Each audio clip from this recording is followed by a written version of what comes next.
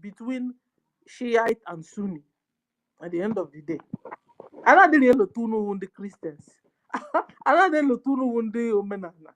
Another the Judaism. The whole fight is only between the Shiites and the Sunni. Okay, one has and each band group where their targets. But the closest target out of the whole groups is the same between the same Sunni and the same Shiite. Because now the call Hanabo. The similarities of this group is Quran. And the Quran is the yardstick used in measuring anything they are doing. So you can't come and tell me Sunni is good and the Shiite is bad. Or Shiite is good and Sunni is bad. But all of you use Quran, is it not? We are going by what your Quran wrote.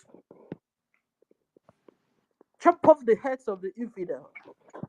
Don't have anything to do with them. Whenever you get the number, deal with them. Is it in the Bible? It's in Quran. No? So onye yiri nke ikpeazụ ka anyị eri o. Ekwuchekwanụ m. Onye kwe ka erie nye nke ikpeazụ erie nye sha. Biafrans ọ kalụ n'ụmụ unu ji ezọpa ana anyị ka anyị nawaba anyị gbaa ya na-ahịa ọzọ ka ọ na-ahịa anyị n'azụ. Later onye ka you translate this to Helen. Ọ ka mma ọ na-afịa ka ọ na-afịa anyị n'azụ na Biafrans. Anyị ya anaba anyị. Ogojo tight.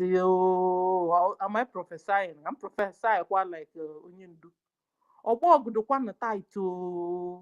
Any di ihe na-eme ka ọ na anyị nọba anyị wele eme. And the only way out is idupu ndị anụnwa nọba anyị. Ọ wụrụ not edujebe akwafogebe ọ anaghị afuta jelo na ọkacha mma.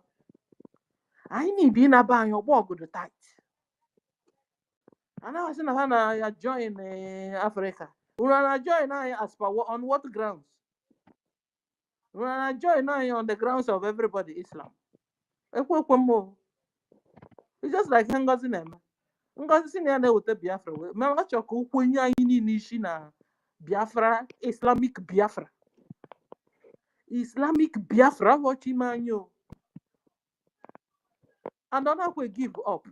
NGOZI give up. What can I make you he was actually Gunubia, Ganoba, Atuanoba, or Ganubi, actually Gunubia, Ganoba, Atuanoba, or Ganubi. I ain't got an because no one will put choice. She's also desperate. Because now a place of their own too. I was a place of that. That's exactly what they did within the Ghana. Fulani fought with Ghana. Ghana defeated them. Pursued them away. After all these days, anyway, they are Hana Ukesu. They are crawling back into Ghana again.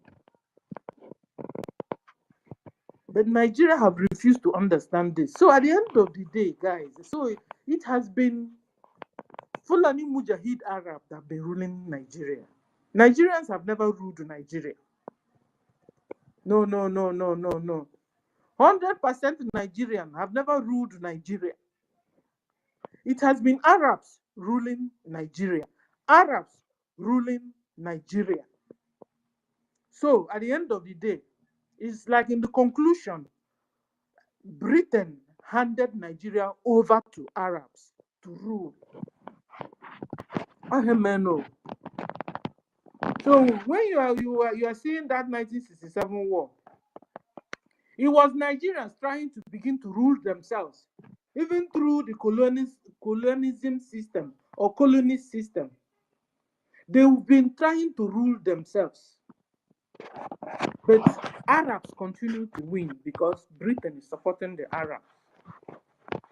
So now Arabs are taking over, Fulani Arabs are taking over, thereby bringing the real cocoa, which is Islam. But this time, is either Shiite or Sunni. Two of them is the same. Don't be deceived.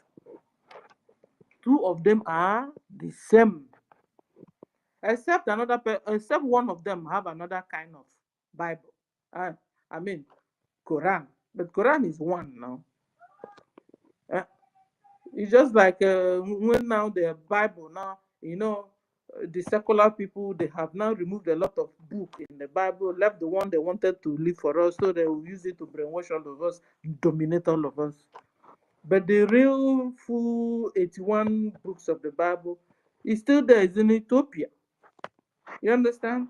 So the same thing they were trying to do with Bible is exactly the same thing they did with Quran also. So, but it's still the same thing. So even that they remove a lot of books from the Bible, didn't make God not be or Yeshua or Jesus not being Jesus. So at the end of the day, Sunni Shiite are the same. Christians everywhere are the same. That's why whenever something happens, you see Christians staying together. And whenever they want to begin to kill Christians, they still kill all Christians. They won't say this one is Roman Catholic, let me not kill her. And this one is Pentecostal, I will kill her. Or this one is even they've even grouped us even within the Aquacha, in the Aquacha. This one that's also Christian because they carry Bible now. So just want to make us, put it clear that at the end of the day, senior citizen, because can I just say something before you go ahead? Because of what you are just saying now. Now, for example, now you see when you are saying killing Christian, why is it that all this killing of Christians is always in Africa? Are there not Christians in like this place I am residing now, Europe or wherever you are, or any part of the Western world? Now I want to ask those of them calling for United Africa, have they ever made any research to find out what makes United Arab Nation and what makes European a United Nation? Now I want to ask now, like, because when we are talking about all these things, like because of your point of view, where you are looking, the angle you are looking at now, because if the so-called people who are calling for United Africa are not have not been able to make a very good research to know the reason why the reason why they have what they call United States of America, the reason why they have that, like the European Union, the reason why they have like all this where they have their jihad, this thing, United Arab Emirates or whatever they call themselves. If they have not been able to find out the meaning and the significance behind all these things, because because when you are hearing of United States of America, it is not based on religion. When you are hearing about European Union, it is not based on religion. So these criminals that they are gathering themselves now, shouting for a United States of Africa, have them been able to wipe that mentality from their head before thinking of United Africa? And what kind of law and who are those people that is going to implement those laws that will make the United States of America? Is there going to be any sentiment like religious issue or whatever? And have them make research to find out the reason why other countries, like other Western countries, are progressing, even with that, because they also have most of what. There is nothing like the agenda of like this Islamic jihadists or whatever in that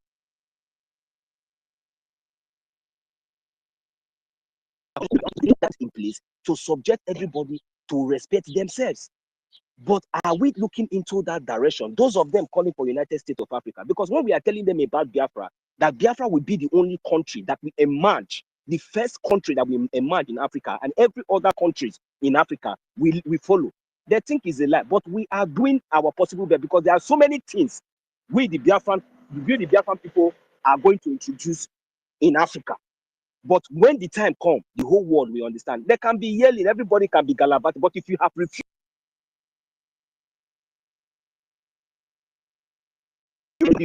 to address the things that is going on in the zoo, all of them that is starting United Africa, they know about Nigeria. They know about the atrocities that is going on about Nigeria, the zoo. In fact, they don't even talk any good thing about the zoo. But why have they not been able to identify the fact that our leader Maziman Bikano was kidnapped and he's agitating for a free country? Very long. Allow her to finish. Okay, you are so that you will not. She just finished this thing. She can rest. Okay, please. My lady, finish your submission, please. But I'm enjoying what he's saying, because it's making sense. You understand? Yeah. So at the end of the day, I forgot what I'm saying. 1 million. Continue, because I love what you were saying. You were making sense. Emma, you know that if we are gathered here like this, wisdom is from different collective parts. I was saying based on what you are just saying. That was the No, reason why I did not interject you for not making exactly points. Because if Omazo Onyekachuku was here listening to what happened before I interject, he would have understood where I came in. You know, say she. You understand? So I asked a question. Well, now she has given you permission. I asked a question. Talking, my brother, go ahead. Yeah, no problem, my brother. No, I'm not. No. It's normal. Maybe you are in the kitchen, the other side. No problem. I asked a question. How do you based know? on what Sister Stella. How do you know I'm in the kitchen? I know. You just now, but no. So because I have university here. That is the reason why. Because it was a very, very point that Sister Stella threw. Because most times you see them guarding. I don't know now. Since all this while now they have been guarding Ibrahim Toure. How many of them is still hosting space again for Ibrahim Toure? For you to know that all these people, they are all hypocrites. They are not serious. Go and check about that. Go and check their house. They have not been able to put their house in order, but they are there clamoring, ganging as if there's. If anything happened to Ibrahim Toure today, now all of them will run away. The only people that love Ibrahim Toure is his own people. So when we are talking about united, this, united that, they should be very, very, be very, very, very self-conscious about what they are talking about, to know those people who are going. But anyway, we are still fighting for our liberation. We are still fighting for our freedom. So the only country that is really going to bring that kind of that justice and that united Africa that they are thinking is when they have recognized and recognized Biafra. Without Biafra, any other country, any other thing, all these things that they are doing, it will not stand. That is just the fact. It will not stand because they don't have the mentality, they don't have the wisdom, they don't have the talent, they don't have the human resources. Forget about mineral resources and all this. If you have mineral resources, you don't have the wisdom, you don't have the talent, you are not industrious, you don't have the human power to do all those things. In Biafra land, we have everything. We have resources, we have human power, we have everything. We have what it takes, to defend, our land and even extend to every other African countries. But if they keep ignoring us and they think that they can do, let them do it. But the good thing is that definitely we, the Biafran people, are not backing down. We are going to do everything possible to make sure that our land is restored. You understand? So that is just the point, Sister Stella. So those people who are calling for United Africa, they should be very careful because United Africa, they should be thinking of is not maybe when they gather themselves as the jihadists and all those things, they think that maybe they have come together and now they are clamoring for it. They should have to think very well and know the meaning of what they should go and make research and know what makes America the United States of America and what makes the Europe today that they run to, makes a European Union or any other countries that in the world, that's a continent that are being united. They should go and find out the secret behind it. So thank you very much, Sister Stella. So that one will not work. Biafra is coming. Thank you. And at the end of the day, they should be, like you're saying, they should also be able to understand that their major religion there, which is Islam, is not friendly to any other religion. So they can't be using Islam as a base to establish any kind of nation anywhere. You understand? Because if they use Islam as a base in uniting countries and nations, it will not stand because Islam is not friendly to Buddhists, it's not friendly to Christianity, it's not friendly to Judaism, it's not friendly to nothing. But check them out there. A lot of them in Africa, countries are Islam. If not, the ones that have not become Islam, they are killing them steady, quick, so that everybody will become Islam. Exactly what they are doing in Nigeria, where they are killing Nigerians every day, fast, quick. Have you seen the speed they are using to kill Christians? So that overnight now the whole Nigeria will become Islam, and then they will not tell you United Africa, United Africa, my foot. United Africa, my foot. If you're uniting Africa and you're using Islam to unite Africa, you have done the worst thing. You have done the worst thing. You will have done the worst thing. Because this religion or this cult is not friendly. They chop off heads. They force people to belong to them or you die. So if you're uniting Africa under this religion, you have made a mistake already. You begin to stop, and that is no freedom. It will have been also be no, it's not a freedom. Because under Islam, you can't be free. Islam is a kind of slavery of itself. Women are not free, even men are not free. Guys, that's where you will just common traffic light, you have failed traffic light law or rules. your finger will be chopped off or your arm will be chopped off. It's not this one they come and tell you go and pay tax. So no, your hand will be chopped off. People that are showing us in a video how they beat their wives, they are not telling other Muslim men, emulate to emulate. That's the way you'll be beating them. Your women that are not human like you. I don't know. You need to tell me. All your women, everybody cover from head to toe, black. And then you guys will be moving around the cities like zombies. And what will you call it? Guys, try and visualize this thing. So because be one though, all you Africans are talking United Africa, you know, unite Africa under Islam. Not possible. Because Islam is not friendly at all with anybody, with any religion. Even when they come, they will change your culture, change your education, change your personality, change your dressing, change even your food, change your way of making love, change everything. And you're telling me it's normal. Please, so you better look for your own freedom of your own nation and leave Africa. Take Africa out of it. You see how Burkina Faso is looking for their own freedom. Other people should begin to look for their own freedom. For religion, nations will decide which God they want to worship. Because Islam will not want to have united with a Biafra that is Christian. They will not want to do that. So at the end of the day, the fighting will continue now. Guys, reason afar a bit.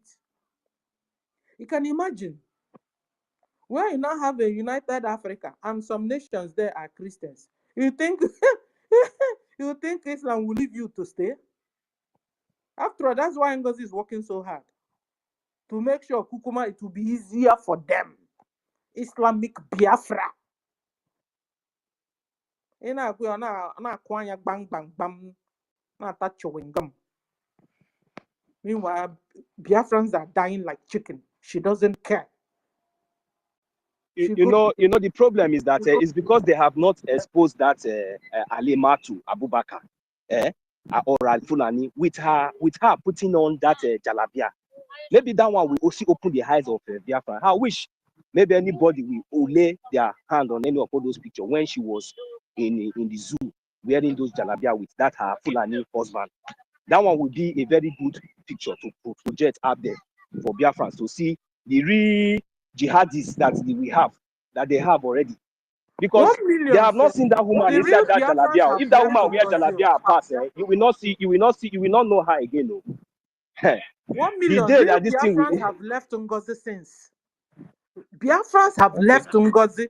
Anybody hanging around NGOZI is not a Biafran. Don't you get it? Anybody, yes, I know. Just ponder on this. Ponder. We have gotten well over 80 red flags on NGOZI. Every day the thing is increasing and multiplying that I've lost count. That's why I said, everybody, take your book, take your paper, begin to write on your own. That day, we'll read out and I will stop it. Then people will come and pick up from there.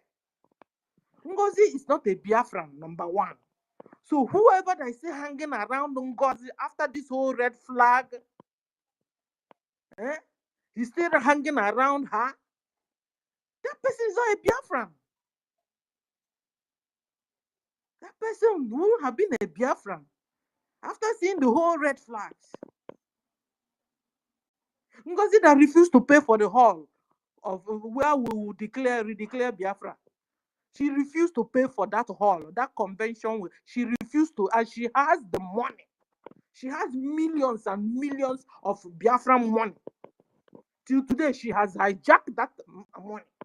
No wonder during that convention, she said that money is not a problem. That Biafra have money, huge. Guys, I will never forget that, huge. Do you remember it? That we have money, huge. In the convention hall, this bastard opened her stinking mouth that used to bend, that is bending like imbecile already. Do you know that this woman escaped imbecile? If you watch the way she speaks with that her mouth that is bending, She escaped embassy. She said this thing right in our my God. So many things happened that we thank God for everything. There's no problem. We must do what we need to do. There's You no need. understand? You understand? So that one enough. She didn't even want the convention to hold. And she thinks she's smart. Immediately she twisted it. Seriously, sorry that I'm interjecting you. So she even said this thing. Even we know, do you know that we were even in Finland, we that gathered in that hall, we didn't even know what transpired. That she did not even bring that money to pay. We did not even know anything that happened. So if not for our APM now, me that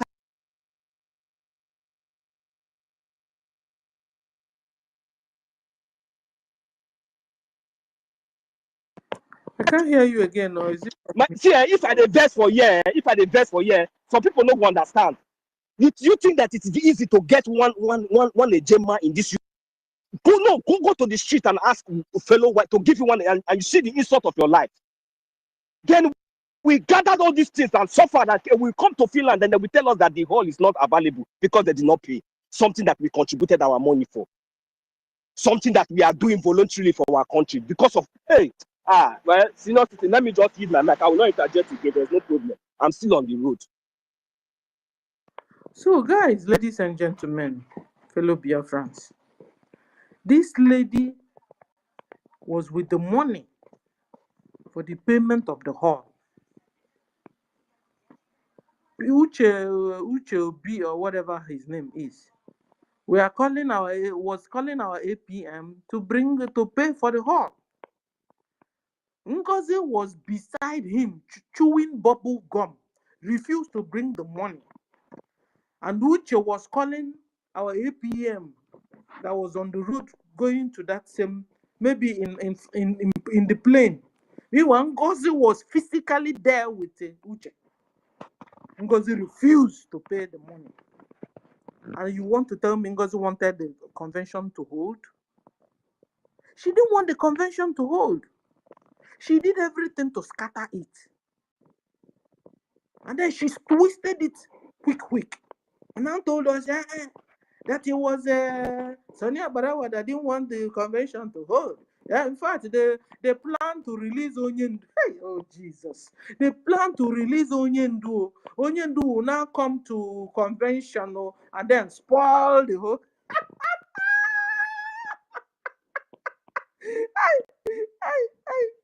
And then you guys, you tell me after hearing this, somebody, after hearing this one is is just a knockout, total knock Ngozi out. And somebody who still, after hearing this, I'll still be sitting down and be listening to Ngozi. And you're telling me those people sitting with Ngozi till today is a Biafran. You lie. You lie. It's not true. They should, in fact, they should all stay there. They should just stay. No, listen, if you guys are still calling for fall back, no, stop with your fall back. Because when you're not calling fall back now, you're calling DOS to fall back. You're calling Fulani to fall back. You're calling genetic intermixed breed to fall back. Maybe stop fall back. Fall back has finished, expired. From now, after over 80 red flags of Ngozi, whoever that is still with Ngozi now is Fulani or genetic intermixed breed and saboteurs. Call them whatever you want to call them. That's what it is. Please. So stop singing that song, call back. If you hear me say fall back again, tell me stop, Stella. No more falling back. These people that are the real, that's why they're still there till now. And they will remain there, and our PM soon come out. Because the ones that have sense with them have gone since. The ones that are Biafrans have left them since. But a lot of them were ashamed. They don't want to come back to the space here again. I remember hearing one of them, I don't want to call his name, said that when they finished this thing, only to find out that is true, that they were wrong after all. That he would just pack his things and go home, and he will not and then he will not go on again. And they said what he's doing. He has left Ngozi. He's no more with Ngozi. But he's not here because he's ashamed. It's not like, but I'm telling you, the real Biafrans with Ngozi that were deceived, confused, they've all gone. You're not seeing them here because they're ashamed. So please, stop the issue of falling back. And these ones, I'm telling you, I'm sure they're all paying, they are funding their liberation. It's just like what Onyeka is saying. You can't say that somebody, your sister annoyed you or your brother annoyed you. Okay, I didn't mess with. Come back on your corner, guy, or didn't mess. One Fulani will knock on your door. You tell them I didn't mess with. You understand? It's just like you in the marriage and suddenly you say, no. When you started, marriage is for better for worse. You didn't hear it. You will stay until everything is good. Sometimes it's good, sometimes it's bad. That's the way it is. So when you're telling somebody, say the sure, yeah, sure, you had some squabbles with your brother or your sister, and then you now pack your bag. I don't know what you're saying, yeah, but I just felt like because what you said made sense to me, and then you just this your this that like you don't know jihad is being waged against you. They will ask you want to be a Christian, you want to be a Muslim. You say you want to be a Christian, they chop off your neck. This evening I opened this X handle and I saw our brothers crying. How Fulani entered inside their community, massacred them, and then they even have the opportunity to be putting them inside what do you call it?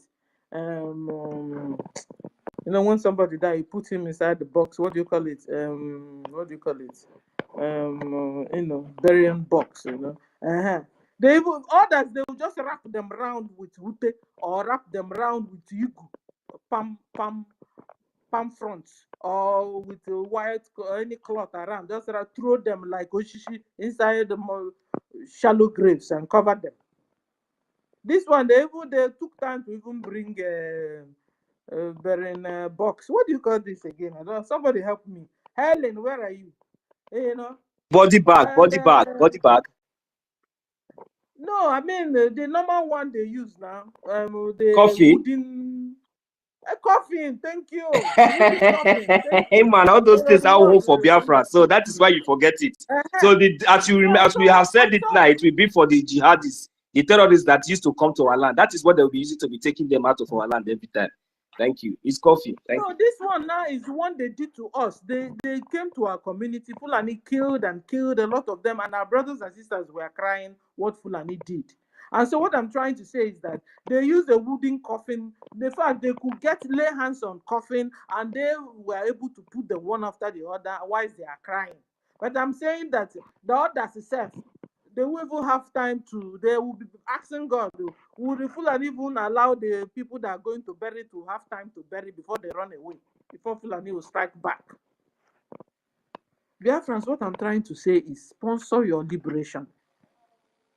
Support your liberation fight. Stop being annoyed unnecessarily.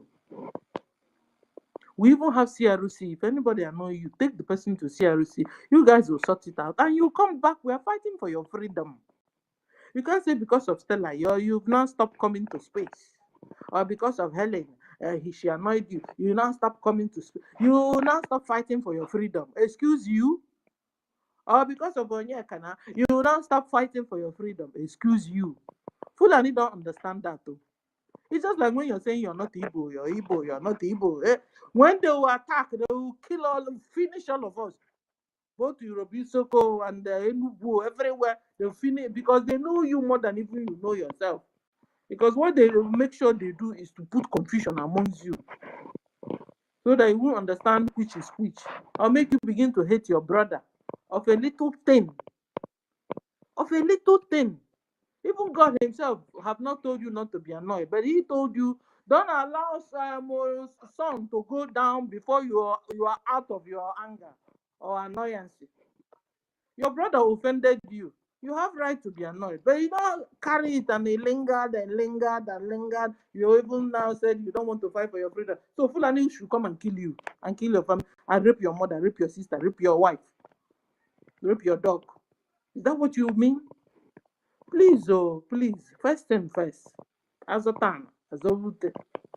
When your brother do for your trouble, we have CRC. Take the CRC have been so free. CRC is not busy at all. Keep CRC busy.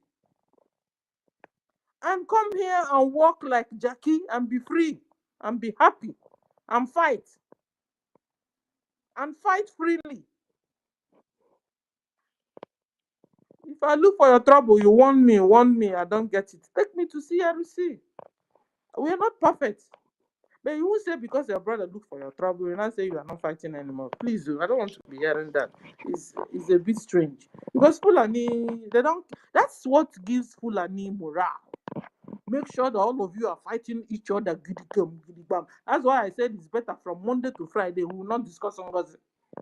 Then Saturday, Sunday, we'll talk about NGOZI because NGOZI will not escape us.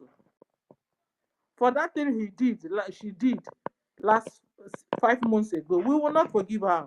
We will talk about her. But it's not like she will distract us from the real Coco. The Coco is Nigeria Fulani. The Coco is Musa. When Musa doesn't hear his name here, he gives him joy. He will now, when he doesn't hear his name, he will now say, Ngozi, do something, so that they don't call me. Can you imagine? I'm just drawing the scenario for you. Ngozi, do something, so that they stop calling me. So that UN will not know it's me, that Musa is the cause. No, the cause is Musa. Musa have finished killing Christians in Nigeria. Musa have finished killing Christians in Biafra land. Musa is there chewing bubble gum, and Fulani from Chad and Mali are killing the real Nigerian army. Christian Nigerian army. Musa will close his eyes and the Muslim Nigerian army will buy all of them. Muslim Nigerian army have taken over the barracks. They have taken over military barracks in Borno, in Kano, Kaduna, everywhere. At the end of the day, you guys are saying you want new Nigeria. Very soon now, you will become Fulani Islamic Republic. Islamic Republic of Fulani. That's new Nigeria for you. Because after all, they have been the people ruling you. They have been the people ruling Fulani. Arabs have been ruling Nigeria. So guys, it then means that whenever we hear of those coups those days, it has been Nigerians trying to take over Arabs, remove Arabs from the ruling. But each time they fail. Can you imagine Official Abat from Guinea-Bissau? He's a Nigeria bancha. Nigeria chacha Britain chacha. You know, Britain left without even allowing yourself to rule yourselves. Britain left to Nigeria and gave the rule over to the Arabs. Fulani are Fulani Mujahid Arabs. So guys, ladies and gentlemen, all you the one Nigerians and those ones on the wall and those ones in class 100, it has been Arabs ruling Nigeria. You can imagine how Ngozi is hibernating to be a Biafran. Meanwhile, she is a bloody Fulani. Then imagine what others are doing in the highly places. So therefore, when you guys are hearing all those coup d'etat, it has been real Nigerians trying to take over the rules from Arabs. Real Nigerians trying to take over the rules from Arabs. I never worked till today. They won.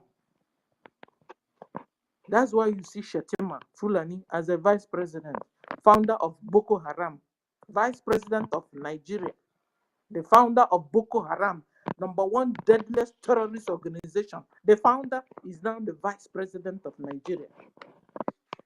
You understand? So that you guys will know your situation. You have a very bad situation at hand. That the fact is that no Nigeria have been able to rule Nigeria. It has been Fulanis, it's been Arabs ruling Nigeria. No wonder they are shoving this Islam, shoving it over your neck, over your shoulder. You must be Islam. You want to be a Christian or you want to be a Muslim. You say you want to be a Christian, they chop off your neck. No wonder. Now we understand the real thing. No wonder. Because Senior no citizen, Nigeria.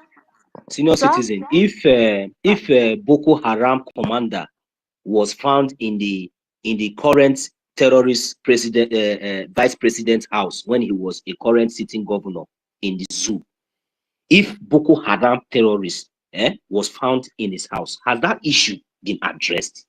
Has that issue been any concern of all this, even all those people that are called themselves army, or they're called themselves judge, or called all those people that have been kidnapped, those people, those governors, and all those other people that have been affected somehow, their states, have they been able to put themselves together, if at all they really want to address the issue of terrorist states, of these terrorists, Boko Haram or whatever they are calling that this entering in Nigeria, that Musa will have him ever, is there anywhere that they have ever called Shetima, the terrorist lord, to ask him question that so time, because the evidences and everything is there? Let him come and explain to the world what happened. What are you sitting? What are you doing? What were you discussing? What were this criminal, this terrorist? And if they cannot answer that question, if anybody come out and tell me again that if I ask you say you are in Nigeria, I will spit on your eye.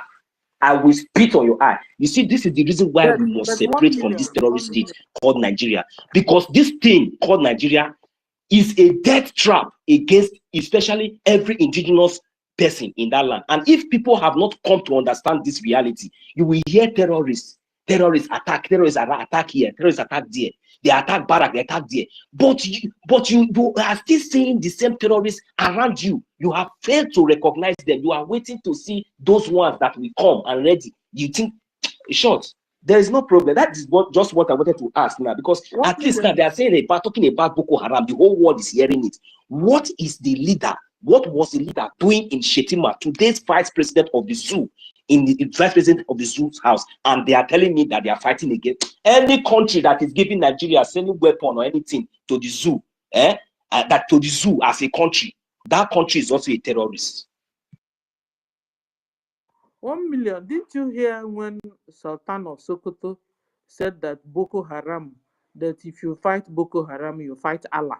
Isn't that what he said? Something like that.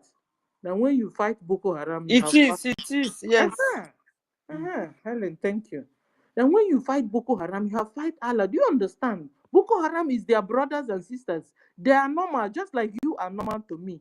Just like BDF is normal to you. Boko Haram is normal to them.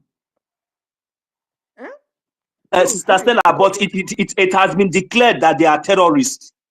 It has been declared that they are terrorists, and anybody that is talking about that kind of making those such statements supposed to be detained and be treated equally, even more than any other. They're supposed to be treated equally as a terrorist. But you see, they are keeping quiet, and the so-called stupid, ignorant animals in that zoo are gallivanting because they think they have connection. They think that this thing will continue forever. No, so why are you saying this?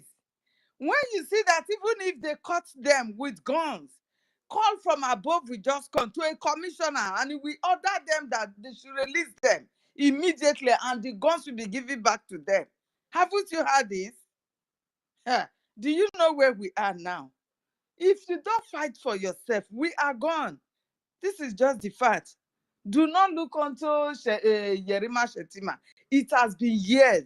This project that is ongoing, that is on the finishing line now, it has been years that they have already mapped it out, that Nigeria must be taken over and be Islamized. And who are they going to use? Is these scavengers that they know they have no land, that God have just caused and thrown into the world. You understand me? The same thing they are doing to every other African country. But all those ones, they have been able to subdue them. And they chase all of them and down to Nigeria. You understand me? So it is left for we, the indigenous, to fight our own way out. Most especially with the Biafrans that have already redeclared our nation. It is left for us to protect our land. to protect our people. This is no time to fight. This is no time to say, I insulted Sister Stella, so therefore she is not coming tomorrow, or Sister Stella insults me, so therefore I will not come tomorrow to the social media. This is the same airspace that we used to fight and bring this evil woman down. If not for the 3% that we were, and we united to stand our feet on this airspace, we were sleeping here then.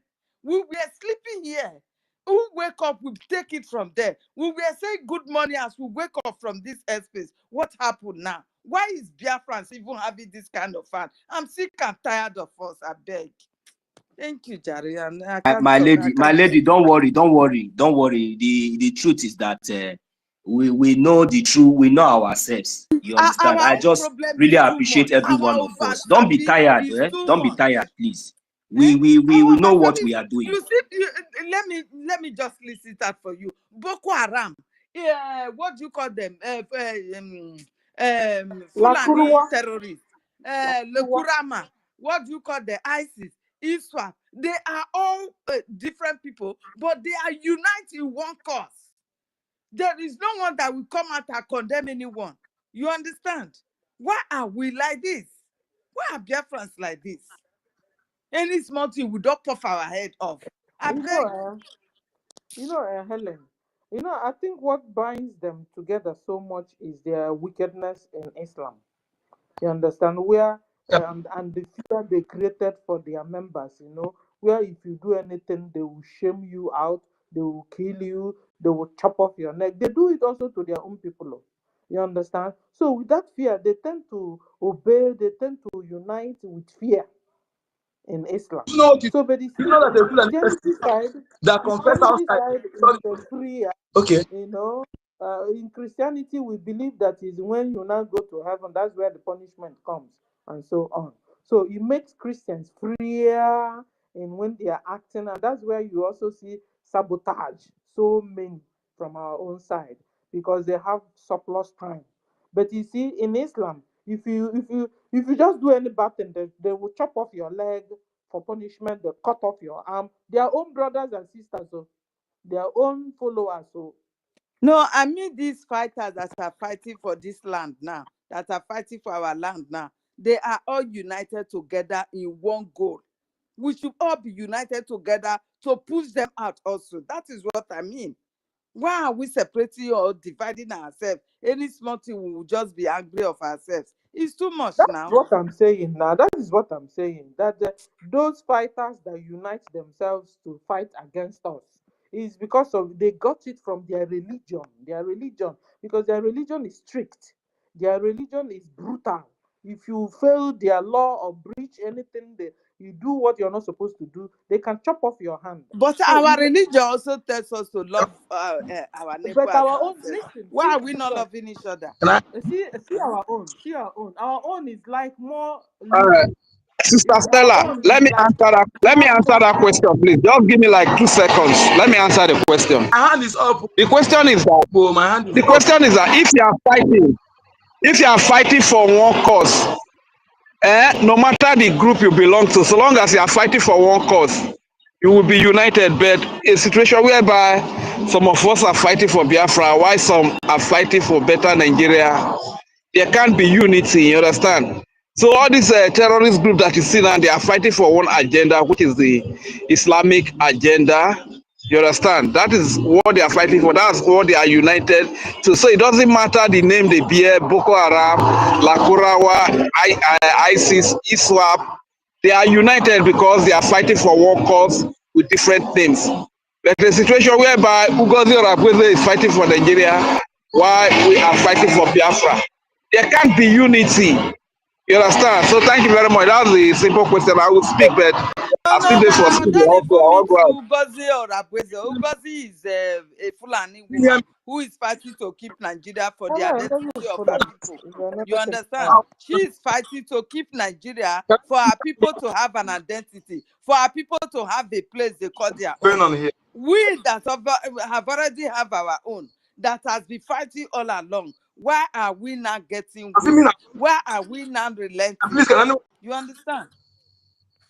well, I think a network is kicking me out or what? And wow. Network kick you host at what happens to us. No, Yeka, because I bet grab the space, so not let network kick you. Now you the host also. Nobody responded. That is why I think I'm kicked out. Oh, so No. Sister Helen was speaking. Sister Helen was on the mic, Rage and Senior Citizen. And if I speak, nobody's hearing. But if I keep thumbs up, I see myself. So I was thinking if I'm kicked out. And you see, my lady, what you said is right. Lady Eileen, you see, Fulani confessed. If you catch a Fulani now and he confessed and expose their people, maybe he confessed, and if you go back, they kill him. Okay? For example, now, you catch a Fulani terrorist now, among those terrorists now, he can never leave their secret for you. Whatever you do, he can never say anything. If you go back, they will kill the Fulani. And it's true. They The will kill one the they Fulani. caught in Ishan, They never say that anything. one said he will never reveal the place. They locked So, him inside the house. Do you know what the guy did? He poo everywhere, used the poo, rub all the wall. You understand me? He was boasting that even if they should let or take him to the police station, the police will release him and let him go. You understand me? So they are all working together in one unison. you made a We very should do the same. Rage made a very point that they are fighting for one cause. And again, I want to beg us for one thing. As we have heard, we have many infiltrators in our land. Okay, we will also letting our young gullible one to understand this. Because if we continue complaining, we look as if we are being divided. I'm telling you, most of the people that are not supporting what we're doing, either they are for one Nigeria or they are Fulani bloods. Okay? But the true Biafrans are, even though they are not coming to speak, based on because of fear, what they are support what we're doing. Okay, so we are not divided. Just that people who maybe they feel that they don't want to come to speak because they are feeling, but I'm telling them that it's not justified because that you and your brother make have misunderstanding. If they are not coming, let them be contributing, please. Anything they have. Because if they kidnap them now, they will pay millions. Exactly. They should be contributing. Exactly. So we are not divided. And NGOZI Fulani is not a Biafran. She's doing the work of the same. Just see her. Begin to see her as Boko Haram. Begin to see her as Musa. Then you'll be able to get that picture very well. Stop linking her to Biafra. She's not a Biafran, please. Okay? She's not part of us. Just that the people outside, because you're making Biafra. So it is we. The way we put her, make strangers to understand that she's not a Biafran. Because if we continue directing our speech as if it is a Biafra, but she's fighting a different Biafra, she will make the strangers to believe that we're divided. She's not a Biafran. She's an imposter. She's an intruder. She's an impersonator. Okay? She's not a Biafran. She's fighting the same thing Boko Haram is fighting.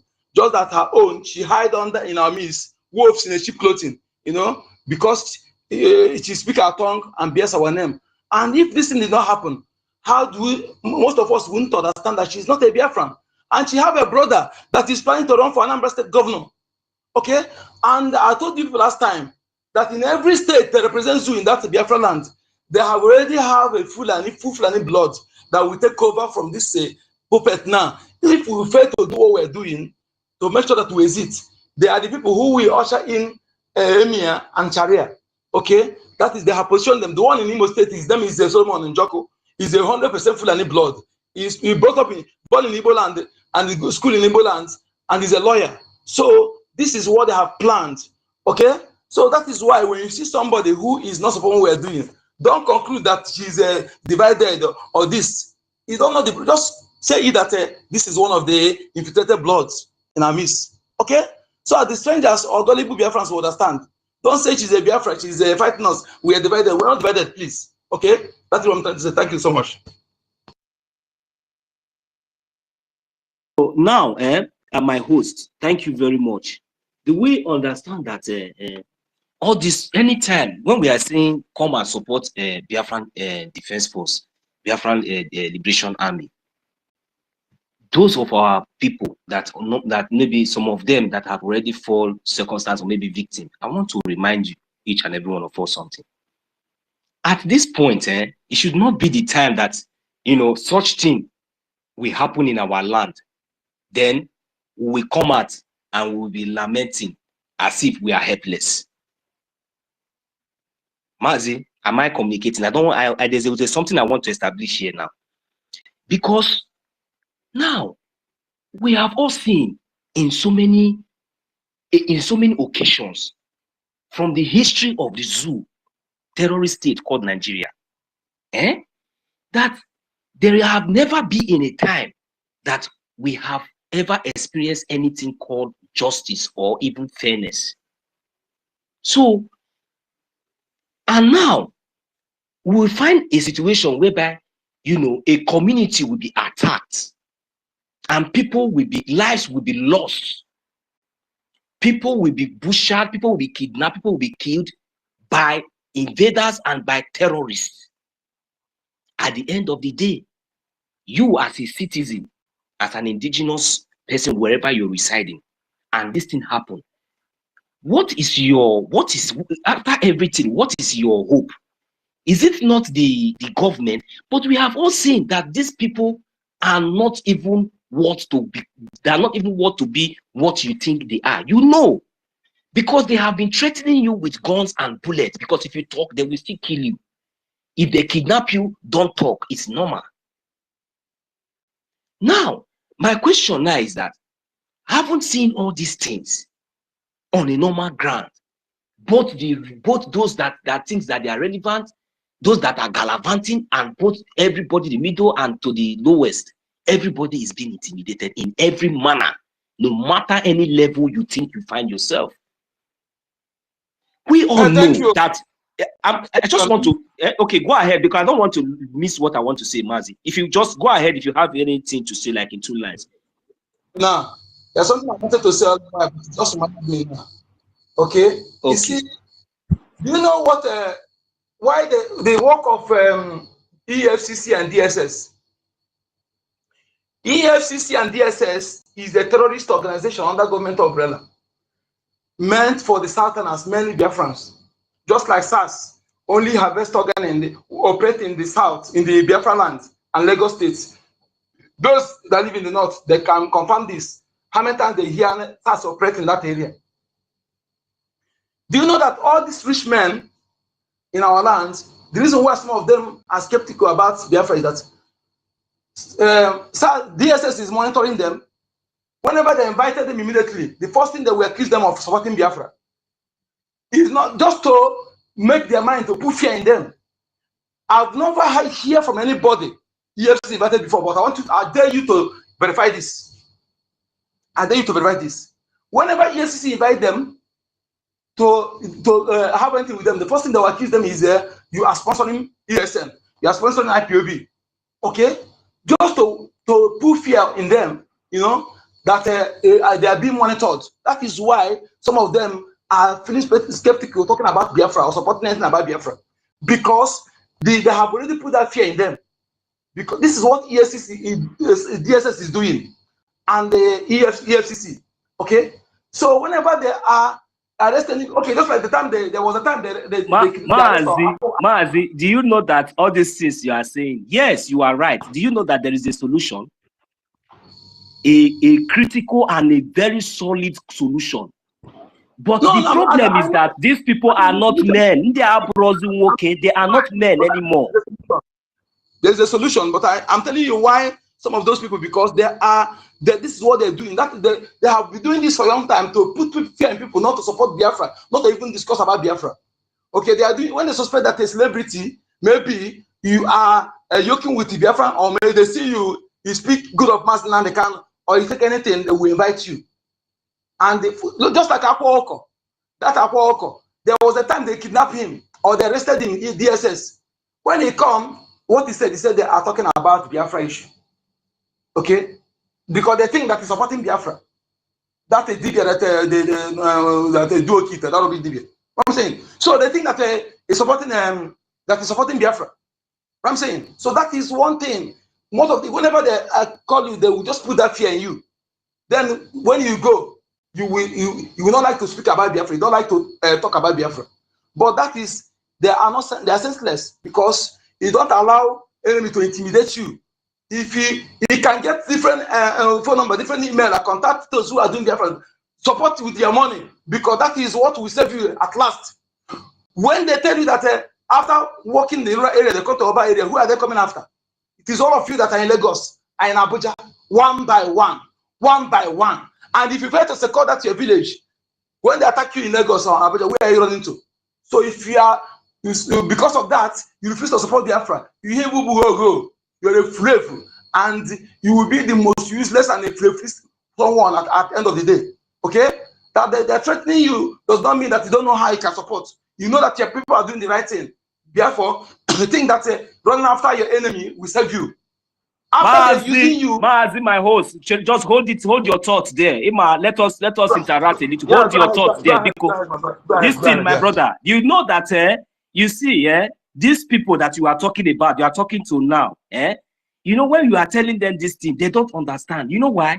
Because anytime they want now, they can fly into the zoo, enjoy Lagos, live in anywhere they want to go and come. And even to say you do anything now, especially with your own, you will never see them have issue with a Fulani man. But let them just have issue with their fellow brother. The thing will fly all over the social media. Everywhere it will trend. In Egenti, you are hearing me? Now, let me tell you, the worst part of it is that they are also aware, because these people already, they have their details in their palm. They are tracking them. They know all of them, all these people. They know their address. They know it is very easy to catch them. Now, the solution, my brother. Today, Fulani will come. They will attack community. They will kidnap. They will kill. They will massacre. They will kidnap numbers of people. At the end of the day, they start negotiations, trying to pay billions of this worthless zoo naira, to the terrorists, for them to be able to acquire more sophisticated weapon to come against them. So, but they are thinking in the other way around. In their mind, they think that when they pay this ransom and their people somehow get released, they think that they are now safe, or maybe they have now been, vindicated from what is coming. They don't know that even that money that you are paying to them to release your only one person, can save that community and can prevent these things from happening. And they don't know that in the other way around, they are also sponsoring these terrorists that is coming, because that they are giving them that money is what you are telling them is that go and equip yourself more and come back and do more. So, but now the solution, our Biafran Liberation Army is the solution. As long as the Biafran territory is concerned. By this time, if our people had understand what the Biafran Liberation Army stands for and the reason why the so-called zoo has not been exterminated to today, that it is because of the defense of the homeland, which is the Biafran Liberation Army. For example, like all these kind of things that we are seeing now happening, if at all, if our people, if they can kidnap one person now, you bring out 10 million and you go and pay to release just one person. And they kidnap maybe 10 people, you pay 5 million, 10 million. All this money that you are giving to these terrorists, even though that it happens suddenly, that you didn't expect, that maybe it just come. Why not? But you already have this money. Why not secretly support and fund the Biafran Liberation Army? Because if we are all doing all these things secretly, I don't think that when anytime anything like this happen, I don't think that there is any need for we can come out and make it open for the whole world to understand the atrocities but that will not even make us to panic, because we know that our Biafran, because like one time when our leader Nnamdi Kanu was here with us, there was a time that these people, these bastards, these invaders, they came to one of our territory and they kidnapped. I don't know if you can remember. And our leader Nnamdi Kanu, he gave the order that under 24 hours, if those children who is not released,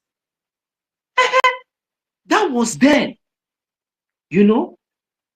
our prime minister, when he was here, even when each and every one of us was here, We know when we were all together, we know what our government can do.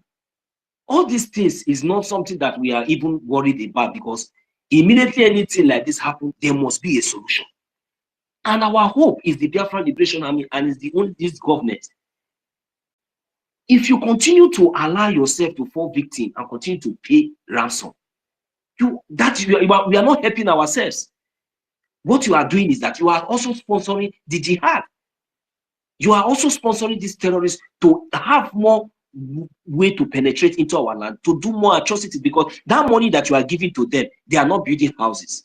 They are not making any investment. They don't have any taste of, like, you know, living the kind of life like normal human being that we are living. So all they are thinking is to destroy. So even when you fall victim, for example, and you find yourself in that corridor and you pay this ransom, is it not enough lesson for you to learn and see more reason, even though anything that you have, for you to come out and support this government? So, but the issue is very, very clear. I'm just only speaking to those people who God has blessed one way or the other. That's supposed to be doing the needful, because I don't understand. When we are telling you about Biafra, when we are saying about Biafra, telling you about Biafra government, it's not a joke.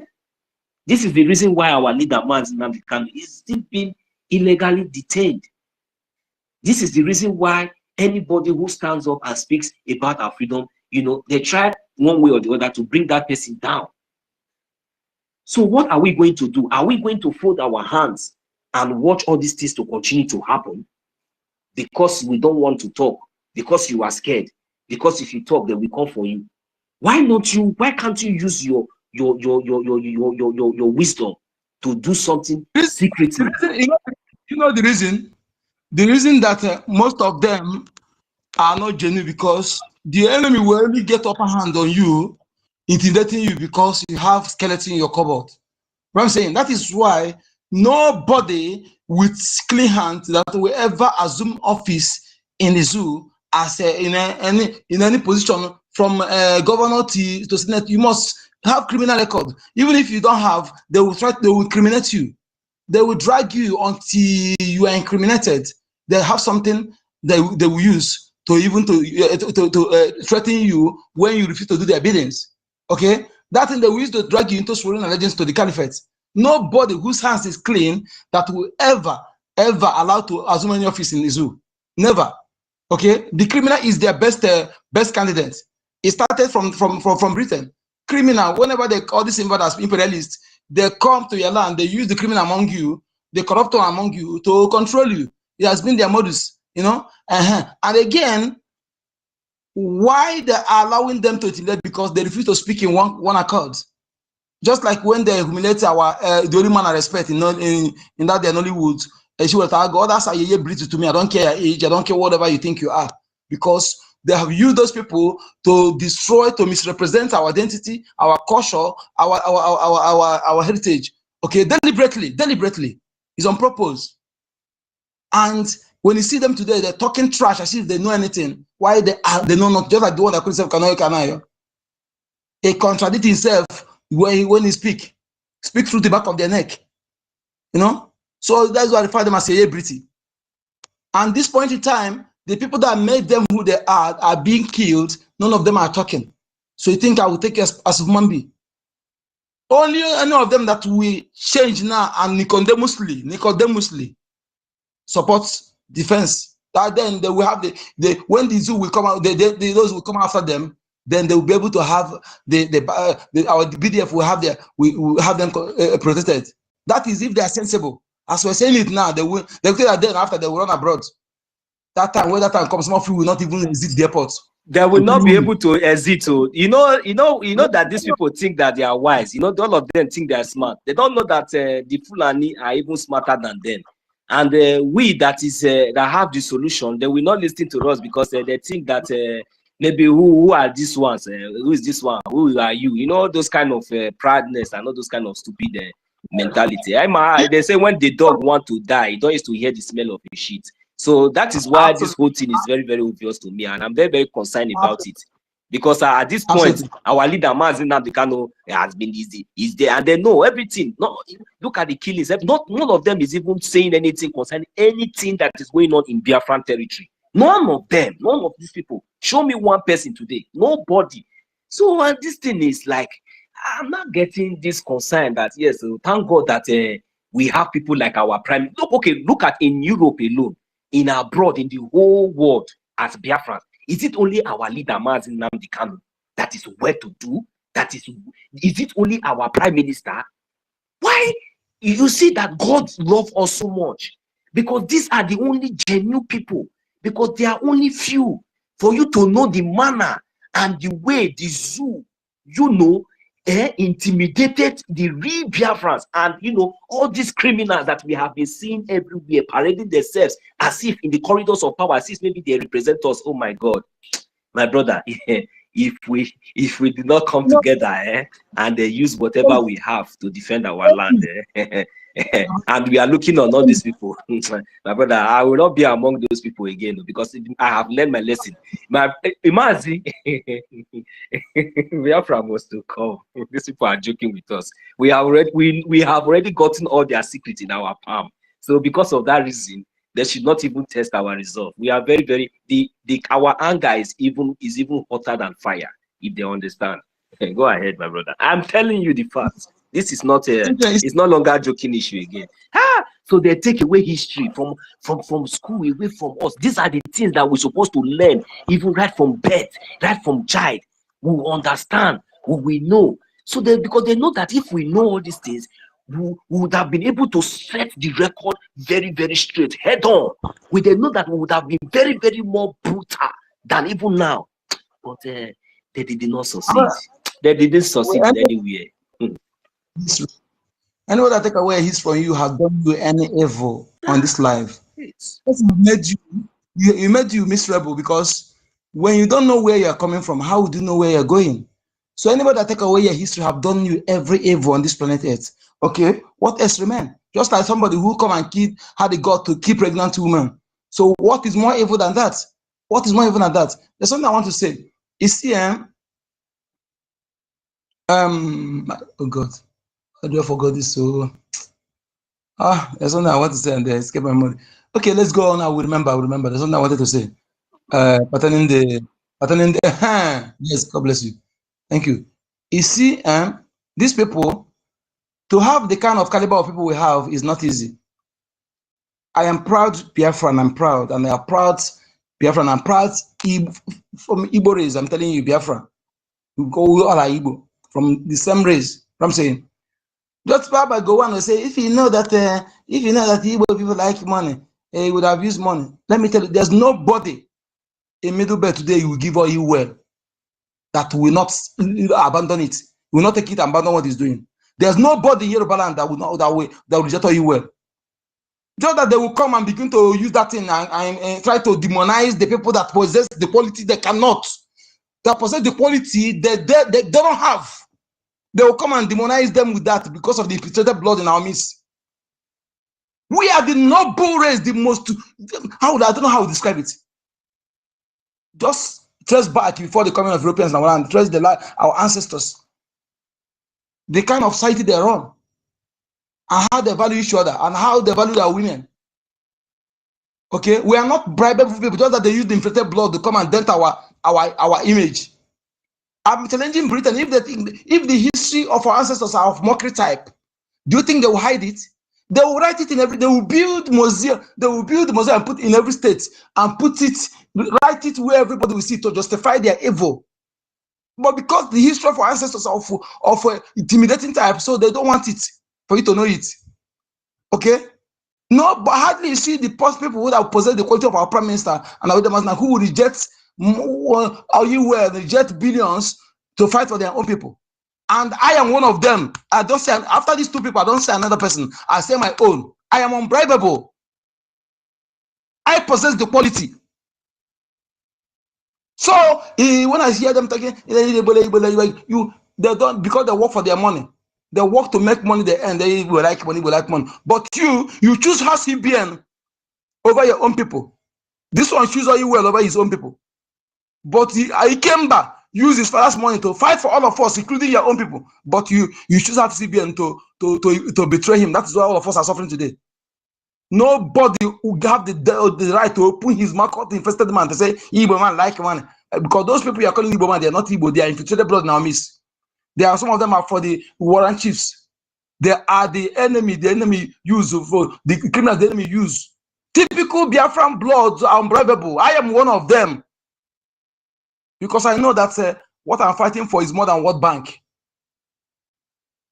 Even if I take that money, he will still destroy me and take the money from me. So it doesn't make sense for me. As some of us, you take that money, the gods of the land will strike you because you are choosing to fight to liberate your people.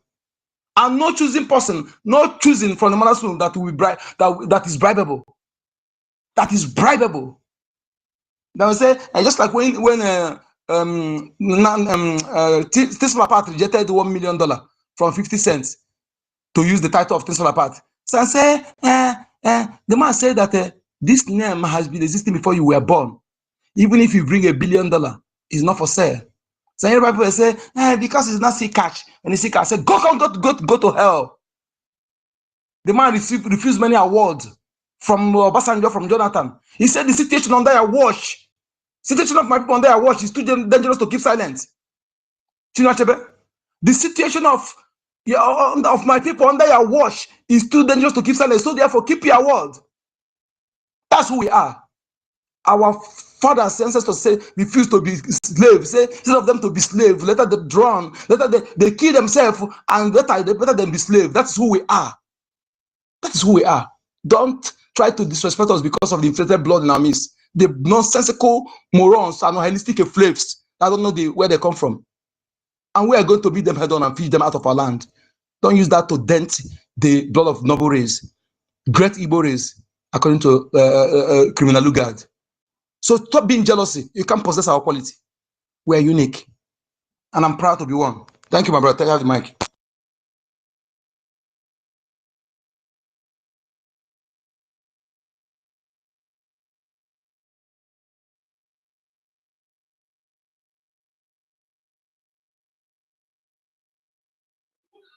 So you see, you have just helped me a lot to analyze that what I was trying to say. So our people, the solution of all these things is to support this government, because if you are still seeing you are still seeing all these people, all these terrorists as government, or maybe whatever you think that you may think, you are deceiving yourself. But the good thing is that at the end of the day, there is no back door to enter Biafra land. You must definitely come through the front door. That is the good thing, because Biafra land will be defended. There is no way you can come through any back door into Biafra land. So that's why we are here now, calling each and every one of us to do the need. Our leader, Mazi Nnamdi Kanu, is in the DSS dungeon today. He's not there because of himself. He's there because of each and every one of us. I don't know if many of you think that if they can do whatever they are doing now with our leader, the way they are parading his post everywhere, doing all this kind of nonsense upon everything that has been vindicated, that they are even the one that is wrong, they are even guilty against the crime that they committed, and all of you are aware. If you think that maybe all those things that they are doing with our leader, Mazi Nnamdi Kanu, and you think that you yourself is exempted, maybe because you are chief priest, or because you are a governor, or because you hold one nonsense position that they are using you to intimidate your own people, and you think that you are above the law, whether it is even the Tompolo or anybody, all of you, none of you, when the time comes, none of you will escape the wrath. Because the same thing that what you see that they are doing to our leader, Mazi Nnamdi Kanu, the one that they are going to do to you all is going to be worse. And the worst part of it is that there will be nobody that will come for your for your rescue.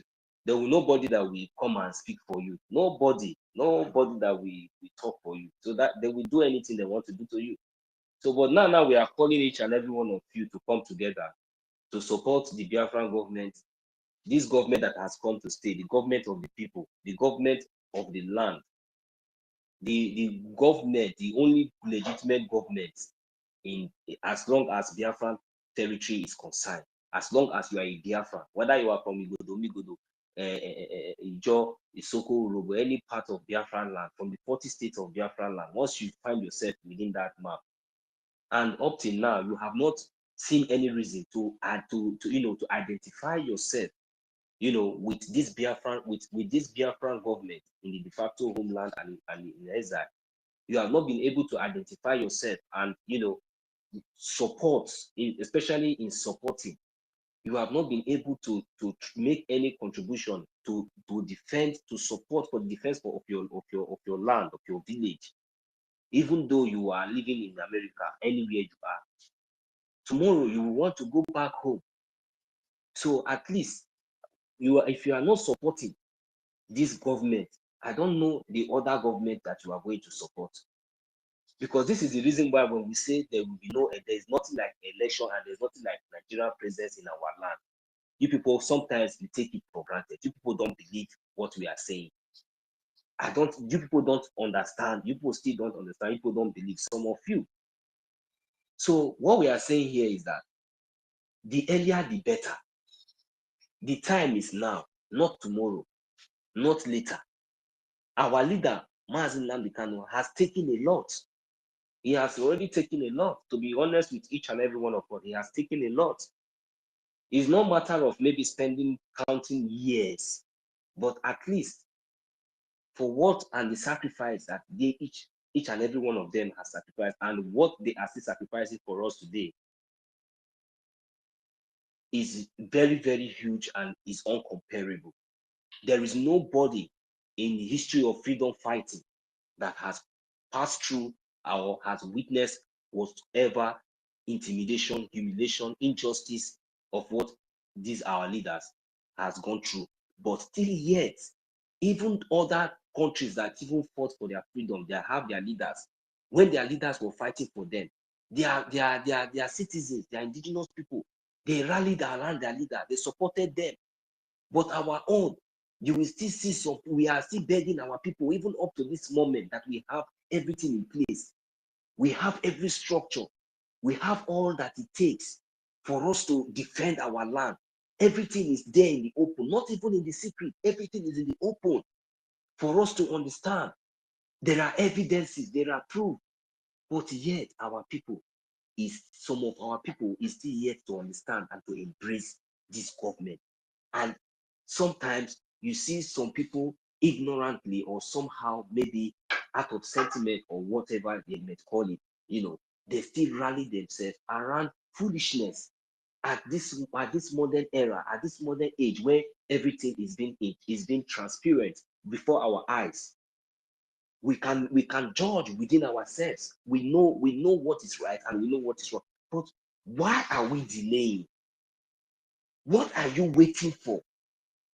If our leaders has already laid the foundation, why can't we come together, bring the bricks, bring the cement, bring the sand, bring whatsoever that is going to make us to get this house, to get it completed? Why can't we come together and follow that structure? Why will we allow ourselves to be deceived, whereby some useless bastards, because these are criminals, we just come up from nowhere, no matter anything, no matter any relevance, we know what is good and what is bad. It doesn't really matter. Fine, we know that our prime minister, when he was here, yes, but that does not mean, because don't allow these people to take advantage. Because our prime minister, even where he is, has already told us that it is only the Biafran government in exile that is the only legitimate government that we should fall back. Our prime minister, he is a human being, for God's sake. He is not God. He is a leader. And he has done everything. That is the reason why we are still standing. Before our prime minister was called for so-called question, we had a charter. How many of us have gone through that charter? How many of us have that charter? How many of us have read it? How many of us understand what is the meaning of that charter?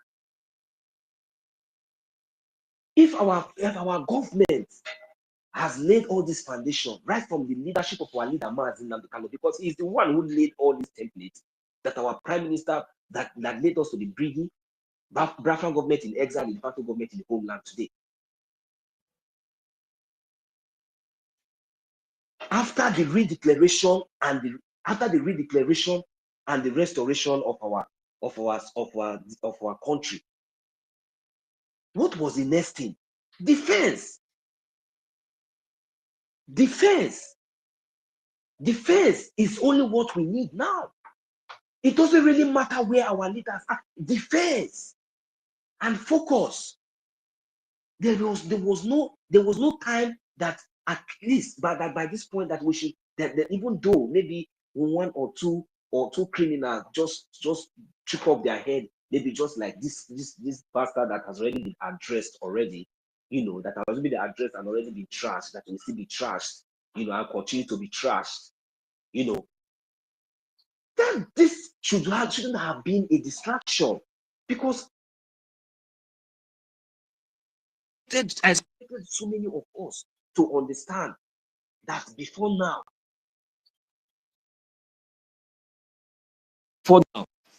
that everything is obvious, like our senior citizen was saying, that the red flags is even more than 50. There are so many red flags that should have even,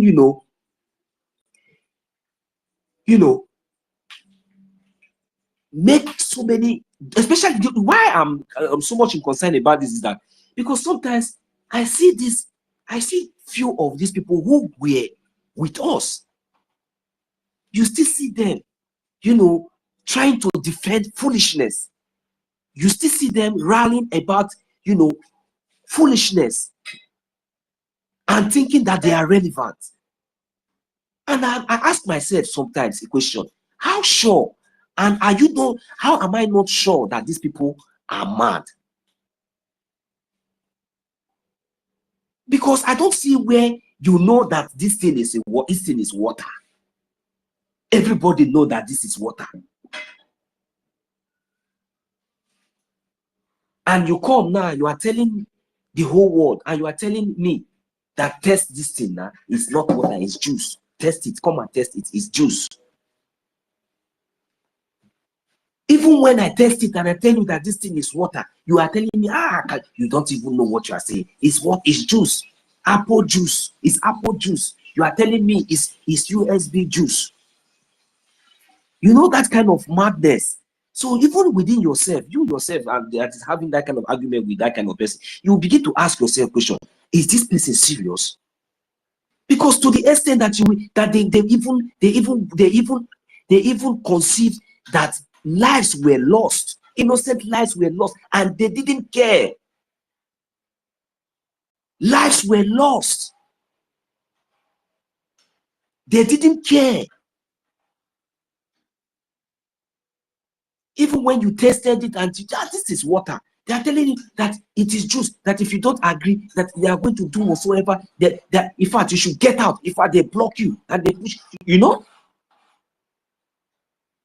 And because you are stupid and foolish, because you are not a man, you are not man enough to even stand your ground, because you are thinking that maybe if you lost this ground, you don't know the next ground to stand or to start from, or where to stand from. Because you never have any accolade or any respect for your government. You never have any dignity. You never have any. You never even have any respect. You have never been even following whatever we have been doing for our freedom, because you think that maybe supporting the other way around, even though you know that this thing is wrong, is going to give you relevance. But at the end of the day now, you all have seen where you all have belonged to. Because you thought that the 3% that we are still standing, we are not relevant. Because when you look back, including the idiots that call himself, I'm not going to mention his name, that idiot that always talk like woman, that has media in the homeland, that idiot.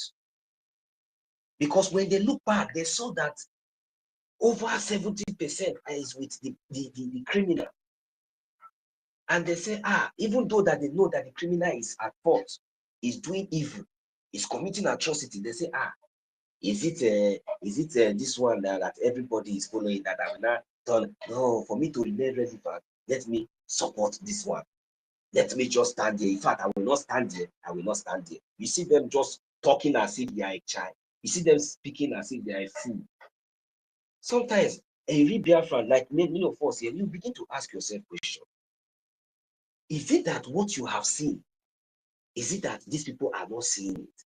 Is it that what you have been able to understand? Because these people were the people that sometimes we were even looking up to in terms of maybe education, in terms of maybe news, in terms of anything. Whenever we are hosting spaces like this, whenever they come, we just want to give them relevant. We just want to allow them to speak. We just want to allow them to talk. And at the end of the day, you see that these people they are not even in one inch close to whatsoever they have been trying to represent, which means they have been trying and waiting for a day like this to come where they will be able to manipulate millions of Biafrans and for their own purpose. Just few of them. These people are few. They were few. They were few, just like an agent in our midst. And this was the mission.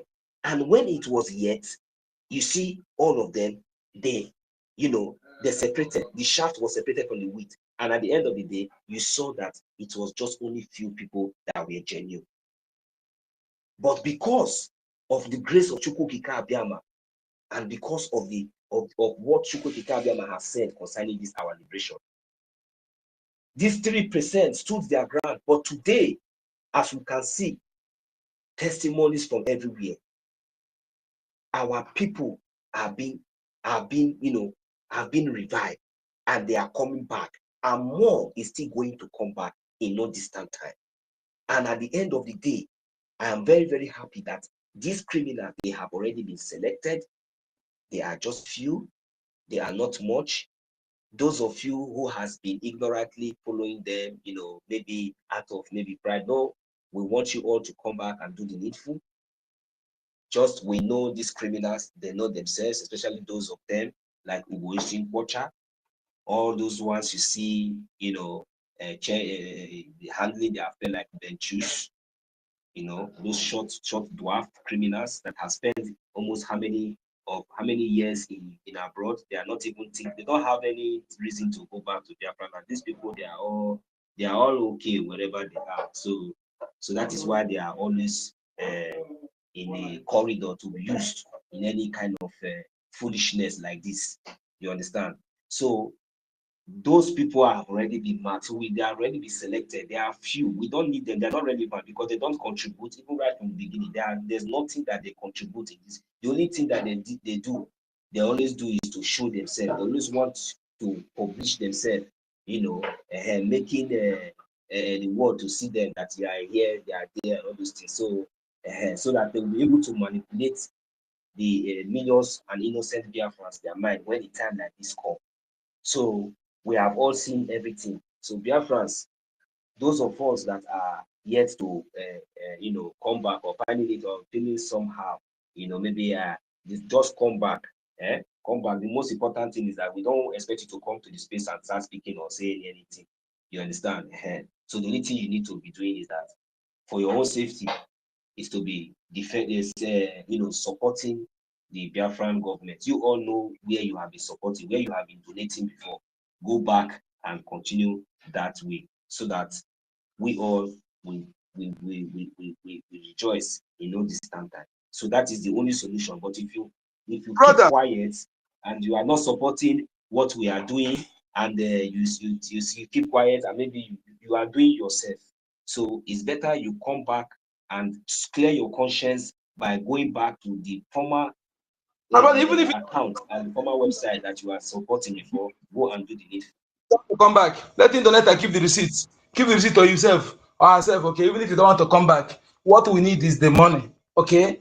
We need them. We are not hiding it.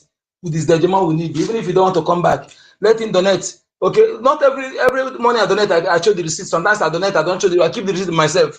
When the time come, I present this. So donate and keep the receipt to yourself. Okay, I have email where I put my receipts. All of them are there.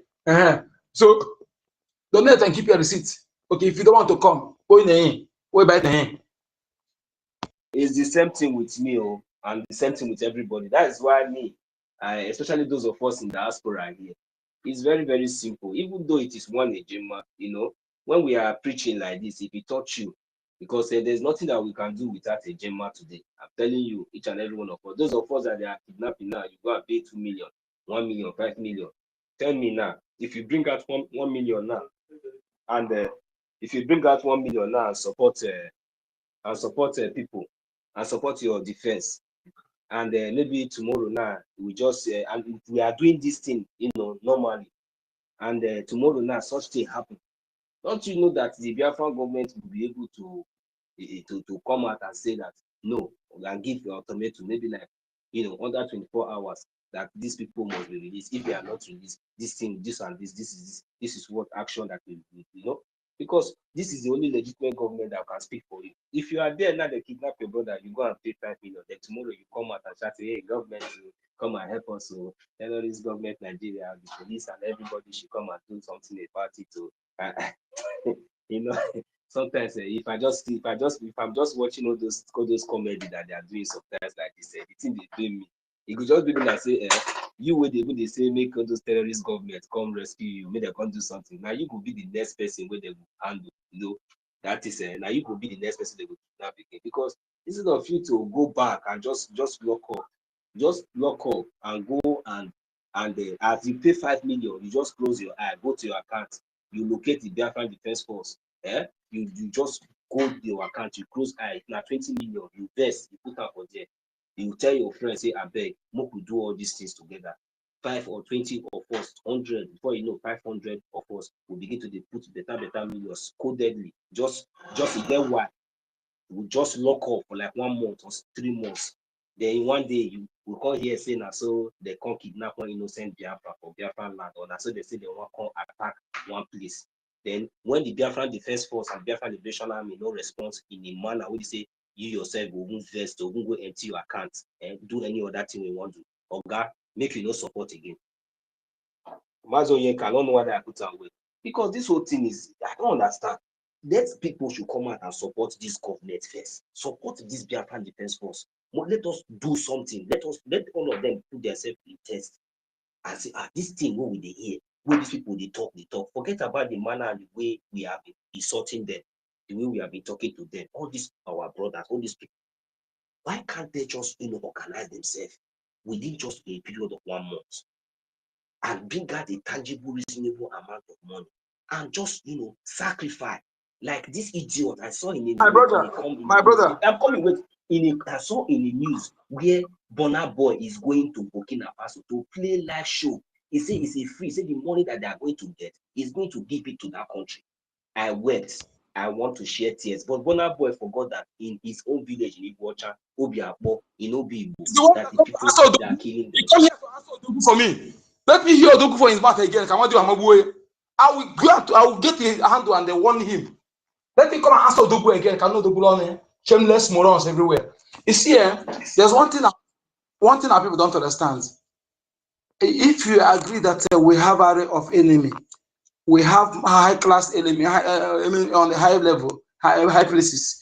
Have Britain, we have others who want to see us fall. They want to see avenue to bring the government down. They want to see avenue to bring the defense forces down. And if you are sensible that this enemy, they like Zuna and the Fulani agents, they are looking for any avenue to use it as a loophole to demoralize our people. Like for instance, if they succeeded when they hired some hackers to crack into our database, had it been they succeeded and bring the information of those who voted in the referendum and put it public, don't you know that will be demoralized? That will make our people to say that this government is not capable of of protecting them or keeping their information secret safe. So that is that. They have tried all these things and they did not succeed. If our people are listening, you know that the Biafra government, Bank of Biafra, is more solid than any bank in Nigeria. Keep structure aside, despite not having physical structure. But being that we know, the government know that we have an array of enemy who want us for, who want to use anything they will put as an avenue to bring us down. So that make them to fight hard to build everything solid.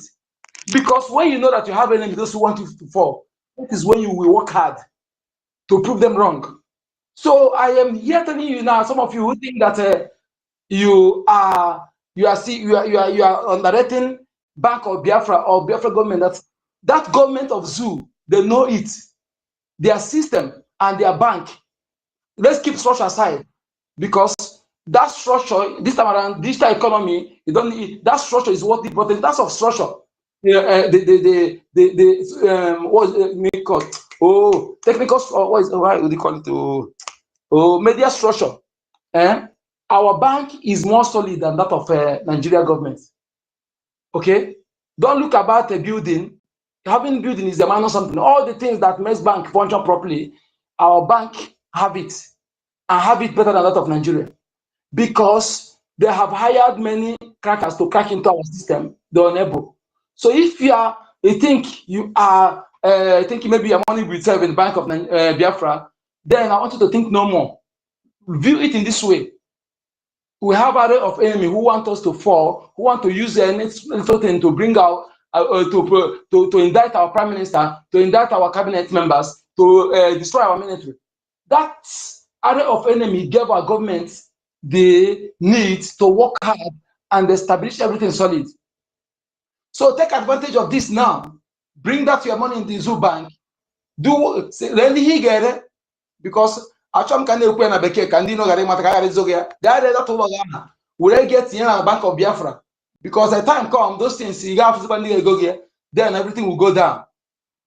Take this advantage, because our people are also in this government have done a very great job to avoid what happened in 1970 by providing you this Bank of Biafra and also IOU loan and the Biafra coin that can never depreciate, rather it will appreciate. So you are inexcusable if you fail to take this advantage. That is what I want to put to my brother. Thank you.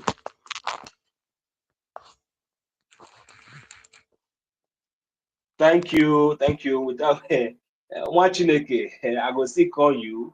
Also, for the matter for call, she call this up your hand. Also, if you dey close, you carry the mic. Okay. I don't think that Rage is close. Give me like 2 minutes. 2 minutes.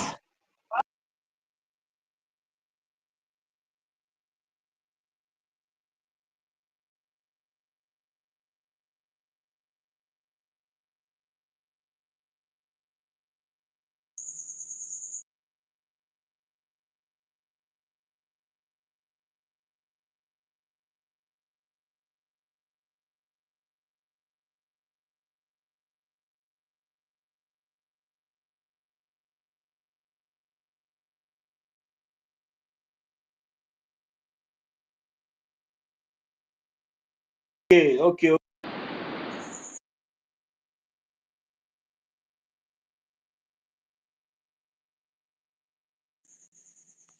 Is it that the network is bad or what? I cannot hear anybody.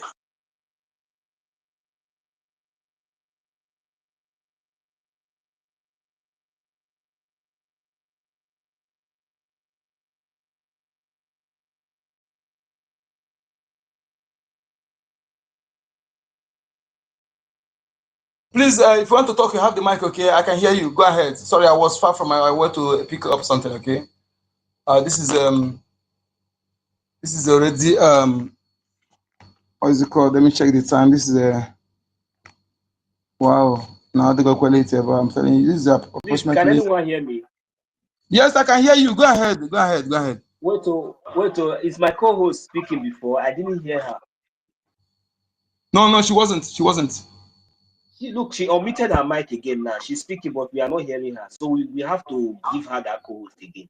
Okay, if you can hear us, give us thumbs up. My lady, if you can hear me, give me thumbs up. She left already, so you have to bring her in again because she was not coming out. All right, Mazi Storm, you have the mic.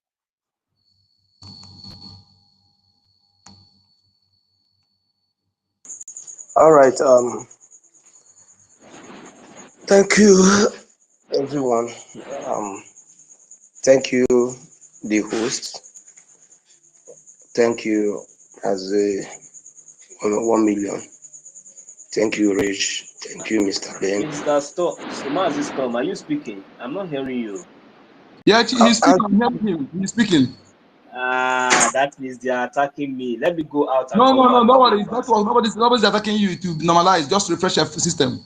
You normalize. Okay. Let's see. No problem. But okay.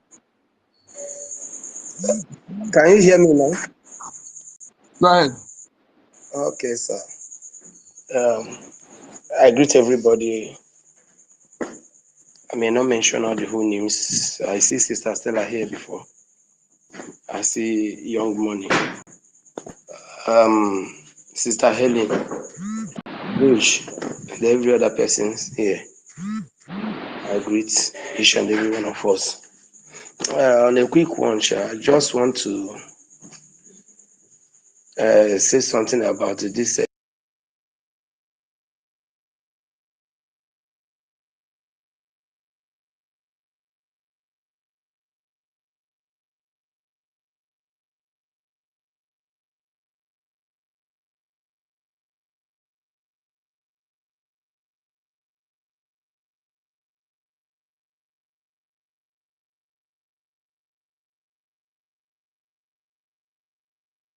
I can't hear anybody.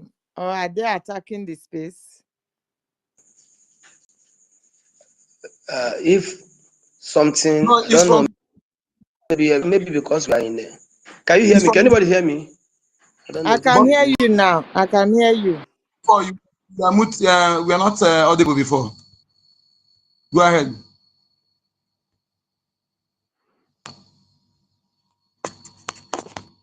Go ahead, Storm. Go ahead. I think they kicked him out. They kick Storm out again, and they kick me out the same thing. Jeffrey, go ahead. Jeffrey, go ahead.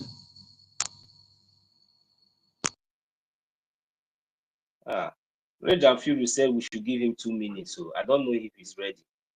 He just brought his hand up now. I thought he's ready to speak. Okay, I think if he's ready, yeah, he can go.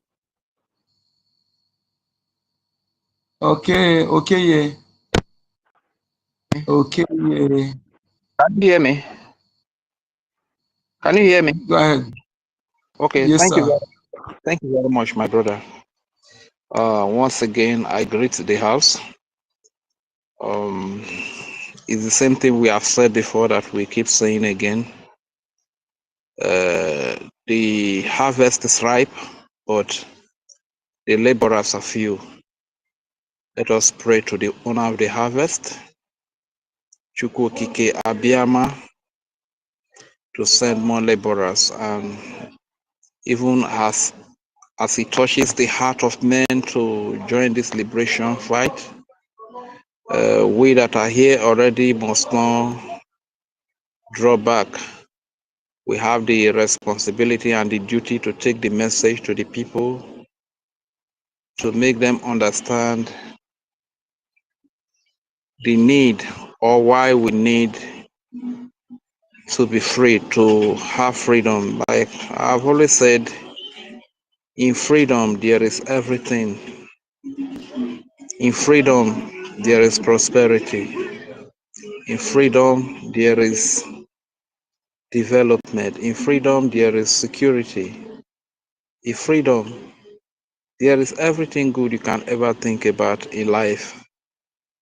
So even as we pray to Chukwu Okike Abiyama to send more laborers, we must not be lazy to go out.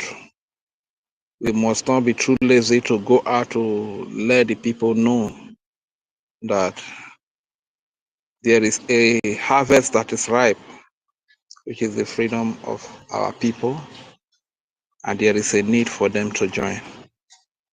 And that apart, there is one more other thing that I want to talk about, which is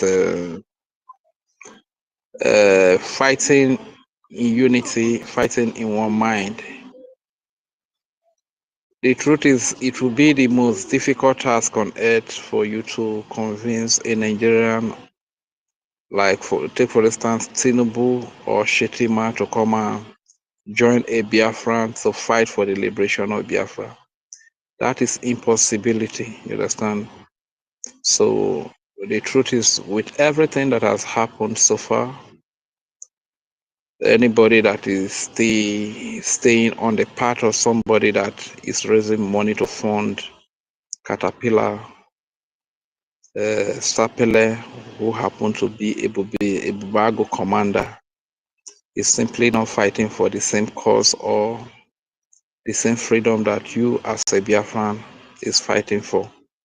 That person has a separate and a different agenda, and no matter the amount of preaching, no matter the amount of calling or begging that you beg them, they will never come, because they coming to join you. The fact that they were fighting under the cover of Biafra, they were just like, okay, there is this special units of military in Israel. I've forgotten their name. You know, these people, this set of people, they can come to the midst of the enemies and they will live like one of you. They will live like, okay, they are even citizens. I forgot. I don't know why I'm forgetting their name. Special unit of military in Israel. It's Mossad. Mosaic. Mossad. Thank you very much. Yes, they can come to your midst. They can come to your country. They can even spend years in your country. And you would think that they can speak the language.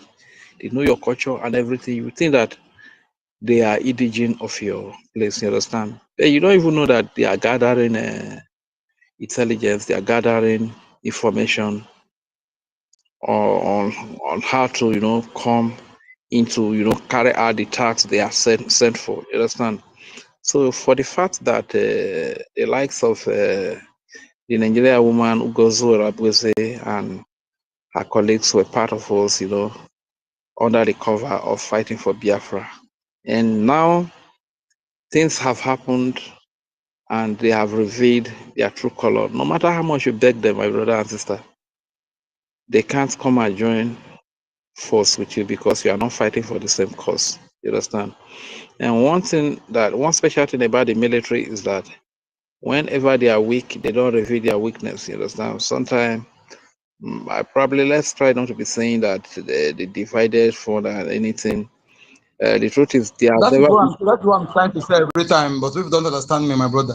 You know, we don't have to tell use a man say we're not divided. they're That's not what I'm divided. trying to say, my brother. So there has never been a time that we have enough. It will always be like that until we lay hold of our resources. You understand? That is when we are going to have enough. So the truth is that let everybody double up, and those that are getting weak, please wake up from your slumber, because like my sister mentioned earlier, that you want to back down or you want to sit on the fence. Remember that the terrorists that are coming to kill you, both the terrorists in uniform and the terrorists in ragtag, they are not backing down from coming to kill you. They are not sitting on the fence. You understand? When you relax for a day or 1 minute, or depending on how long you want to relax, these people are not relaxing. You understand? So if the people that want to come and kill you are not relaxing, why you are relaxing from defending yourself? Who is doing himself? You are the one doing yourself. So let us be wise. Let us fight wisely. You understand? Consistency. Our leader has spoken about consistency. Our prime minister has spoken about consistency. So it should not be a word that we should be telling you about. This should be a word that should be your national item by now. You understand? So no time. If the people that are coming to kill you are not relaxing, why are you relaxing on your defense? Okay, you want your mother to be killed first, then you want your wife, your daughter, your son, your father or your mother to be killed before you come out from your relaxing. And there is something I want to beg our people about, that many people are following Ngozi Rabuzi in homeland. I don't think that is correct. That is not correct at all. I mean, how many people are following? The people that are following are those that are not really genuine for Biafra, for the Biafran cause. You understand? That every true Biafran that lost people during the war, any true Biafran that has been vocal, taking the risk, like some of us here, just like the Bible says, even though we walk through the shadow of the valley of death, we fear no evil. This is what we, it's very risky, yeah, but we still come up to speak. We can be picked up anytime. That will be the end. Nobody will hear about us again. And you understand, but we are still taking the risk to speak.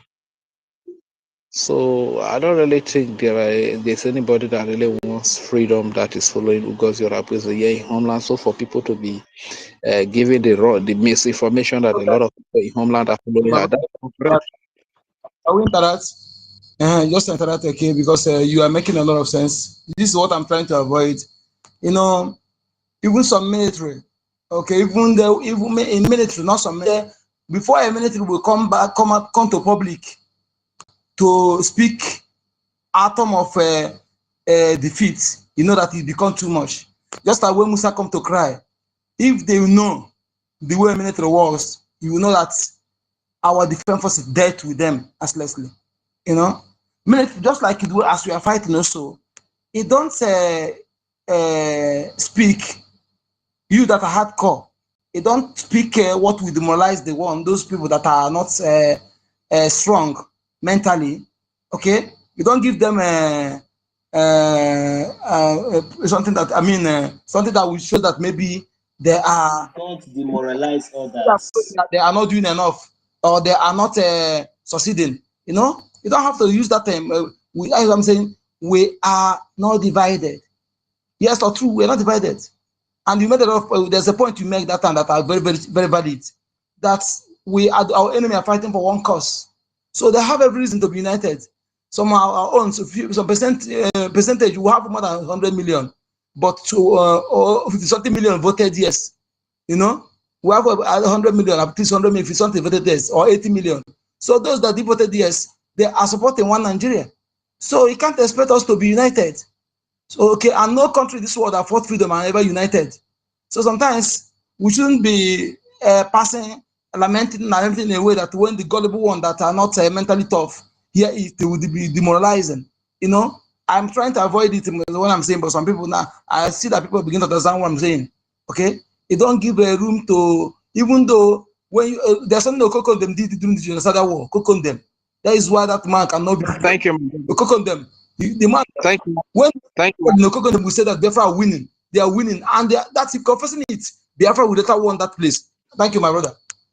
Thank you, my dear brother Onyeka. So the truth is that sometimes when we are crying that fund has been divided, you are giving the enemies reason to even laugh. That so they will be saying that we are crying and stuff like that. You understand?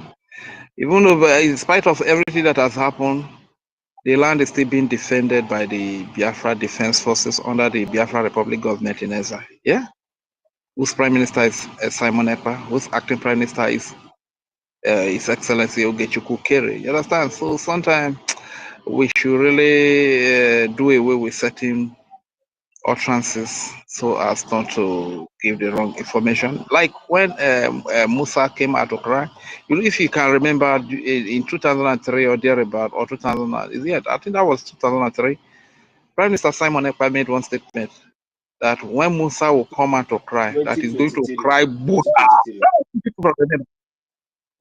You remember? He said it. You understand? So that's military for you. So before he actually came out to cry, they have incurred a lot of casualty. You understand? Because you can't just carry war to my land and you want to kill everybody in my land. It's not because we commit any crime. It's not because we damage government property. It's not because we stole somebody's property. We are in our own land. All we ask is that we want to be free. It is my right. It is the right of every human being. It is an inalienable right. Like the vice president of Nigeria, Shetima, said in the United Nations gathering. You understand? It is the right of so. Why should you bring armor tanks, fighter jets to my land and want to kill all of us just because we say we want Biafra, just because we want to be free? When Britain got out of the EU, they were together in the Union, in EU, but Britain got out. Was there any gunshot? Was any bullet shot? Is it because we are black people? When Silla got their independence, they fought for it and they got their independence. Are we doing anything different from what Finland did and every other nation that has fought for freedom did? So why should you bring the armor tanks, fighter jets to keep people in my land? And all over the north, you see terrorists, the real terrorists. You are handling over your barracks and your military bases to them. Nothing is being said about that. You understand?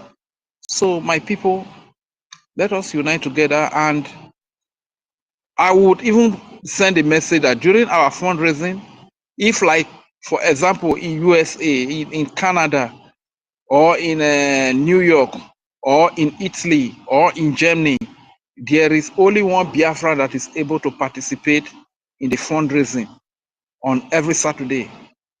That is the success we need to talk about. That is the Biafran success in Germany. That is the Biafran success in Italy.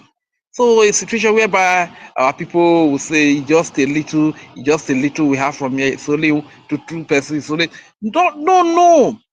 Come out boldly to say we are 3 brave Biafrans that are supporting from Italy today. That is our why you source. are lamenting, you are demoralizing the gullible ones, okay?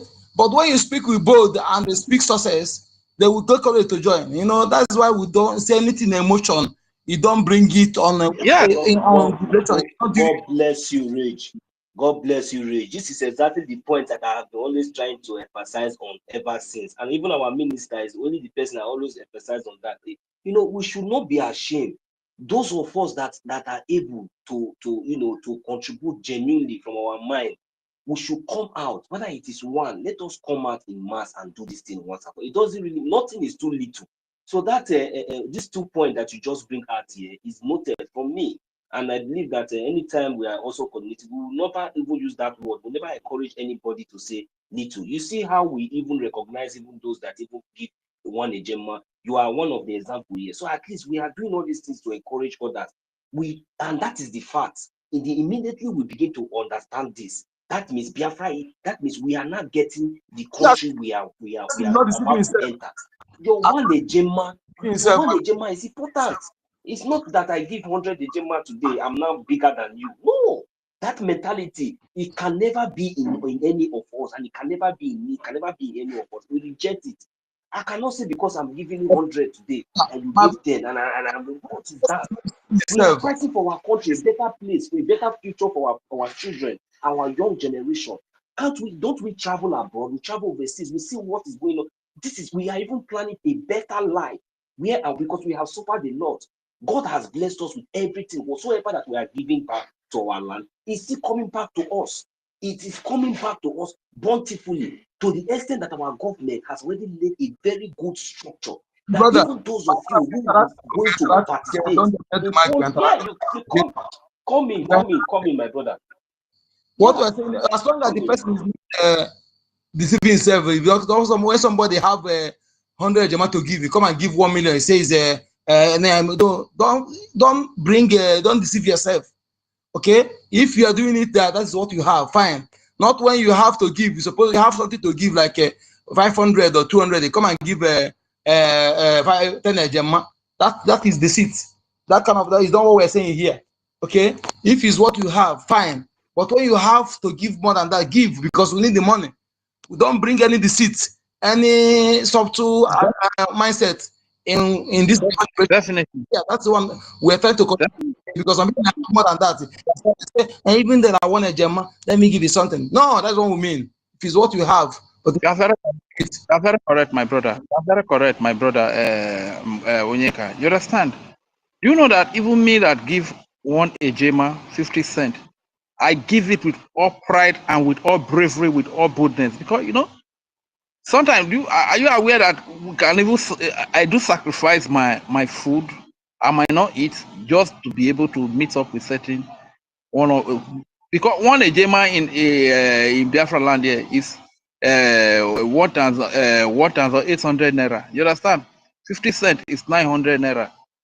There are sometimes I might not eat. You understand? Okay, let me just be able, and I give it with all that from my location at that very moment. That is the Biafra. That is the success of Biafra, and we should be proud of it. You understand? So by the time that you are giving from a certain nation and you are saying we from Germany, we from North Korea, South Korea, we are only three of us are able to donate to do. It's like you are demoralizing other people. You are the Biafran success in South Korea, three of you. If there are 100 Biafrans that are there, the other 97, they are the failures there. Let us celebrate our success. You get? So like we don't have any, in fact, we don't really have any reason to be talking down on anything that we give. If as a matter of fact, we have to do with the little that we are even doing. Who are defending the land of Biafra today? The people that are coming to kill our people. Are they not the Nigerian army, the Nigerian police? Are they not the Bubago? So this Ugozi Rabweze, we should raise money to support. Is it not the Bubago commander, Caterpillar, and Sapele? Are those not the people that she's raising money to support? And who is defending our innocent baby children, women, old fathers and mothers against these people? Is it not the Biafra Defense Forces under the Biafra Republic government in exile? So there has never been a time that we have had enough. Even when our leader Mazi Onyedu Nandekano was here, it was not enough. When our Prime Minister Simon Ekpa was here, there was not enough. Now there will never be enough until we are totally free. That is why I tell you that in freedom there is everything good. In freedom there is abundance. In freedom there is enough. There is security. You understand?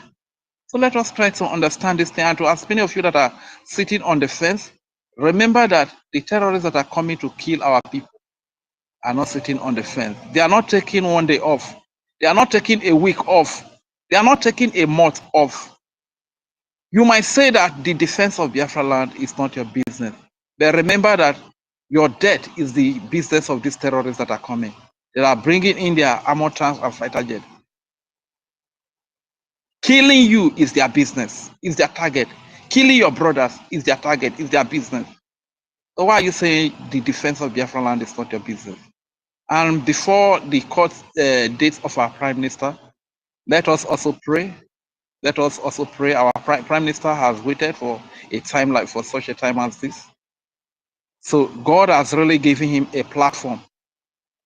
Oh my goodness, I believe my Prime Minister, very intelligent man. I can just imagine what is going to do to Nigeria in that court. Man, let us put him in prayer. Let us put him in prayer because the enemies are very evil. They can even do their spiritual stuff to affect him. So let God give our Prime Minister bravery, that bravery, boldness. Let God give him the utterances, remind him, activate his intelligence. He's a very intelligent man. Nigeria is in for trouble. Nigeria is in for trouble. For this platform that our Prime Minister has got now to table the matter of Nigeria to the international community, to the Finnish government, Nigeria is in for trouble. Thank you very much, my people. I yield the mic here while I listen. Thank you for giving me the mic. Thank you. Without wasting much of our time, let us hand over the mic to our brother who know whether he not climb on top of Iyoko tree. Mazi Store, you have the mic. No, this time I know they inside it. I know they for Iruku. Snake, you snake, you no go bite me. That's why the network just do one funny thing that time, cut me off.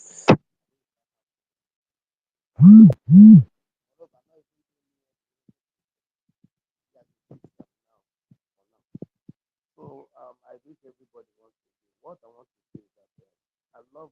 I don't know because then not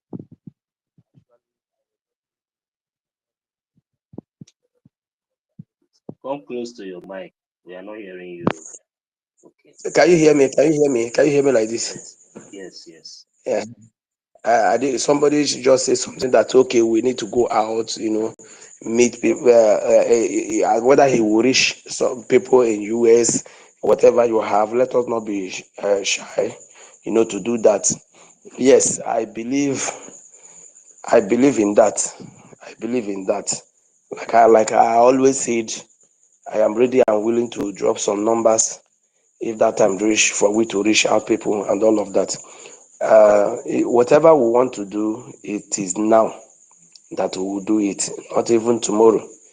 I'll tell you based on, say this thing, somehow, the world is going back to what it's supposed to be.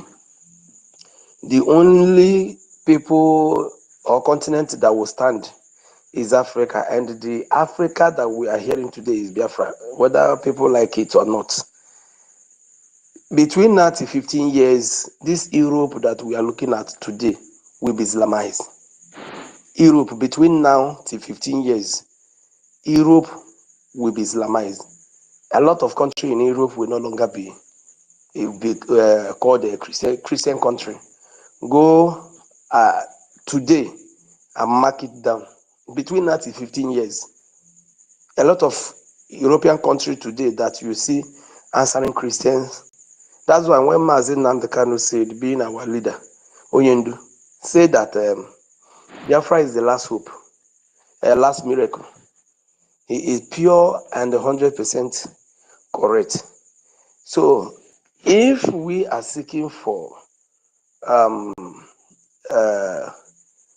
recognition or whatever, or asking for these people to know us or whatever, what they cannot do between 92 years may not be relevant anymore.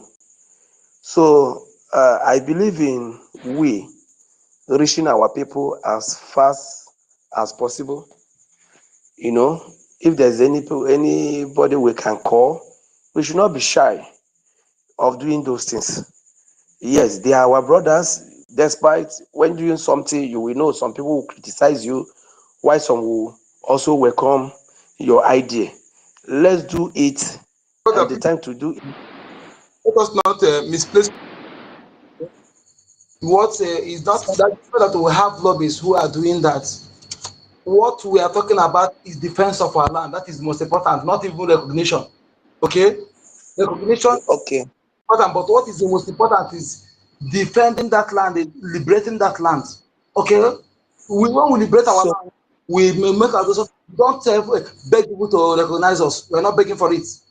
But the world fight what is good, they do it. Okay? We don't beg anybody. yes, And what we need yes. liberate our land, liberating our land, most important. Okay, those who are recognized, they know that Biafra will solve many problems that will benefit them. So we're not begging for recognition. Please, we're not begging. Okay, So that's what we are doing. Biafra will solve many problems that will benefit the West, that will benefit the Asia, that will benefit the America. Okay, that will benefit the Arab. Despite that, I have posted it that the problem we are suffering in the world today, this is fact. That's no apology to saying it. The problem the world are suffering today, both insecurity and religious violence, the absence of peace and harmony, is caused by the West and Arab. you are correct, sir. It's Caused by the West and Arab. Okay? not something. Even You are correct, sir. to date. So if they know what to do. Arab has been problem in Africa. They started slavery and the West copied from theirs. They come with Quran, this, they come with the other one with evil. They started, and all the approach in Africa is not to do good, but to grab land. They grab Egypt, they grab Tunisia, they grab Morocco, and that is what they are coming to do. Okay, you can't be traveling, moving around with your religious of violence, going around. Stay on your own. You don't have the right to come and bring your culture. What you see in Islam is part of Arab culture. Keep your culture with you. Allow me to do mine. In this aspect, I will be a monster. I will be a beast that will beastlize many, even if I go down, even if I have to. Stay your own with your culture. You don't have the right to come and force it on them. Nobody lives. You know when we are saying all these things now, small here, they will think that we are joking, especially those of our brothers now that we are saying that this one that they're saying we should call right. When we are saying all these things, they think that this is a joke. It's not a joke. Oh. We are very, very, very, very, very brutal at this point in defending our land. And what we say we will never accept it, we can never ever accept it. And you know what it means, that we already know that these people has come with the worst atrocity, which is, to the extent of even, killing us in our land.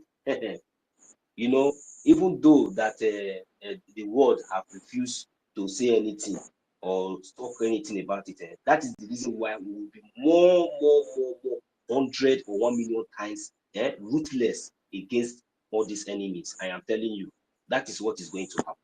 And that is the reason why we are saying now we have the Biafran Liberation Army. The most important thing that is going to keep this relevance head on is our defense. That is our Biafran Liberation Army. We must come out and support them. Go ahead, Maziston, before we take much of your time. Okay, so what I'm trying to say is that them themselves, if you look at it very well, they hope is still Africa. And they look at it now that if we cannot get this Africa, it's better we wipe them off.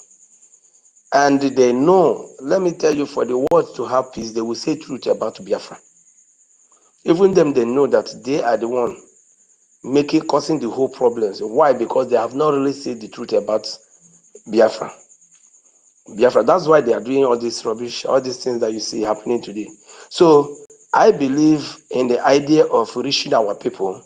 Whoever that want to turn it down, let the person turn it down. Those that want to contribute, let them contribute. Because it is only we by ourselves as it is now. Even whatever know that they have gone. They are no more the country that will decide on things. Arab is taking over. All the West like this that you are seeing, soon Arab, do you think that what Finland, what they are doing, that they know what they are doing? Everybody will watch and see. Between that and 15 years. So the only country that will stand gidigba is this Biafra. But it may sound like a joke. It may sound like as if we are just coming here to just say some things. But this is what it is. And that is why we are having the problem here and there. People are trying to see if they can sabotage. But there's nothing they can do. And again, let me still say it here. We need to be doing more of underground job, work. If anybody is aligning with us or is not aligning with us, we should not come to the air to talk about it or whatever. Those who don't want to, let them go. They are nothing. Maybe probably they are not choosing to be part of the freedom fighters. So if we are here and we know that we'll pass information that somebody will begin to feel bad or begin to have double mind, it's better that we did not pass the information at all. Just before we come out, we mind what we say.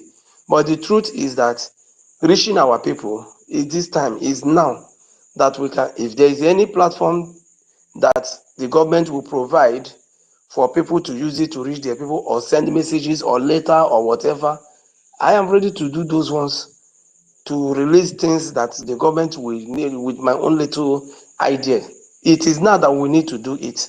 And again, I want us to stop saying maybe by the time these people take over, they can never take over our land. It's only Biafran land that will still stand, even if they conquer every. You see, if they bring the war to us, we don't need to panic. We don't even need to run away from the war. So what we are going to do is to face it, and instead of Biafra not to come, and instead of we not to get our freedom.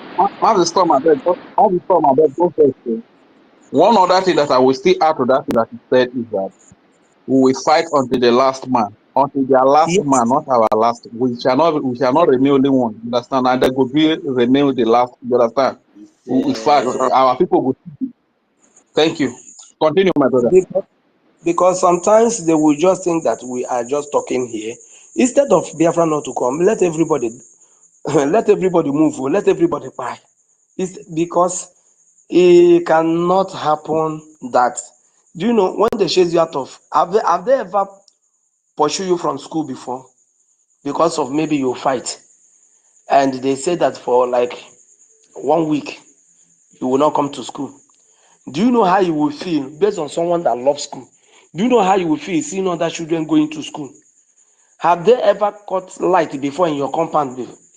Say because you people did not pay NEPA light, and you look around you, there is light everywhere.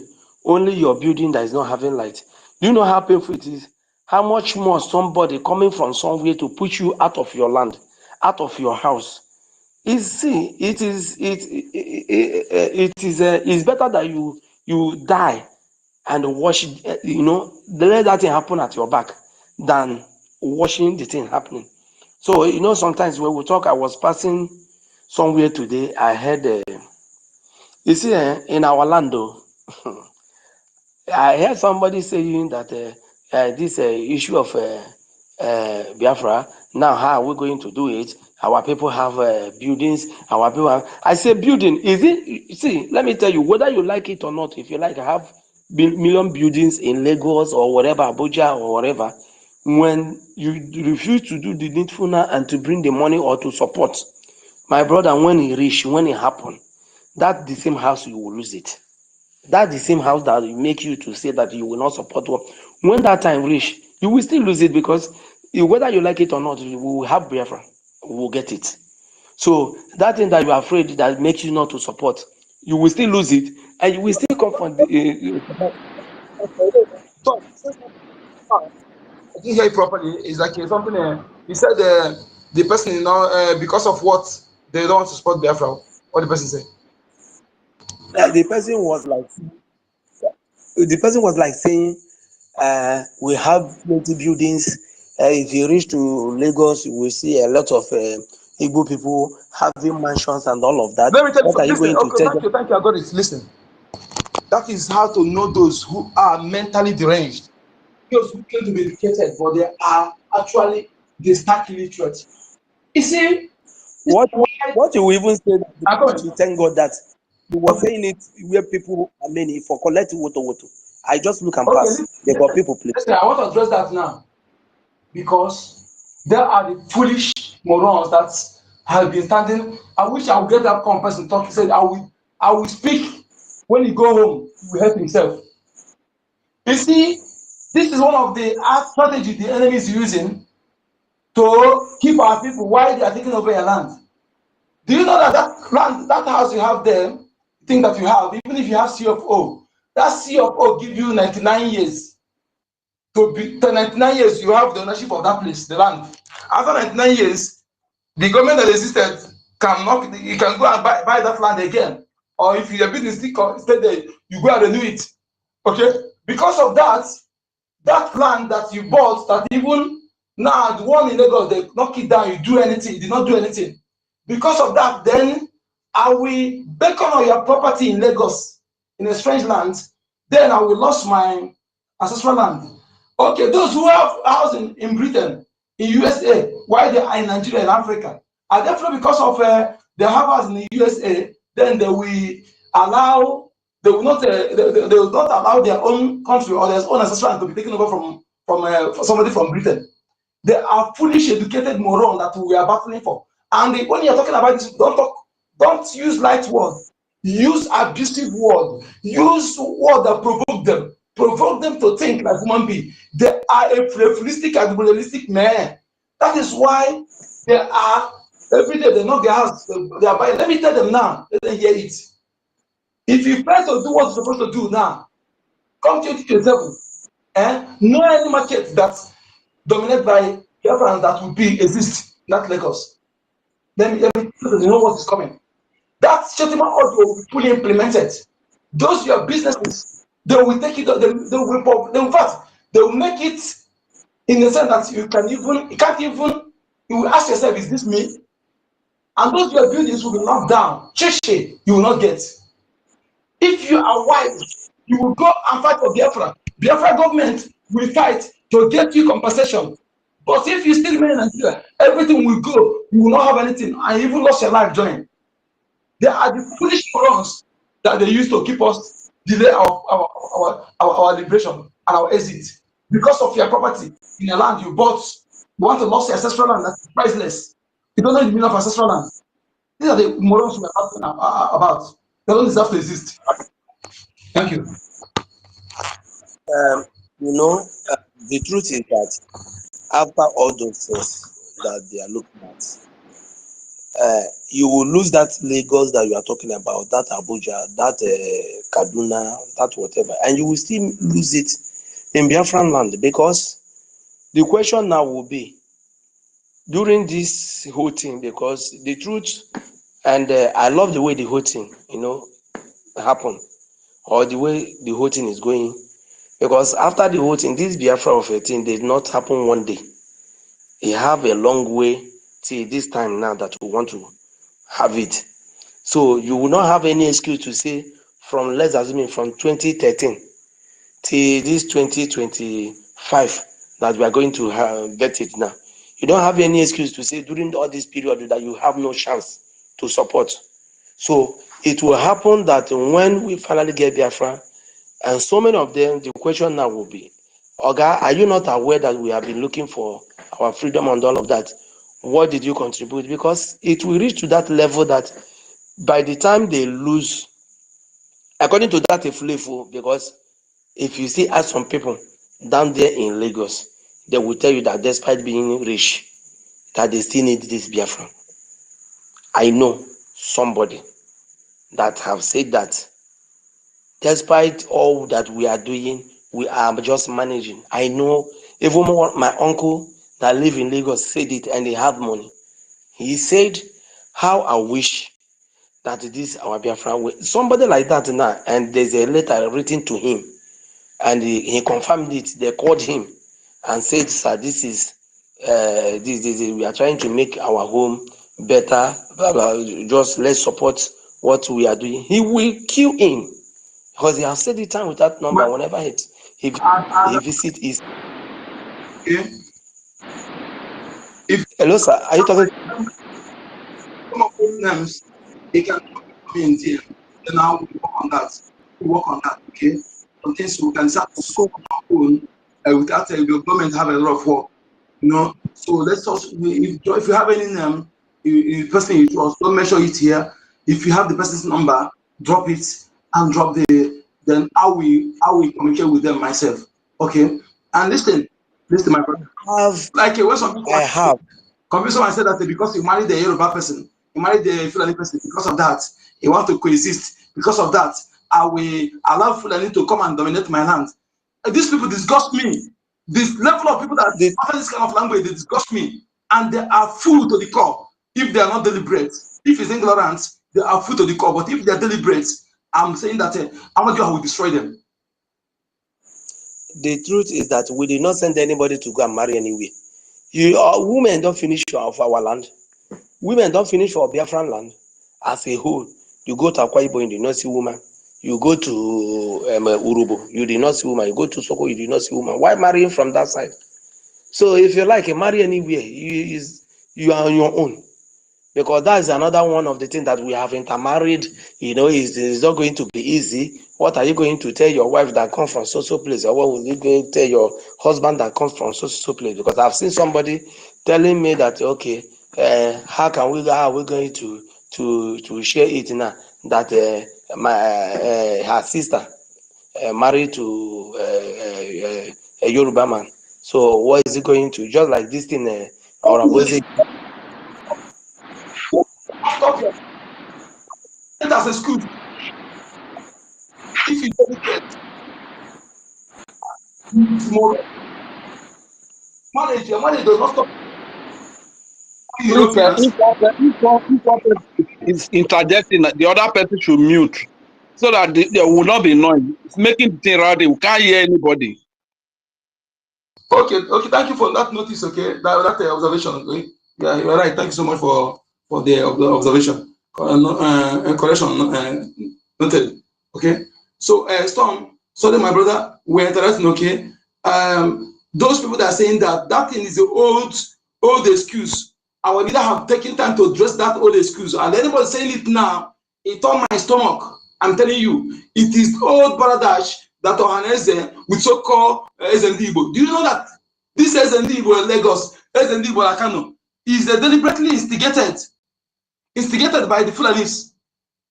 Okay, so that when they will come in to be saying they have emir in our land, so that people will not complain. Are you aware of that?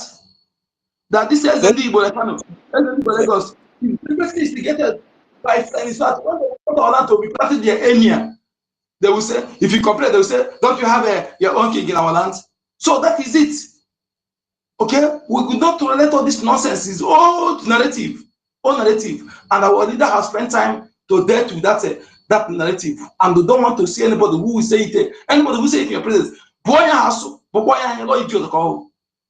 don't have time for that rubbish now.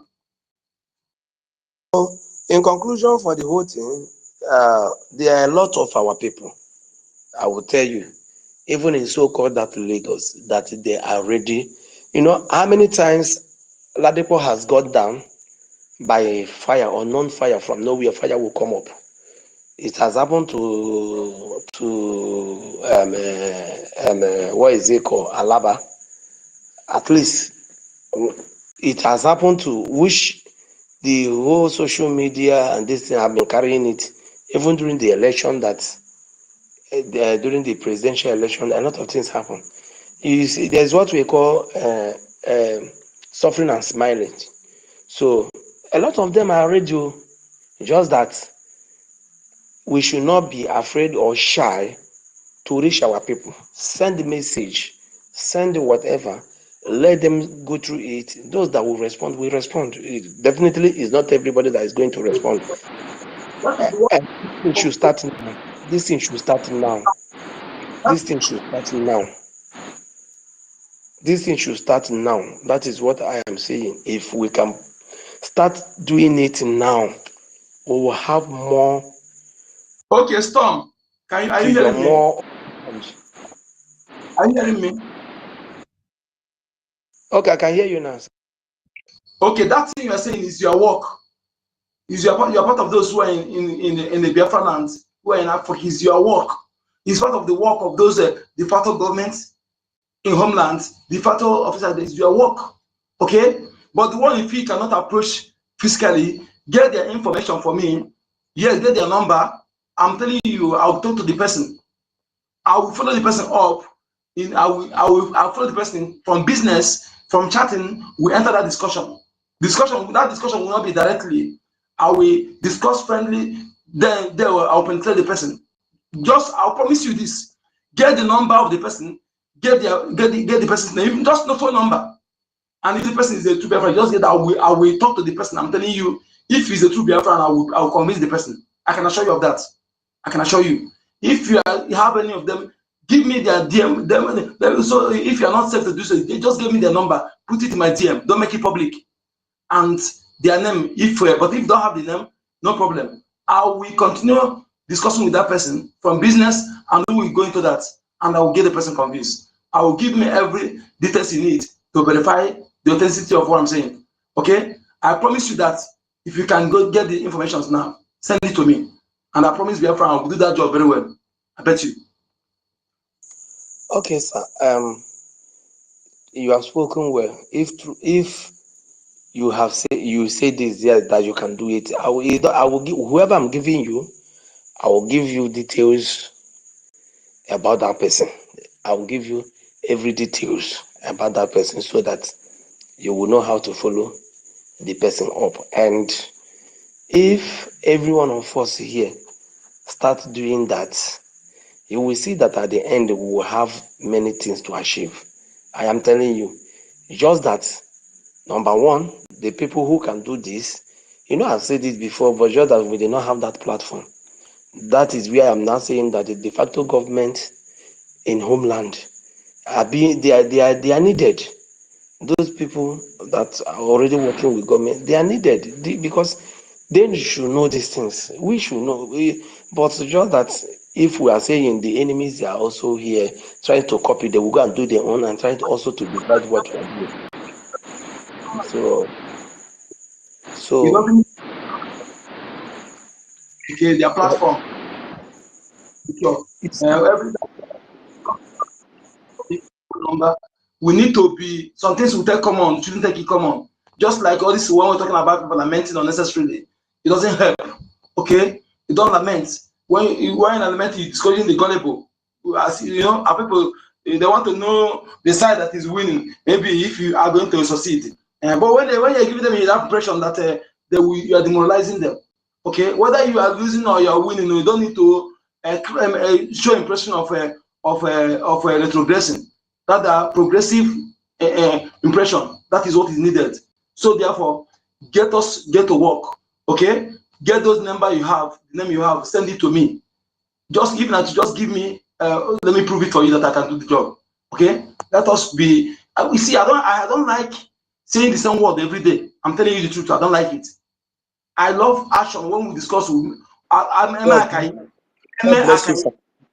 God bless I love it. That's what I love. So just give me those details. Let me do it individually. Let us go to work individually. Let our government do theirs. Okay. Anyone that prove difficult for me to do, then I'll link it to the government. Maybe the person, if we want to speak to our IPM, our information minister, or any government official, that then I will link the person.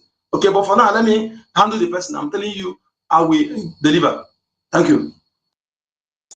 Thank you very much, sir. I think this is one thing that has been in my mind for a very long time to see.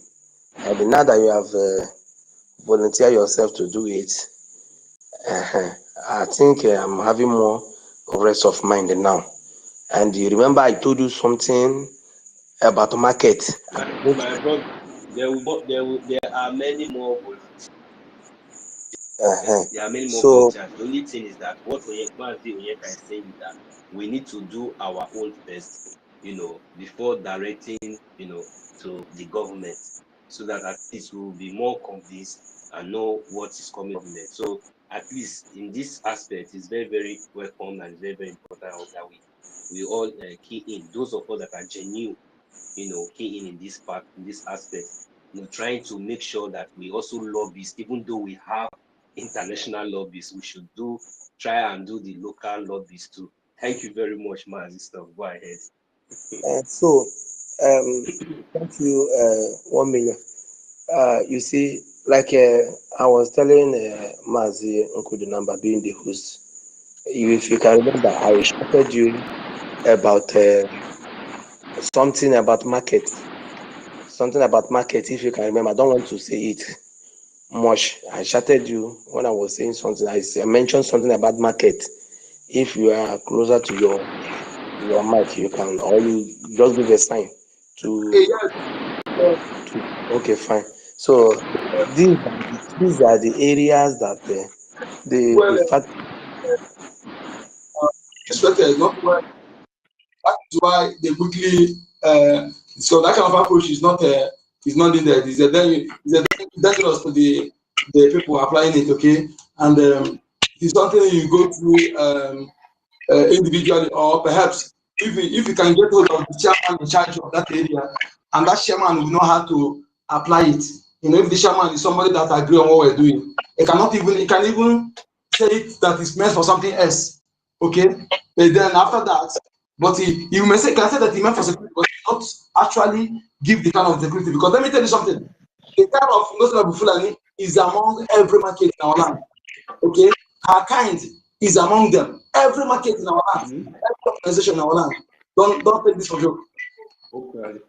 sir, what I'm trying to say, here is that even the federal government in homeland should know how to go about it. It's not individual stuff. They should know. I'm giving that one for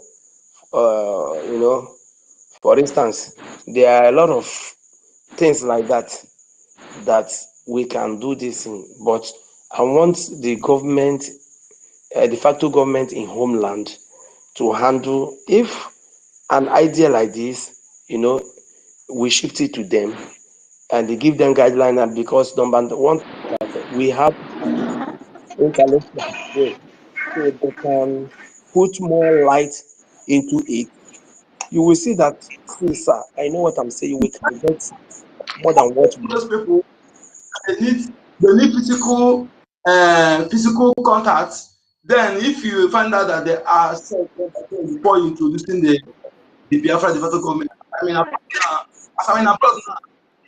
I'm not reachable with them like that. So I have to clear ground for them. So that's why I'm good to go in that job. When I clear the ground and see that everything is not that they are safe, I'm saying before introducing de facto, who will go there on one-on-one if it's needed. But for now, get me the information. Let me handle the job here. Okay, please. All right. No, I use my mic for you. Thank you.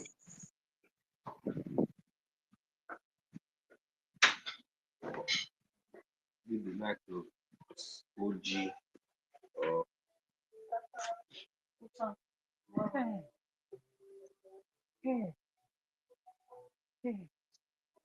does that talk? Co-host, your mic is on. They're hearing some. I don't know. I thought you want to talk now. You just unmute and you're not talking. I be close here now. I will hear go now. You don't worry, huh? We're going to come out here. I won't learn. 1 million. Nah, I'm up on the hand in We're thinking you want to do something. Well, somebody, okay. Somebody want who is this person here? Ọ̀gbẹ́ni kí ló ṣẹlẹ̀? Má bínú ẹ̀gbọ́n, mo rò pé àlejò ni ẹ. I beg you. When I don't bring all this bloody language come here.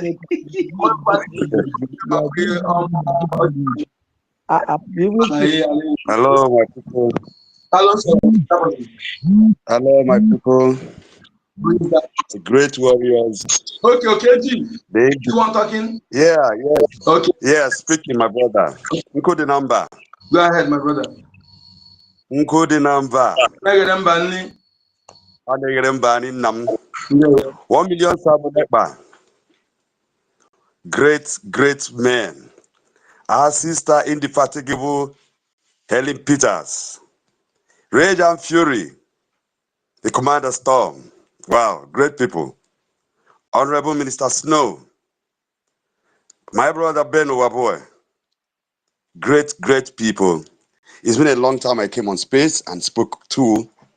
Mine is just a word of confidence. My brothers and sisters, great warriors, this space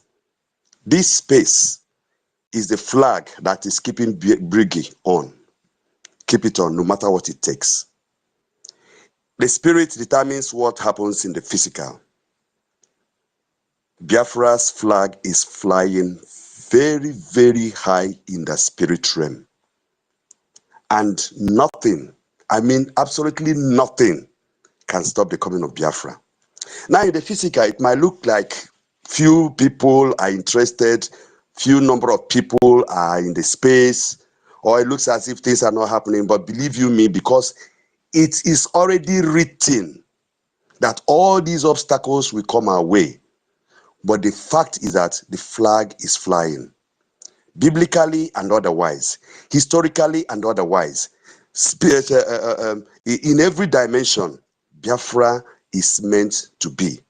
Now, let us look at the situation in the Sahel, especially in the West African sub-region. You can see the pendulum of power is swinging, and the force of change is rapidly moving. That shows the effect of things that are happening in the spirit realm. Biafra is at the head. Now, I want us, please, we are all people of the book. Let's take a look at the book of Exodus chapter 17 from verse 8. There we see exactly where we are now and what is going on. There, Moses had to confront, Aaron had to confront the Amalekites. Amalek symbolizes the force of evil. Amalek is the grandson of Esau. Esau is the brother of Jacob, the one holding the scepter. Now, at the point of your victory, Jacob's victory, at every given point in time, the force comes. And it is this force of people that we are seeing in our land now. Fulani headsmen and all that. But the fact remains,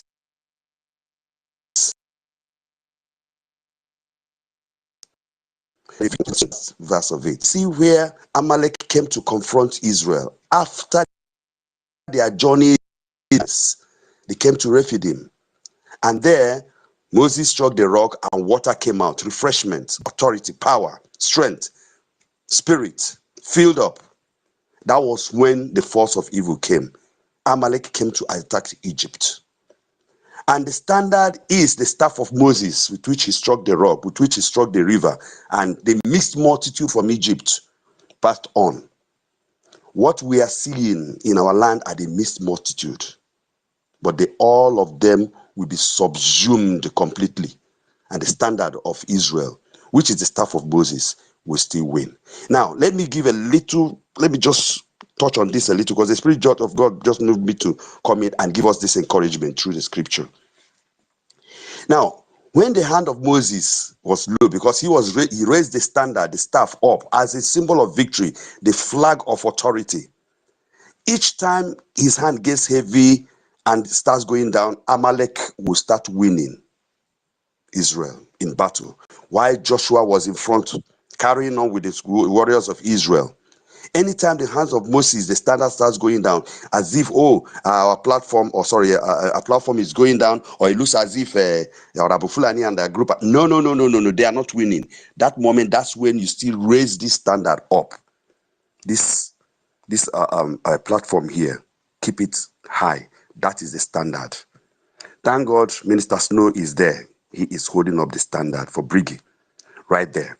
Now, Aaron and Hur had to sit Moses on top of the hill on a stone, and two of them, one on this side, one on the other one, on the other side of him, raised his hand, and Moses in turn was able to raise the staff up until victory.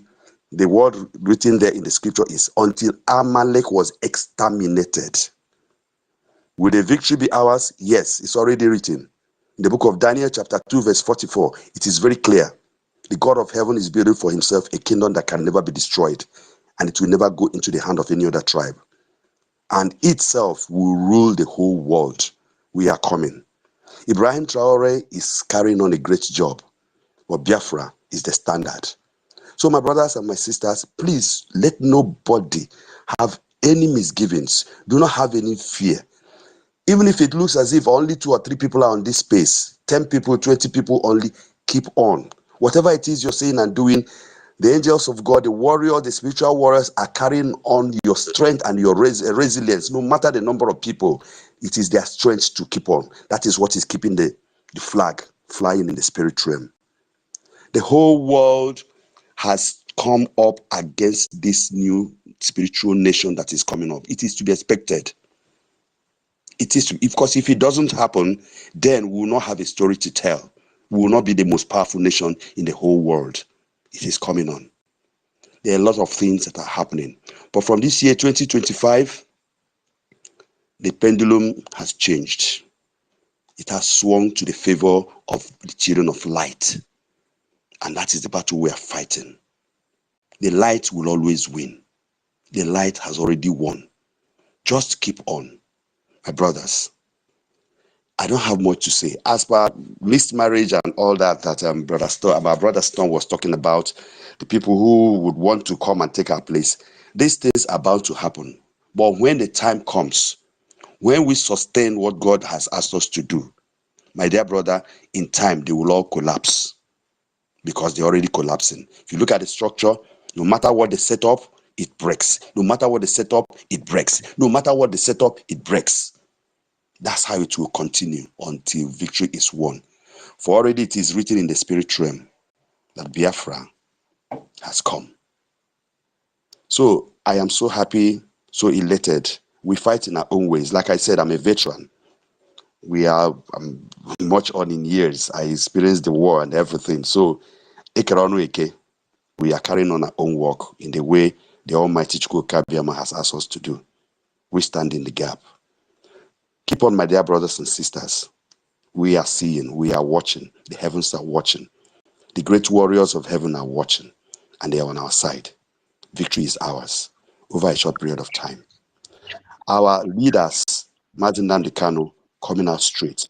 Our brother is about to expose the zoo the way they are supposed to be. So this opportunity that he has, a brother Simon, our Prime Minister, he's about to now expose the zoo to the whole world. They have played into our hands. They thought we were playing into their hands. They were playing into our hands. Watch and see what happens in the next few months that are coming.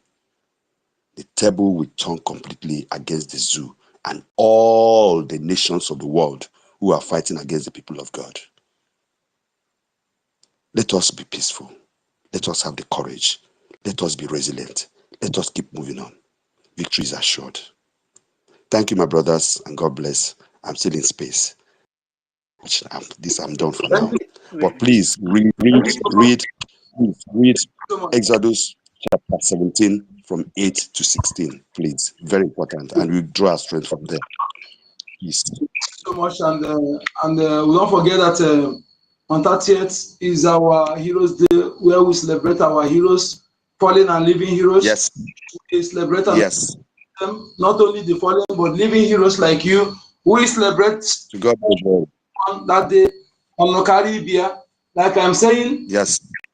Those who are to please convert to them, because anybody who disrespects the day we set aside to honor our heroes, I'm telling you, let Nigeria happen to that person. And that is the message. Anything you want to do it. That day, you must, because the zoo have made our people, we forgot to celebrate our heroes, those who died, who fought with bare hands and took the weapon of the enemy. And the enemy proposed to finish them in 2 weeks. And they fought the whole world for 3 years. You know, wow. For 3 years. With bare hands. Various warrior that we need to, that's why the world just want to cover everything. They know that the Biafra volunteer were the best. One man was narrating about an ambush. Hey, he said, "Oh my God, that's about an ambush." You know, so that's great. Yes, we need to honor them. Please don't forget. And again, our protest proposed to kickstart on 26th of this month to protest against the illegal detention of our leaders in Finland, embassies, and all over the world. It depends on the time, the day you get your permission from your country of residence, then you go and protest. Okay? According to I'm in the homeland. Yes, I'm in the homeland. Yeah, though it's not that one is not for those in homeland. No, not in the homeland is just sit at home, I think. So, it's only sit at home. So in the homeland, they are only just sit at home. In homeland, veteran, there's something I want you to do for us, veteran. We are only protesting abroad. Go ahead. Yeah. No, hold on, my brother, please. There's something I want to tell him, okay? Veteran, as your homeland, please, I know if you know some of our people, our rich individuals that we can talk to, as your homeland, I want you to go for, because some of them will not, everybody is taking security conscious. So if you can get their details from me, let me speak to them about supporting our liberation. You know, they will know how we approach them, and if they need, if I see that it's true, then I can link them to our government, our ministers know, or then ministers know we take them to our APM and others. You know, because we have to put everything according to the how it works. You know, that somebody will just want to speak about why you have the COS. You want to speak about that means you don't respect the rule of how things works. Okay, that is why sometimes we talk to our prominent, they will not listen to you because you have to. There's a place you have to, office you have to follow before you get to them. So when I talk to that person, if the person is interested, then I will introduce the person to our COS, our minister. Then they will chat. Then if you needed to speak to our prime minister, our APM, then they will go on and doing that, so that we can get those who will support. I know that many want to support, but I don't know the channel to follow. They don't know the person to speak to because of the distraction. So if you get anyone, you can get their number.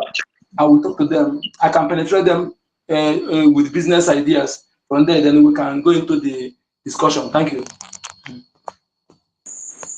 Mazenko, the number.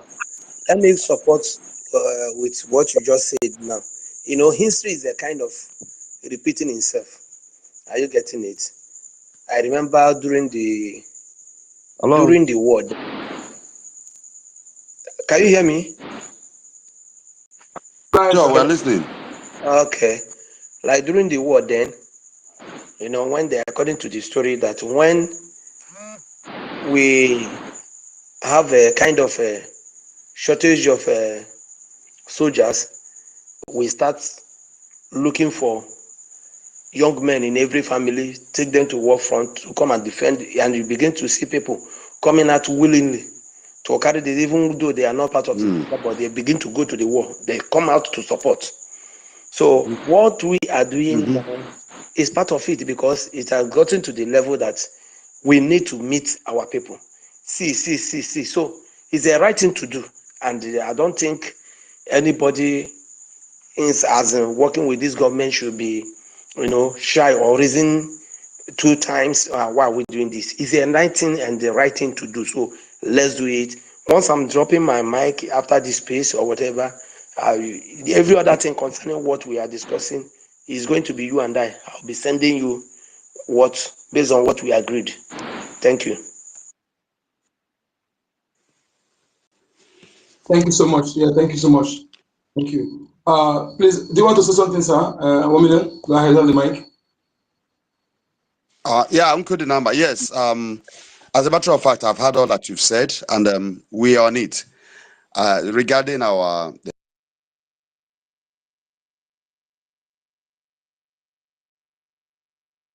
Heroes Day,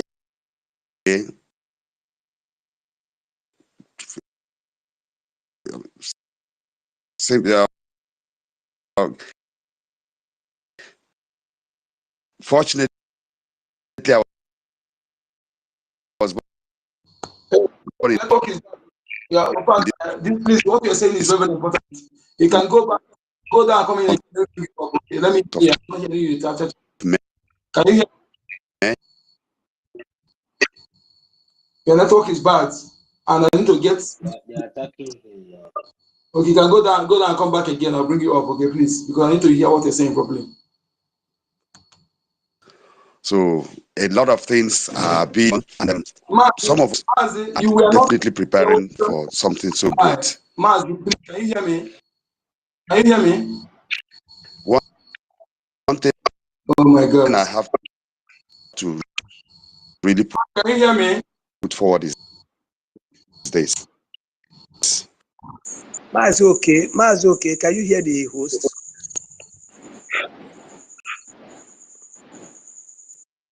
You know, he is connecting now. Of course, they have kicked him out. He has been struggling with the mic. So he's not hearing the host. He's not even, he's just talking. But maybe now that they have taken him to the listening session, he will hear from us. So please, Mazi, okay, if you are in the listening session, please request for the mic and come back, because you were giving us a very important, and we didn't even hear anything you said. So I don't know if Babe is close to his or her mic. You can have the mic now, so we hear from you too, because you've been here, you know, being patient on the mic. You haven't said anything. Please, if you are there, you can unmute the mic and let's hear from you. Babe, am I correct? Yes. Strong Chi. Are you there? Are you here for Biafra? You've been on the mic. Mazi Onyeka, are you there? Can anyone hear Yes, I'm here. I can hear you. Yeah. This baby is not saying anything. He's just here, so I don't know. Anyone that is on mic that refuses to talk, remove him. Okay, because for someone to attack us, you have to come to the mic. If you come to the mic and you don't need to talk, you don't need to stay on mic. If you call the person, you refuse to talk, remove the person. Okay, please. Because for you to attack any side, so anybody who comes to speak and refuse to talk, kick the person out. Yeah, because that is the problem that sometimes we have here. They will just come on the mic and stay there. They will not even make any contribution. I don't know. Though if you are ready to say anything, request for the mic, you come up, you raise up your hand. So we should be used to that. So thank you very much, our veteran that just spoke earlier, and we really urge each and every one of us because Come up with the last submission. We need to get it, and it's very, very important. If it's still the OKG, yeah, we did not hear you for the. I can't see him now, so I don't know. Maybe they just kicked. You know, this network sometimes once they start attacking us like this, sometimes they will be requesting, you will not even see them. Sometimes they will not be able to come in again and all that. So this is what most of all these evil people does to our spaces. You know, even me myself, sometimes I get those attacks. If not that I have double account, I don't think I will even be, because me, I cannot stay without listening or, you know, participating on this platform. You know, it is very, very important. So the most important thing what we are talking about is that the message has been passed and the awareness is there. So we'll continue the awareness definitely as long as we continue to defend our land. So as for the Honorable Fulani, so because that was the head topic we're having today. So even though you see, even though we know the most important thing for us at this point is funding. So that's why sometimes you see we are no longer even funding on the Fulani or Fulani terrorist woman anymore. Like before, every morning afternoon we put this one in our. But now, if we talk small, we talk now these days. The good thing is that we talk less on the we talk less on the Fulani evil woman. Then we talk more concerning on our funding, and we give our people reasons, and you know, and we throw more light, we preach more concerning our funding. So that is the most beautiful thing that I have seen, that we the Biafran people has, you know, taken up upon our shoulder, you know, taking up as a task, you know, of doing. So when it's time for us to come and, you know, expose, or, you know, we just do it. And I like it like that. So today the topic was about the Fulani, you know, when we were warning her, the Biafran people, because our government have not said anything yet, but the Biafran people has already come out in their mass to give you a warning to desist because the warning has already been there before. So maybe if you forgot or it's a slip of tongue, that is none of our business, but you will be seriously dealt with when the time comes. You know, we are focused. You see, your distraction and your propaganda did not even stop us. So it even make us even more stronger, even double stronger than what you think. So now, the Biafran people is telling you to desist from using the Biafran government in exile, because we, the Biafran people, does not recognize you as a Biafran. You are not a Biafran. You does not represent Biafra in any manner, in any way, in anything that you are doing. So we don't know you. You understand? So please, we are not even begging you. So you have to use your tongue to count your teeth. Desist. Very, very important. And remember that according to the topic, also remember that, excuse me, am I coming out, please? Yes, we are coming out to continue. Okay, thank you. So if you also remember that at BRGIE, BRGIE, you should stay clear anything concerning the Biafran government in Nigeria and its property. As for those people who has been misled before, who are feeling so proud to, you know, associate or come back, you know, to associate fully, just come and, you know, the way we have been participating here, maybe because you think that you made a mistake and you're so shame and so feel so proud to come back to say you're sorry, just like the way others, like our mothers and others did, and we saw how they welcome, you know, and all that, you know. So if you are so proud, the most important thing is that go and fund the Biafran Defense Forces. Keep your receipts, to yourself, because there is no back door to enter Biafra land. Thank you very much. Mazi Storm, I think you have something to say. You can go ahead. Yes. Something, please, can I say something? Because please, I don't know. Our Lagos liaison, like I said yesterday, fundraising. I wasn't on fundraising, and I wasn't happy about it. And why they say, now when you don't have enough, the money you bring out for what is important, so that I will not spend it. Some people think that you have to full house before you support. No, until you begin to see, you see this thing that is sometimes it can even postpone your rentage, but make sure you support our defense, because more probably add again, they can't recycle it. So it's very, very important. Is one of the scale of preference, yes. Among your scale, I think supporting our defense forces should be among the top list. Yes. So my miss of transferring money to somebody who is, because not everybody have the access of paying money outside the country here. For you to have that kind of account, you need to have the highest ID cards, that only those who marry their people have access to that. No, I don't have access to such. So the guy, a colleague that is helping me, live in another state. We're not in the same state. So I used to transfer money, and my accounts have some, I cannot use it for temporary, for some violation, There's violation I did, and how to suspend me, not that I have problem, but so I can't use it for any transaction. So I got so kind, I don't have much money inside. So the cash I have, I'm looking for how to send it to that our comrade. But yesterday, these people made their rule. I'm telling you, their banking rule is too much. I went to all this. There's some money transfer that shops individual not that can transfer money quickly, like Western Union, local ones like that.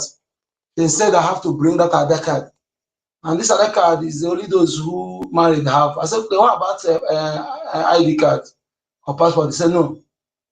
So, and then I don't know if they will still demand for that if I go to the bank. So I decided not to wait until that. Let me make my donation through Lagos Liaison. And I've been calling him since then, since yesterday. It's yesterday, I think. No, that day, since that help of that fundraising. I've been calling him. Even I told our Minister of Information to help me if you can reach him. I will not spend the money. So if anybody... Don't worry, Mazi. Since you have already detailed that information to Minister of Information, so it's already detailed. So definitely you are not going. Sometimes you forget, because I'm just saying it as a reminder. Yeah.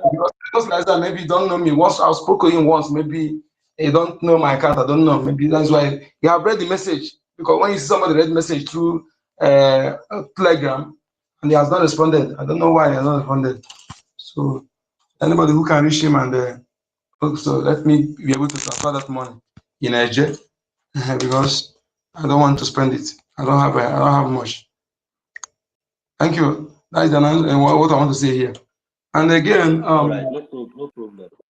Okay. So if you want to go ahead, thank you. Okay.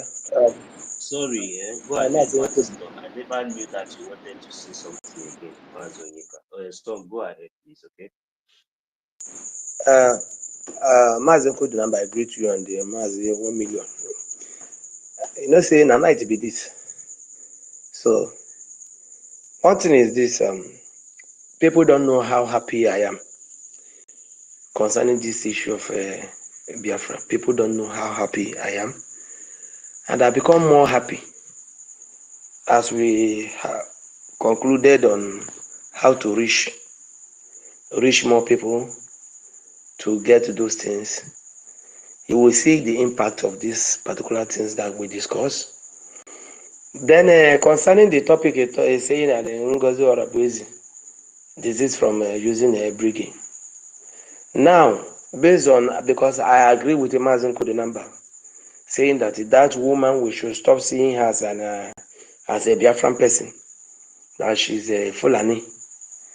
And now that we know that we are now confirmed fully that this woman is Fulani, what is the penalty or what step the government? No, it's not something that we're talking on anyway. I'm encouraging the government to take a step, because she's not even Biafra, and so she don't have right to use anything BRGIE, and we don't want that situation of talking without doing. So a step should be taken immediately.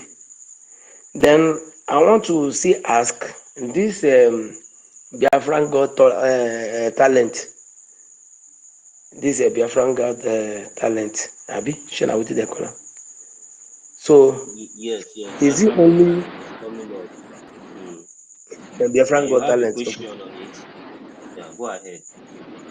So I want to know, is it only operating in diaspora? Does it have anything to do in homeland and all of that? So that I will also know. Biafra Got Talent will be participated by every indigenous people of Biafra all over the world.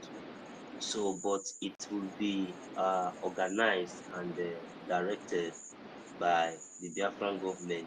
So they have a very special way, and I think it will be published when because I think this is what our government should do, because when we are talking about these talents, so those in the diaspora who have the platform of coming up with different things, maybe like something like video as well.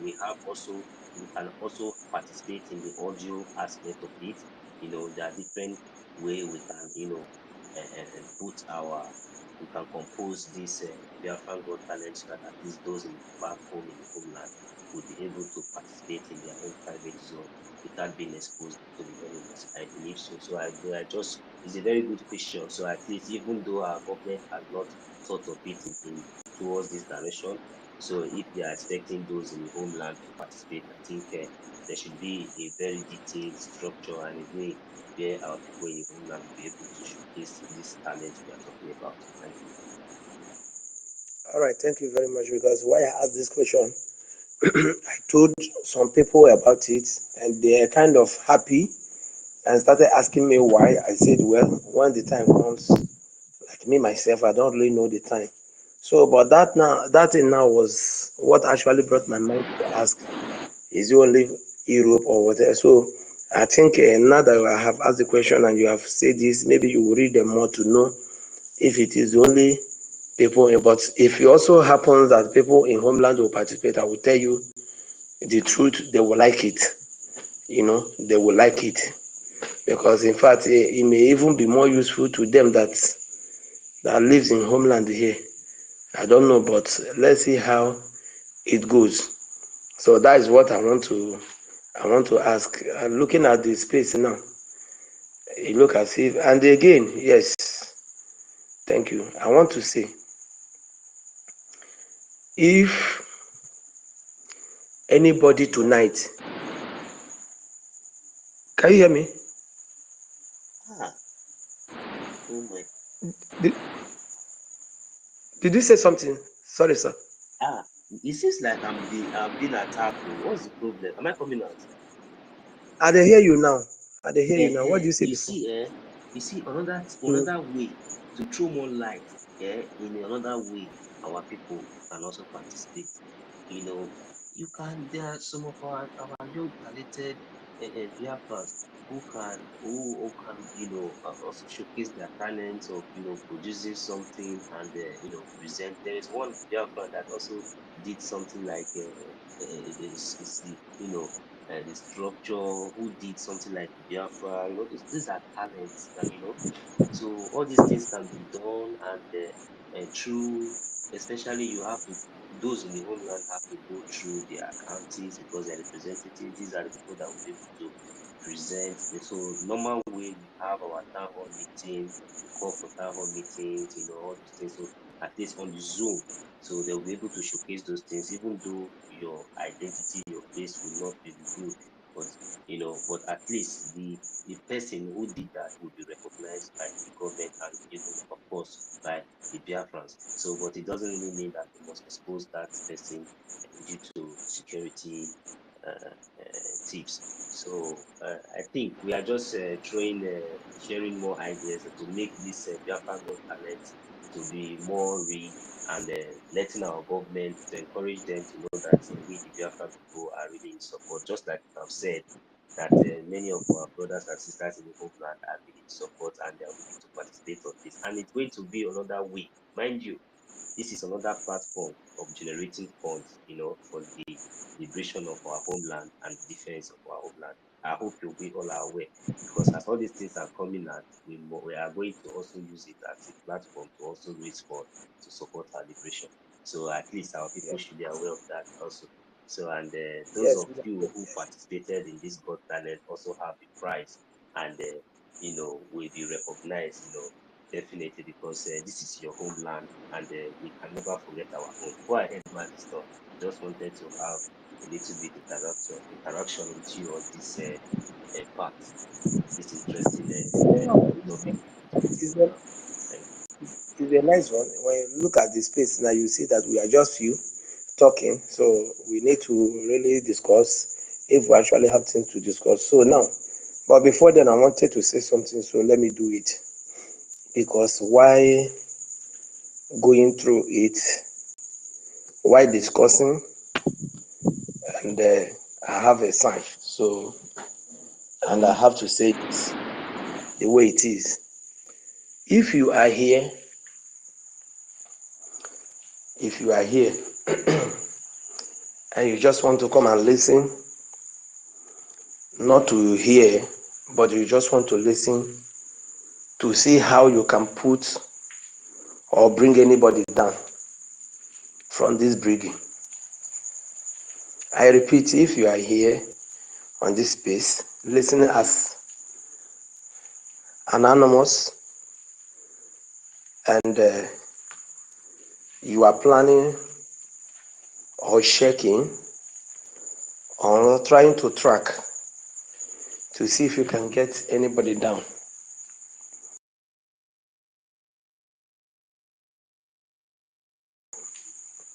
in Biafra land, and this is night, by the name of Chukwukabiyama. If you are here and your plan is to look for who to bring down, by the name of Chukwukabiyama, may the power that controls the night come against you. By the power that controls the night, I lay curse on you, that once you close your eye tonight, you will never wake up. Whether you are listening, whether you send somebody to come and monitor what we are doing tonight, what we have said, in order to look for blood to shed, in order to gang up to destroy souls, those who are fighting for the freedom. One thing you should know, before you pass the judgment on any human being, the matter will already be judged in the spiritual realm. And that question will be, this person that you are working against, what have he or she done to you? Now, if you are here and all your plan tonight is looking for someone that you will set up, someone that you will track, I command the power that controls night. Night is darkness, except you will confess or except you will make dispute, or except you will redo what you have started, that you will stop it there. and never forward. But if you are here, you want to continue to carry out evil, I don't have business with you. I don't have business with whatever you say. You are saying on your own. No, no, no, no. I have business for the fact that we are fighting for our freedom. And freedom has nothing to do against anybody.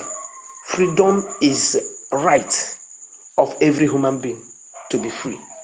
Therefore, if you are here tonight to hear and you want to sabotage and you want to take away soul or you want to track a soul, I command you by the power that controls the night in the darkness. As long as you close your eyes tonight, you will never wake up from that sleep. Anything that makes you to close your eyes tonight, you will never wake up from that sleep. Whether you are in Biafra land, whether you are in the Zulu land, whether you are in a foreign land, whether you operate in the river, whether you operate in anywhere that you are, because ọ na-abịa abịa ọ bịahakwala m nkwukwu otu o siri bịa m ọmụaka na storm. I come to this matter because I was called by myself, by my spirit, that I need to be involved. Anywhere you are sabotaging, whether you have started, see you, the rank they give you, I have no business with it. The rank or the whatever they promise to give you, I have no business with it. The payment that you have collected, I have no business with it. But I have business to tell you this, that anytime you try to sabotage anybody among this BRGIE, the sincere ones that's working with their hearts to make sure that Biafra comes, whenever you remember to work against anybody here, as this night is concerned, I command the power, the spirit that controls night, the spirit that controls night. Now, that person, as long as he closes his eyes, he or she will never open that eyes again. As I have said this word, command ahịa na-anọ ụbọchị na-anọ asa mmụọ asa mmadụ mmiri niile na-agara Igbo ozi mmụọ niile na-achị Biafra ka m na-ekpe ekpere wee na-akpọku ha wee na-asị, if anyone here cry because I don't scroll, go up, scroll, come down. Any man, any woman that decided to work against what we are doing tonight, because a serious information has passed tonight. A serious information has passed tonight. I'm not wearing anything. Therefore, I command the power of the darkness. As long as the person closes eyes, as long as the person breathes in air this night, that person will never breathe out the air. That is to cause, that is to say that that person has gone to the land of judgment. As I have prayed, Allah Biafra, the land of Biafra, so shall it be. Stena Hachuko Kika Biama, he say. That's what I want to say. Thank you. Yeah, that's just my brother. And when they feel like Some people thought that you see, if we all, as we are suffering, because when I was speaking earlier today this afternoon, sometimes it might look as maybe it's like a lament. So, but it is out of the kind of over granted these people has really taken us for. That was the reason why you see when I tell you that these people, when I'm going to, since they know how to bite me in my head without looking my hair, when I get them in the news, I will take it off without even minding their mosquitoes that is there. So, in other words, what I'm trying to say here is that you see this defending of our land is very, very important, very, very, very important, and we don't have any other choice. That is the reason why we are here every day and night, 24 hours, making sure that we get people to understand that this is not the time that you should allow yourself type of excuse that you will be deceived by anybody. Nobody should be allowed to be deceived at this particular moment. Co-host, do you have anything to say about this? If anybody want me to use them now, they go use them. They go use the head to carry them, because we have gotten to that level that we are not minding anybody anymore, and we are not looking at anybody anymore. You know, you see what they said. What they said is that let us continue holding the two leaders. That these people, they will get tired. That is what they said.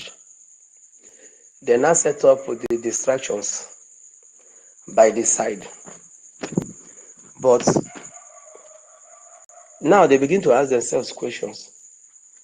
We don't know, say the thing like this will go build. No, say, my brother, one comment. If our leader is out, we are people that happen. Or some people say, are waiting for Master to come out. When people are making that comment, they don't know they are giving because you are left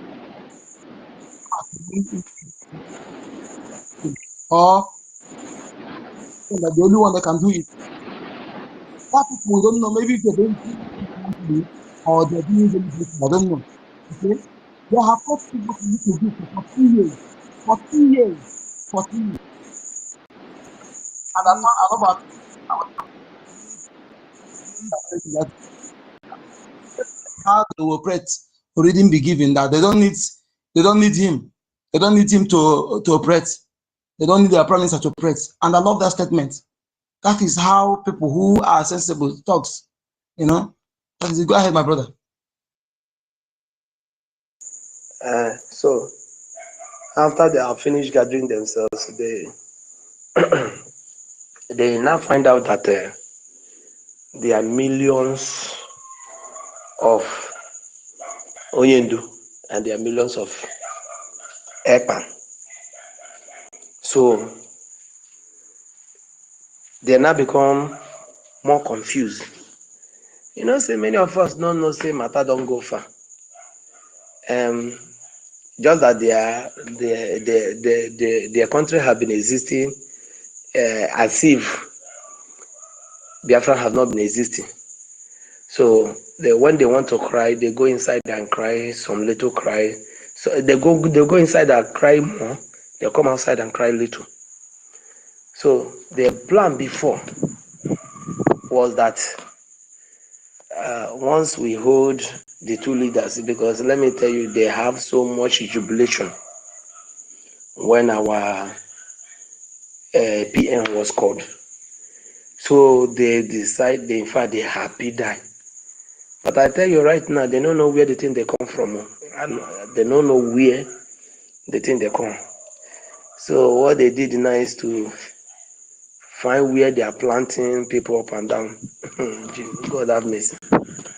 And the people that they have planned already, some of them are disappointed already, some are weak. Are you getting it? Some feel like, okay, it's like this matter will go back. Some self, they tell you like this.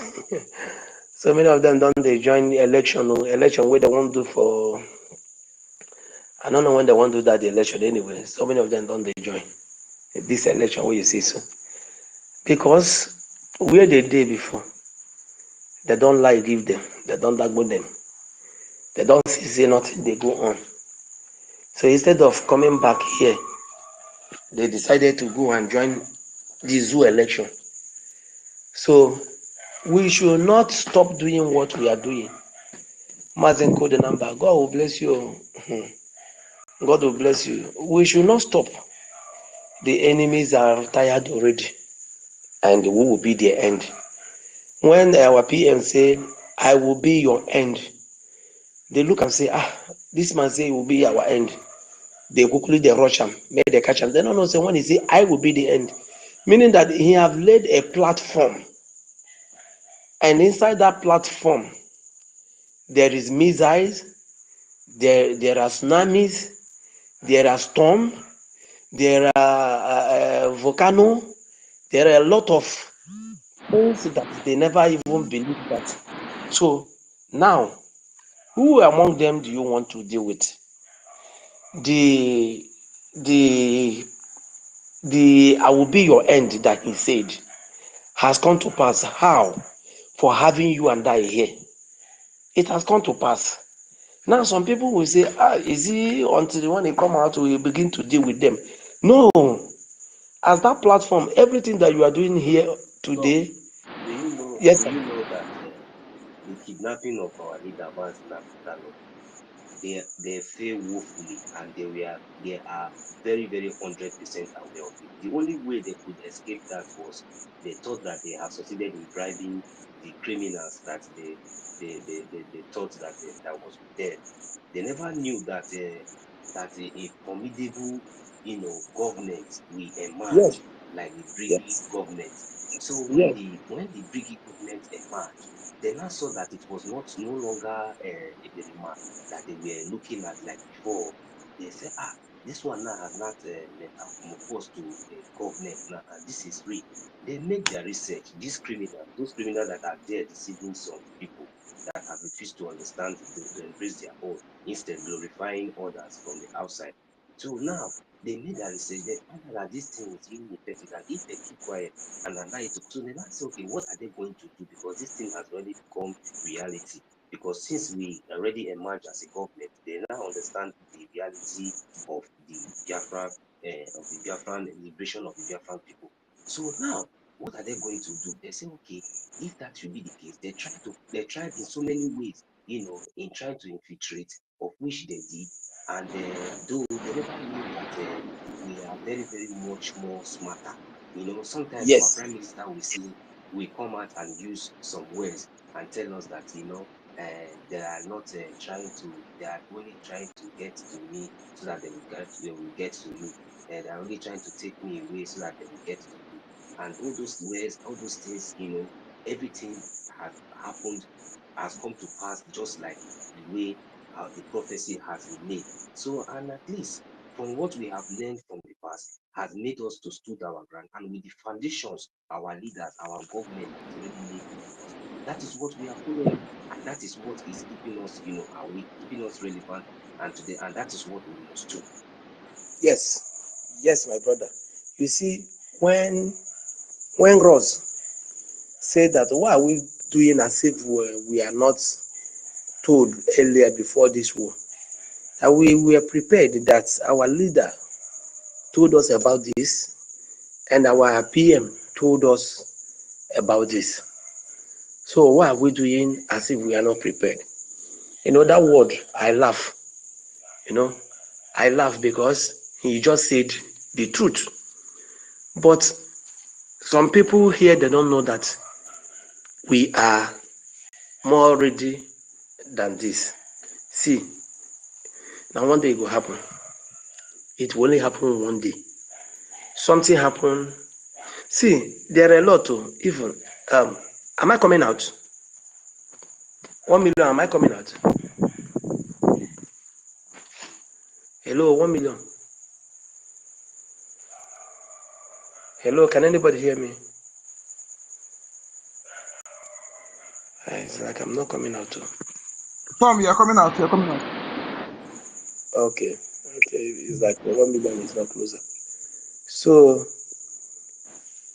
like, you see, it's not only them that mark faces. So we too will mark faces. We too will mark faces. We know some people that even at the end, them too, they will face waiting, they don't start. So when they now the enemies can no longer rejoice. I must be frank with you. They are no longer finding the whole thing funny. It's only those who are not following what we are doing that will think that nothing is happening. They are no longer finding it funny. They never know that Onyendu and the PM have set a platform, a serious platform, just like as our brother said, I think it was OGOJA that said that we should not, how do you put it, that we should stand strong. We already know that we are going to stand strong. So somebody like him now that said that word, he has already known that this platform alone is tsunami. This platform alone is hurricane. This platform alone is tornado. This platform alone is even thunder, fire. So if they come this way, we'll follow them this way. And today, let me tell us, we have taken another step. That is my happiness. By what we discuss here, that this is what we are going to do. So we have taken another step, and it is good. What gives us joy is that let government be doing their own. Let us also be doing the one that we know that we can be able to do. But before you know it, we join it together with the one that government are doing already. You see, we will achieve results. So I don't know. It's a wonderful one to have all of you here. It's a wonderful one. It's a wonderful one. So our people, let's continue doing the work in Biafran land now. This is 3 past 12. So I think maybe I will drop my mic here now. So if you listen, go here where dog the back whoa. Now we not with the still. So that we just time don't reach one at the stage myself, please. So I want to call it a good night from here. I don't know, Mazen code the number if you can hear me, and the 1 million. If any of you can hear me, it's already late. So much. First idea is 5 a.m. So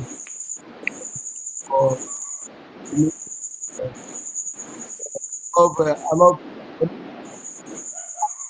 addressing without so let us say you gather 100 and get head.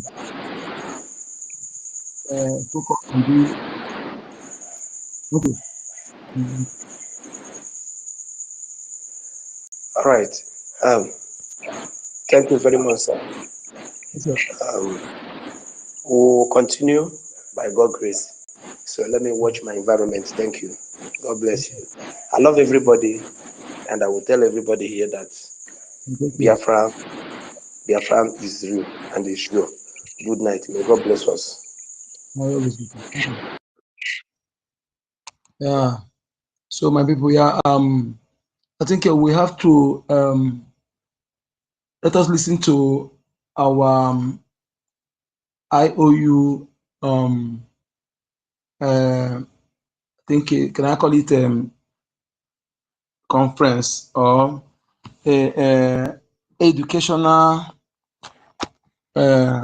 program we had last time on the benefit, on the importance of IOU loan. I'm telling you, this one is what we need to take to our people, because our people, some don't want to give free, they don't want to donate freely. So, and if you cannot donate freely, so it's good you bring. And one thing I want people to understand that is that there's no bank in Nigeria that is more secure than Biafra Bank. The only thing will tell me that Biafra Bank has no physical structure, but every structure that bank needed to be functional properly, and everything about legality of everything is done in Bank of Biafra. Okay, instead of allowing you to be keeping your money in the zoo bank, and you cry hard, I know. All you need to do is to convert it into digital currency, you know. If you want to do business in any country that allow cryptocurrency, you can transact with it. And one thing about it is that 1,000 ejema is almost 1 point something million, almost 1.9 million naira. I think the same value US dollar have is the same value of ejema, and they can never go down. Rather, it will appreciate. I think last time the honorable, I think he has some. You share it. He has appreciated. He has at least some points. Is some point above US dollar. You know. So, and I want you to understand that those who have area of enemies. In fact, anybody who can reason properly don't need to have that mind anything about Biafra bank or Biafra government, because those who are looking for us to fall are many. So, and that their attitude give us a cause, our government cause to work hard, you know. So those who are enemy who are looking for know that everything we're doing is legal. They know that everything we did is legal 100%. So they are looking to see any avenue, any atom of loophole to work against us, to bring us down, to bring, you know. So that's having that knowledge that you have enemy who want you to fall for. So encourage our prime minister and his cabinet to work hard, you know. And that hard work is proven. It's proven when Musa hired the crackers from Russia and from China. They tried to crack into Biafra database, and they failed. They tried to crack into Biafra Bank of Biafra. They failed. So when I'm saying this, I'm saying it with confidence. You know, you know, these two countries where they have highest espionage, highest those who have expert in internet cracking and espionage. You know, these two places, Russia and China, they have the others have, but that's where they have the best. The best. Although India also have, because but the one I did diploma in India here. I think my lecturer then told me that the best is from Russia. Is Russia, so they recognize that Russia have the best. So then when they hired them to crack into our, you know, people used to call it a hacker, but I can tell you that anybody who comes to steal information is known as cracker. But hacker are those who protect the information. But you know, people, you know, generally people call it hacker. But you go to the real this thing when you go into the studying. If you study ethical hacking, you know, ethical. You know, when you know what the meaning of ethical, you know, you have ethical hacker. Any ethical hacker is a protector of data, of information. And you know that you have many categories. You have 4 categories. You have blue and white and dark and green. So those who crack informations, they are categories of the dark. So they have hired them. They've hired them to crack into our banks and the database. They failed woefully. They know that Simon Ekpa no be more joke no be, may be young in age, but he proven that that reason the European country allow him to be a policymaker in that, and also to be one of the best law chamber owned by him. So it's not by he did not make it by bribery. It's by merit. It's by hard work. So, and all the cabinet members in the Biafra government they're proving to be their professorship is not the one they get by bribery. They do not buy it. They get it by merit. They study hard to get it. So they're proving there. All the professors we have, they are not they are not backyard professor. They are actually merit professors. Everything is proven in the Biafra government. So if you are putting your money in Bank of Biafra, go and sleep. After putting it, just keep your own distance and go and sleep. Your money is safe. In the next 100 years, your money is safe. Okay? But that is it. I want to let our people understand. Because our people don't use it that way. That person that they have, Britain is the enemy of Biafra. Even though they're not coming up fully to do it because they are shameless. You know, Britain is the enemy of Biafra. Now British military are training Boko Haram, training terrorists to come and use drum against Biafran people. If you don't know, that is what's going on. So they are the one, even the time they come to our Okigwe with robotic tanks, those people that did not come out of the tank, that Obuligbe Suraku, into the tank, they are British officials, yes. So they are looking for avenue. Even if they get it, they may not come to use it, but they will give it to zoo. Hey, go through here, look at it. This thing they're doing is illegal, is go and do it. Yes, they are monitoring, but they see that everything we're doing is legal and solid. So that is it. So if you're a Biafran and you are having, I think Bam is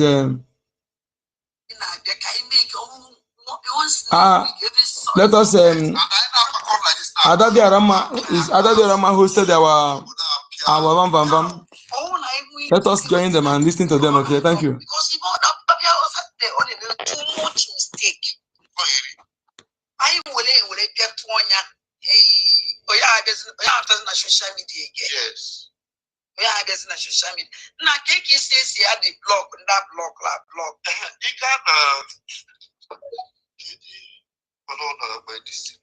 let me see if I go to my studio with Ghana Studio. Ghana Studio. Go to where is this place? The community. Wait, let me see.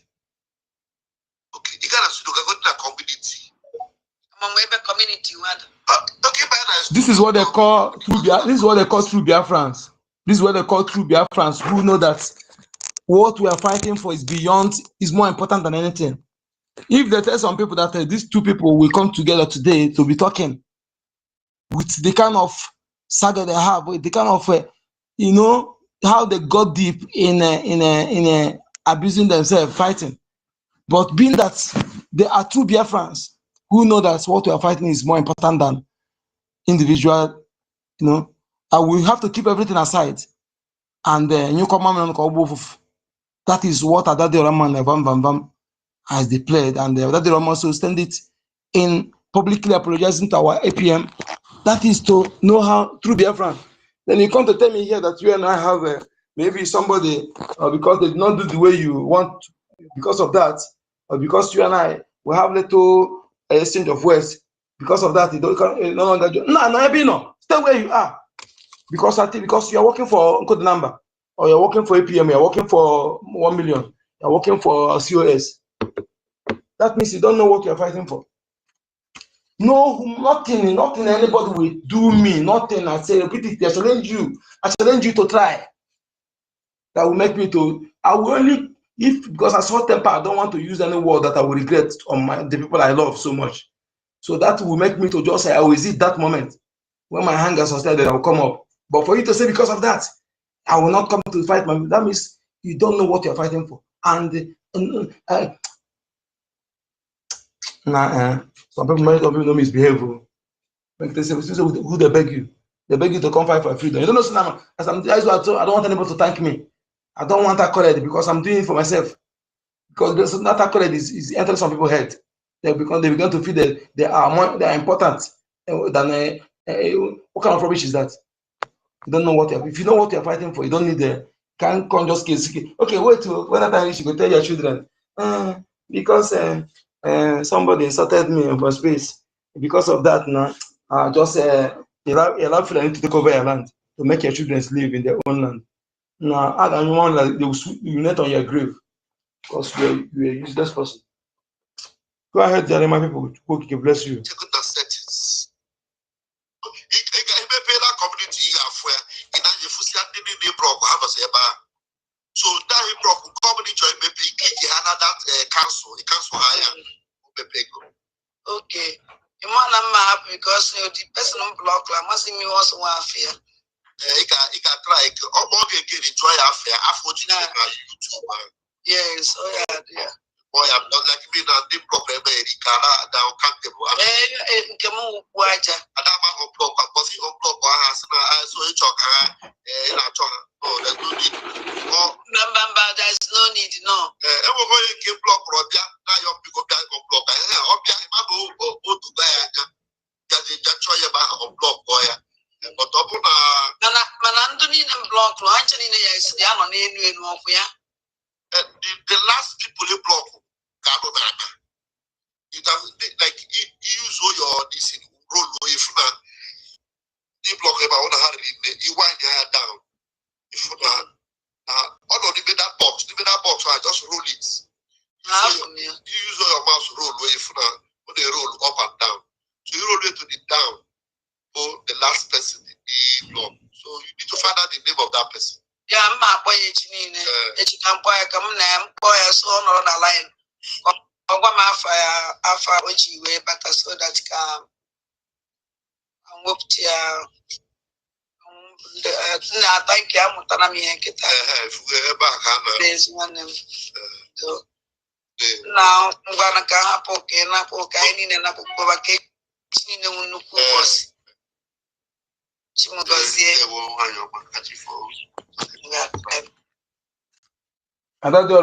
you seek you go slow on like a eburo infiltrated blood. I heard you through Biafran blood, you know, through Biafran blood. So she admitted that her mistake and also working hard to correct it. And if you're still keeping it on her, that means you don't know what you're fighting for. Like I told you, what you're fighting for is more important than life. Somebody will say, how can you say that this thing is more than life, that our land is more than life? Then I will explain to you.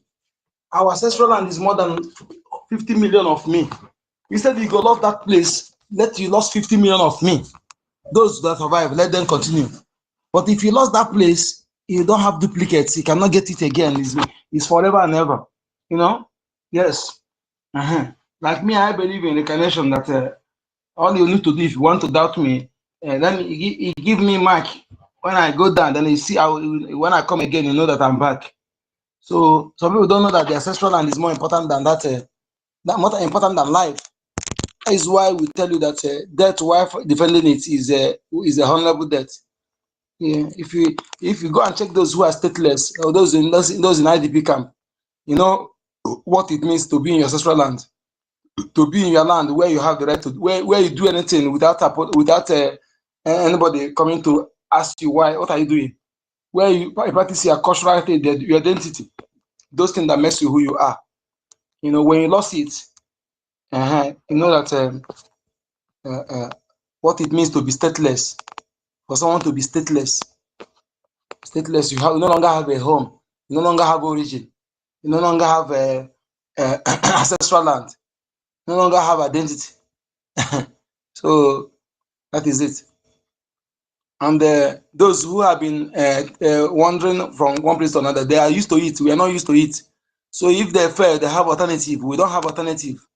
So that is why I'm telling you that if you stand on our way in fighting to preserve our territorial heritage, we are going to crawl. I'm going to put frying pan and plug your eye, fry your eyes, fry your ear, fry your scrotum, and chew it. Even though I'm not used to, but I will prove it to you that those things, the thing that you want to use to scare us by cutting our people, roasting them, and chewing them and putting in the video that very disgusting.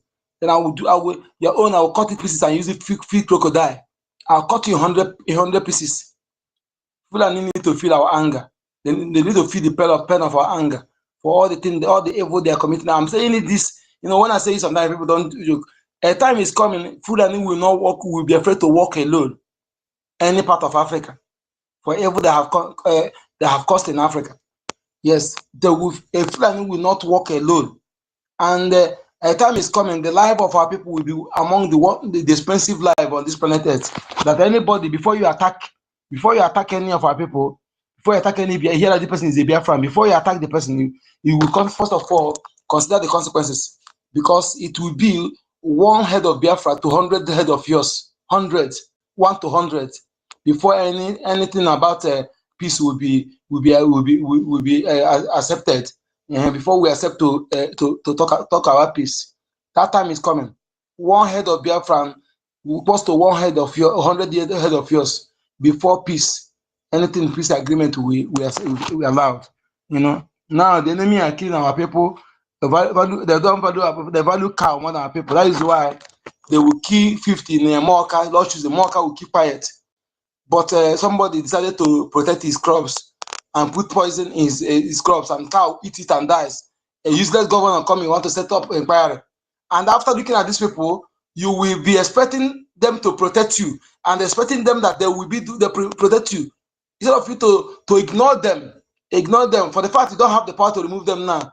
Ignore them and follow those who are fighting. A time come, they will run from that their government house. What you need to do to ignore them and focus on listening to use civil disobedience to let them know that they're no longer in control of you. You no longer listen or take order from them. Okay, when you hear sit at home, obey it. Some people sit at home, they will tell you sit at home economy. Look at these people in the economy, they care about the economy, but they don't care about your life. If you are reasonable, how many governors have said, go and arrest this Fulani that kidnap people, go and arrest this Fulani that attack people? But they're telling you about the economy.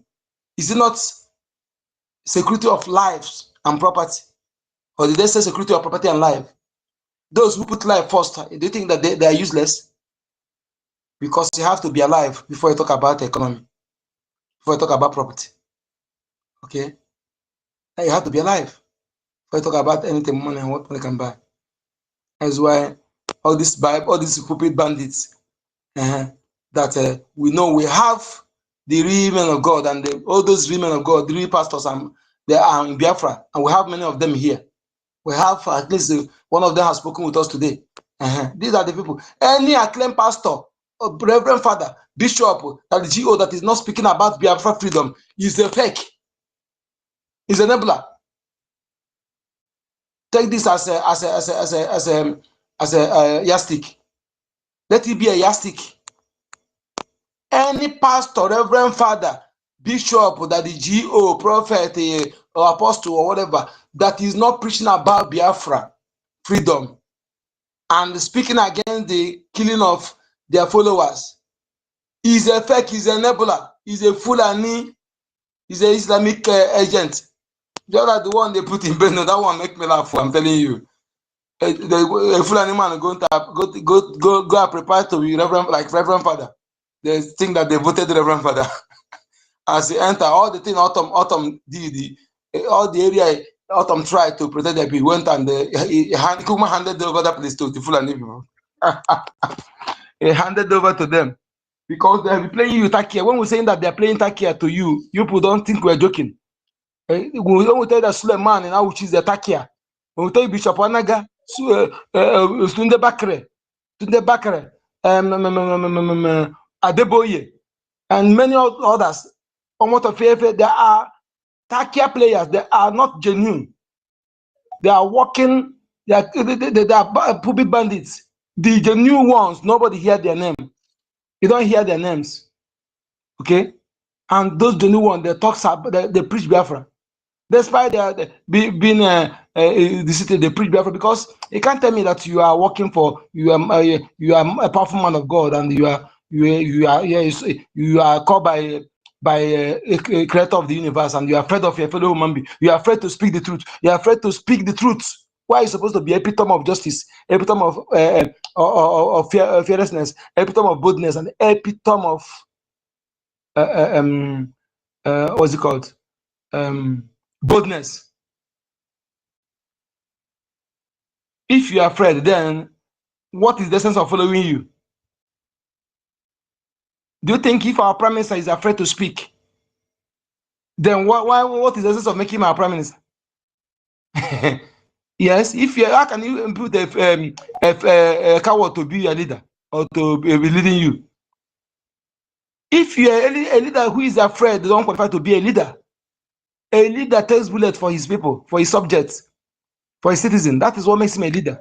That is why the people, both elderly people who senior him by age, you come and respect him and respect that office. Respect that office. So if you are afraid, you don't need to sit in that office.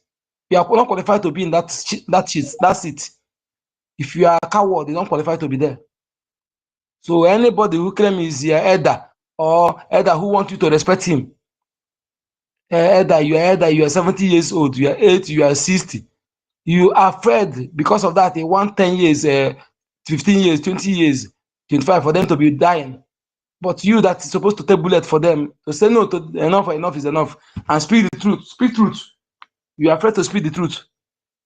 And because of that, your younger ones are dying. Then they want me to respect you. I'm an elder. It depends on I don't need to have gray hair before.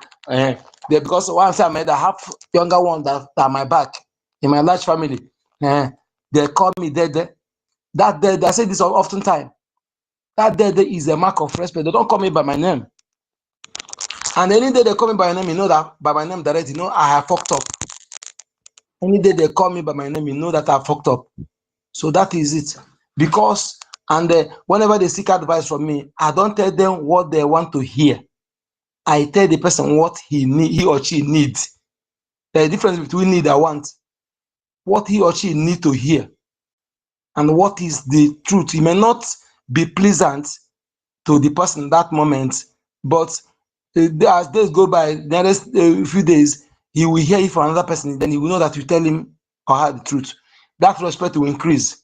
But if because you want to tell him what you want to hear, maybe you want to when you tell him that time, when you go out and see from different people, they tell the person, the different people tell others, tell him or her different thing.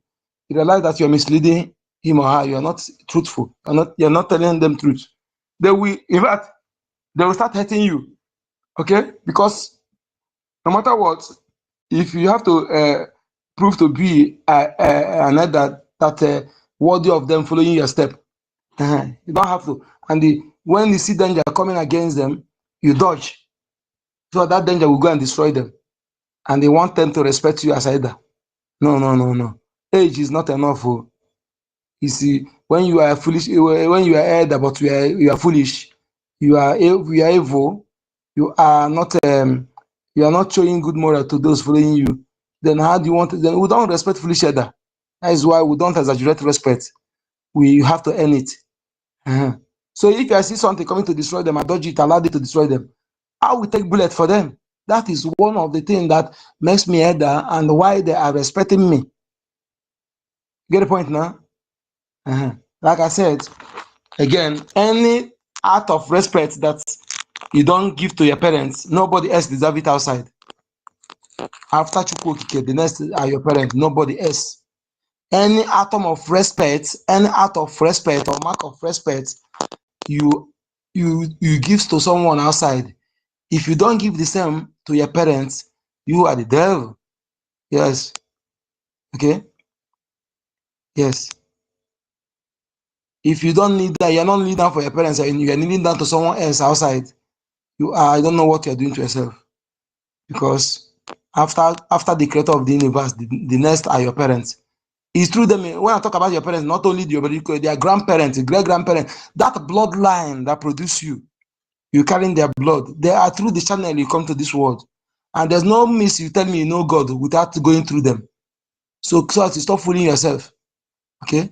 That's why somebody said you are not in good time with your ancestors, through which the Okike created you and bring you to this world. And you are telling me that you know God. Why you are not in good time with your ancestors? You are with your parents. Some people have been wallowing in this ignorance for many years. So let us correct many things so that we'll be able to come out of what we're suffering. Because why I'm saying this, when you see something bad, you refuse to talk. When the punishment will come, everybody will partake in that punishment. You know. Onye kwala ụzọ gaa akwụ ụchara ọdụ igo chie were abalị jie mmiri ama efe n'anya. Oh, my people. I love my ancestors. I love my parents. That's why they're not without blemish, but among the ancestors of any race on this planet, they are the best. They are the best.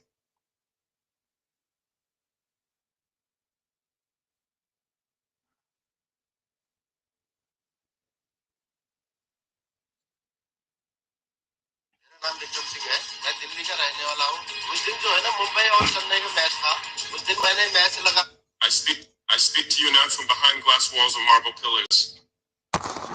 I speak not through sanctioned envoys, nor with rehearsed diplomatic tones. I speak as a soldier, as a son of the soil, as the voice of a people who have lived too long beneath the silence of broken promises and the weight of holy indifference. I send this message from the red earth of Burkina Faso, where the ground remembers colonial chains, and the air still tastes of resistance. Here our prayers rise with the morning smoke of village fires. And our faith is not a performance for cameras, it is a lifeline in war zones. We don't need lectures about faith. We live it when we bury our children and still whisper, God is good. Your Holiness, I do not write to flatter you. Africa has heard enough flattering words with hollow hearts, nor do I write to condemn you, for judgment belongs to God alone. I write with the sacred urgency of truth. I write as one entrusted not just with the nation's destiny, but with the voices of millions who feel forgotten by the church they helped build with blood and tears. I write to you, Pope Leo Kaderaz, not because you are perfect, but because you now sit on a throne that touch every continent, every culture, every corner of this broken world. And I ask you, will your throne be one of truth or tradition? Will your voice echo prophecy or politics? Will your mission serve peace or preserve power? You have inherited a church whose roots run deep in African soil. Our mothers sing hymns in broken French, not because of choice, but because of conquest. Our grandfathers were baptized in rivers once sacred to their ancestors. The church came to Africa with crosses in one hand and at times with chains in the other. Yet still we believed, still we built cathedrals with bare hands. Still we knelt before altars carved in the image of foreign saints and said, thy kingdom come. I am not naive. I understand the intricacies of geopolitics, of alliances woven behind stained glass windows and red carpets. I know that every blessing comes with a calculation, and every silence a cost. But I also know this: Christ was not crucified for convenience. He was crucified for confrontation. He flipped tables in temples when the house of God became a marketplace of hypocrisy. He stood with the lepers and the laborers, not the emperors and the elites. He did not build his church on compliance, but on conviction. And now you, Holy Father, must choose will you follow Christ into confrontation or retreat into ceremony? In the lands I come from, we do not fear blood. We have seen too much of it. What we fear is the silence of those who claim to represent God while refusing to confront Caesar. So I speak to you not merely as a political leader, but as a believer, as a man who prays not for comfort, but for clarity, for courage, for the kind of faith that does not sit quietly while injustice reigns. And so on this historic occasion, your elevation to the papacy, I offer you not a congratulation, but a challenge. Will you be remembered as the Pope who heard Africa, turned his face away? Or as the Pope who opened his mouth and thundered with the voice of the prophets? The choice is yours, but Africa is watching. And more than that, heaven is listening, the voice of a continent betrayed. Your Holiness, when I speak of betrayal, I do not speak lightly. I do not mean the disappointments that come with the politics of men. I mean the betrayal that burns at the soul of a people, handed down like a curse from generation to generation. I speak of the kind of betrayal that makes a child ask, why is my land rich, but my people poor? The kind that forces a mother to bow her head in shame, not because she lacks faith, but because she has lost the strength to hope. Africa, the cradle of mankind, the birthplace of civilization, now lies too often at the feet of charity, stripped of dignity by those who once preached salvation. Holy Father, if you will be a prophet, then hear the cries of a continent that has wept in silence while the world feasted. A continent whose voice has been edited, muted, reshaped by global institutions, foreign clergy, and economic tyrants to fit a narrative that justifies her exploitation. Africa has been betrayed not only by the bullet, but by the Bible, not only by soldiers, but by sermons that failed to speak truth. There was a time when missionaries came not with love, but with legislation, when scripture was used to pacify rebellion, to preach obedience in the face of oppression. The same church that spoke of turning the other cheek did not raise its voice when two African chiefs were slapped raw by colonial hands when African backs were bent under forced labor. Too often the church was silent or complicit. We remember the missions built beside mines. We remember the confessions whispered while our gold was shipped away. We remember prayers spoken over ships that carried stolen children across oceans. The betrayal is not just in what was done, it is in what was never undone. Centuries have passed, Holy Father, yet our story remains framed by foreign hands. African countries are lectured about good governance by those who install the very dictators they now condemn. We are asked to rise while the weight of unjust debts presses our knees into the dirt. We are expected to forgive while the architects of our suffering still build monuments with stolen wealth. And through it all, Africa has endured. We have not cursed God, we have cried to him. We have not renounced Christ. We have clung to his garments like the woman with the issue of blood, believing that healing still flows from a divine hem. But the betrayal deepens when even the church forgets its African children. When decisions about our lives, our cultures, and our futures are made in rooms where no African voice is present. When global Catholic leadership mirrors the hierarchies of empire rather than the kingdom of heaven. When African bishops are seen but not heard, when our theological insights are patronized. And our spiritual wealth dismissed. Your Holiness, how can we speak of one body, one faith, one church when African wounds are treated like footnotes in the gospel of global power? The church has been a healer in many places. Yes, missionaries have dug wells, built schools, and cared for the poor. But Africa does not need more soup kitchens without sovereignty, more sermons without solidarity. We need a church that does not just give, but stands. We need a pope who does not simply pray for us, but with us, in the fire and the struggle and the truth. When a continent as spiritually rich as Africa is treated as a mere mission field, something is wrong. When a people who gave the world saints, scholars, and sacred wisdom are still reduced to charity cases, something is broken. And so we say, we are not your burden, we are your brethren. We are not asking for pity, we are demanding partnership. We do not need another handout, we need hands joined in justice. You, Holy Father, now sit on a throne shaped by centuries of history. But will you allow Africa to sit at the table? Or continue the betrayal through polite neglects. Do not mistake our silence for consent. Our dignity may be bruised, but it is not broken. Our voice may have been stolen, but it is returning, and when it speaks, it will shake not only the halls of power, but the conscience of the church. Your Holiness, this is Africa's voice betrayed but not buried, bruised but not silenced, rising in when the cross was used as a crown. Your Holiness, let us speak now with the courage of truth about the time when the cross was used not as a symbol of salvation, but as a crown of domination when it no longer bore the weight of mercy, but the ambition of empire. There was a time when men came to our lands carrying two things, a Bible and a flag, and soon after behind them came soldiers. They spoke of the gospel but planted the banner of foreign kings. They preached heaven but extracted gold. They sang hymns in our church as well. The chains of enslavement rattled outside the door. The church, yes, even the church was present at the baptism of colonization. In Africa, Your Holiness, the cross did not always arrive with kindness, it arrived with cannon fire. Cloaked in civilization, it was weaponized to tame the soul while the body was broken. Faith became an instrument of submission, not liberation. Our gods were called demons, our names erased. One language is criminalized, and all the while the gospel was recited not in love but in Latin. From foreign tongues, over our bowed heads. This is not merely history, this is trauma alive in the bones of our people. Ask the elders in the villages and they will tell you we were not given Christ, we were given commands. We were not offered communion, we were ordered conformity. Christianity became the mask worn by the colonizer to justify in conquest, and the church too often did not resist it. Blessed, we remember the papal bulls that justified the transatlantic slave trade. Dum diversis, Romanus Pontifex, written in Rome, felt in Luanda, in Dakar, in Accra, in the wombs of African mothers whose sons were dragged away in chains. We remember how missionaries stood beside colonial administrators teaching obedience, not resistance, humility, not dignity. Is this what Christ died for? Your Holiness, the cross was never meant to be a crown. It was a call to carry the burdens of the poor, not to exploit them. It was meant to break chains, not bless them. But in Africa, the sacred symbol of redemption became entangled in conquest. Do not misunderstand, Africa has never rejected Christ. No, we have seen in Christ the reflection of our suffering, or longing our hope. When we read of the man from Nazareth, poor, hunted, misunderstood, we saw ourselves. The Christ who was beaten and left for dead under empire was our Christ. The Christ who stood against corruption in the temple, who fed the hungry, who uplifted the outcast. He is our Messiah. We did not reject the gospel, but we reject the gospel used as a justification for theft. The colonizer wore the cross, but never carried it. He preached sacrifice, but demanded tribute.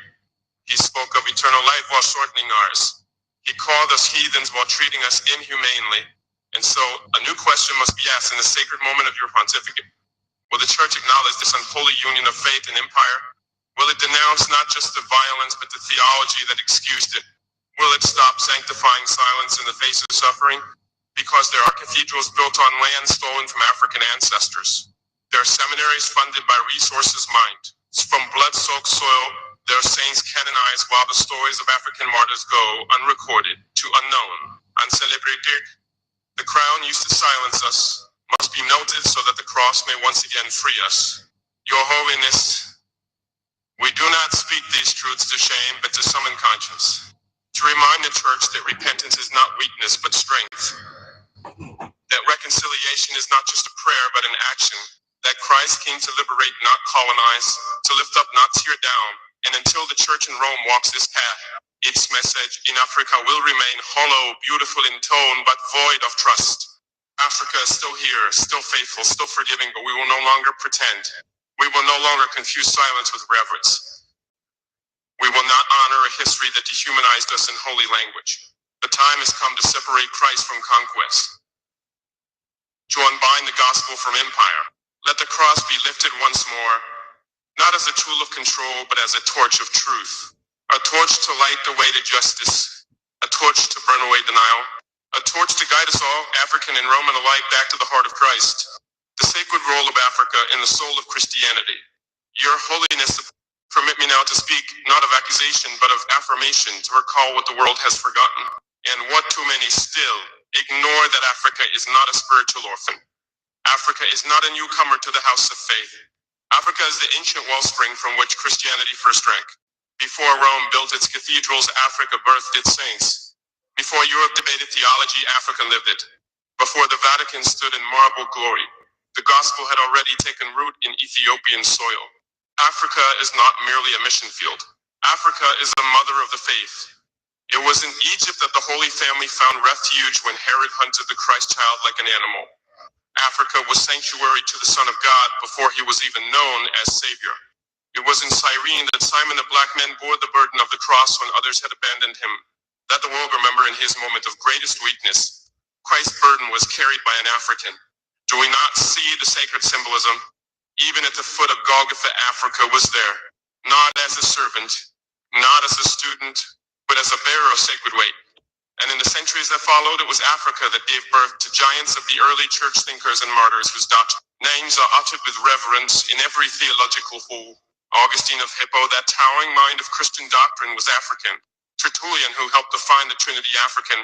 Athanasius, that fierce defender of orthodoxy, African. These were not guests in the faith, they were architects of it. The church forgets this at its peril, because when Africa is treated as a latecomer, when its people are seen as forever needing guidance, the church denies its own origins. Africa is not on the margins of Christian history. Africa is woven into its soul. And yet, despite this truth, modern Christianity has often treated Africans as spiritual dependents. Not heirs, not elders, not equals the images of Christ, remain pale, distant, foreign. The centers of theological power still sit in the West, issuing judgments and decrees as if African spirituality were somehow immature or secondary. But how can this be? Can the child deny the wisdom of his mother's house? Can the faith ignore the land where its roots were watered by the blood of martyrs, where the desert fathers and mothers sought solitude with God, where sacred chants once echoed long before choirs were chants formed in Europe?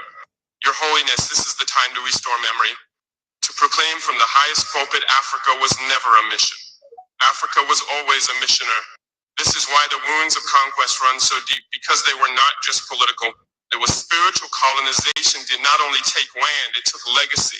It rewrote the role of Africa in the story of salvation, making her seem passive, absent, voiceless. But now the tide turns. The African church is rising. Its pulpits thunder with revival. Its youth march in faith and defiance. Its prophets are not dressed in robes, but in sandals and courage. And they speak not just of the gospel as doctrine, but as liberation. Your Holiness, this is not the hour to merely bless Africa. This is the hour to listen to Africa, for in its suffering it still sings, in its poverty it still prays, in its rejection it still forgives. And what does that sound like if not the echo of Christ himself? The world is tilting, empires are fading, institutions are trembling, but the soul of Africa remains deep, unbroken. Passionate has carried the burden of silence for centuries, but now it begins to speak again, not in anger, but in remembrance. Let this pontificate be remembered not for ceremonial diplomacy, but for sacred restoration. Let the Vatican no longer patronize Africa, but partner with her. Let theologians study not only Aquinas, but the sages of the Nile and the desert. Let African saints be canonized not for Western applause, but for spiritual truth. Let the Church at last confess that without Africa, Christianity is not whole. Your Holiness, in the season of reckoning, remember this. The Church does not bring Christ to Africa. Africa brings Christ to the Church again and again. Let the next chapter of this global faith begin with a bow, not from Africa, but to Africa.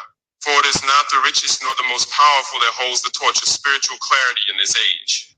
It is the continent that still dares to believe despite betrayal. The continent that still forgives despite theft. The continent that still rises despite crucifixion. Africa is not waiting for validation. Africa is reminding the world who she has always been. The question of justice and the silence of Rome.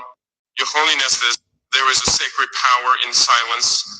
The kind that honors grief. The kind that waits upon God. But there's also a silence that wounds. A silence that betrays. A silence that, when wielded by those in power, becomes complicit in injustice. And it is this silence, the silence of Rome, that Africa cannot bear any longer. For decades, our lands have been pillaged under the guise of global aid. Our leaders chosen not by the voice of our people, but by the will of foreign embassies and banks, our youth drowned in deserts and seas, searching for survival in lands built with the gold, the rubber, the diamonds, and the oil taken from our own. And while all this unfolds, the Church whose voice once moved empires, whose words once echoed from cathedrals to kingdoms, says little too little. We watched as corporations stripped forests sacred to our ancestors. We watched as entire communities were displaced to build mines that fed Western technologies. We watched as our leaders were assassinated or exiled for dreaming of independence too loudly. And we listened, we waited for a word of condemnation, a cry for justice. But from the Holy See too often came a diplomatic silence. Not indifference perhaps, but restraint. Not cruelty perhaps, but caution. And while the Vatican weighed its words, Africa bled. Your Holiness, I do not say this in anger. I say this with the trembling urgency of a man whose people are still dying not only of war, disease, but of silence. A silence that cloaks itself in neutrality. A silence that excuses itself with complexity. A silence that forgets that the gospel was never neutral in the face of oppression. Christ did not weigh both sides when the Pharisees crushed the poor with legal burdens. He did not moderate his tone when confronting power that exploited the weak. He overturned tables, he wept for Jerusalem, he named injustice. So I must ask, where is that fire now? When African priests are murdered for standing with their people, where is Rome's thunder? When extractive contracts leave our nations crippled with debt, and our children without schools were taught is the Church's rebuke. When arms manufactured in Christian nations flood our regions and fuel endless conflicts, does the Vatican not grieve? Does it not speak? We do not ask for politics from the pulpit, we ask for prophecy. For the kind of moral clarity that can look into the eyes of empire and say enough. The Church was never meant to sit in comfort while the poor perish.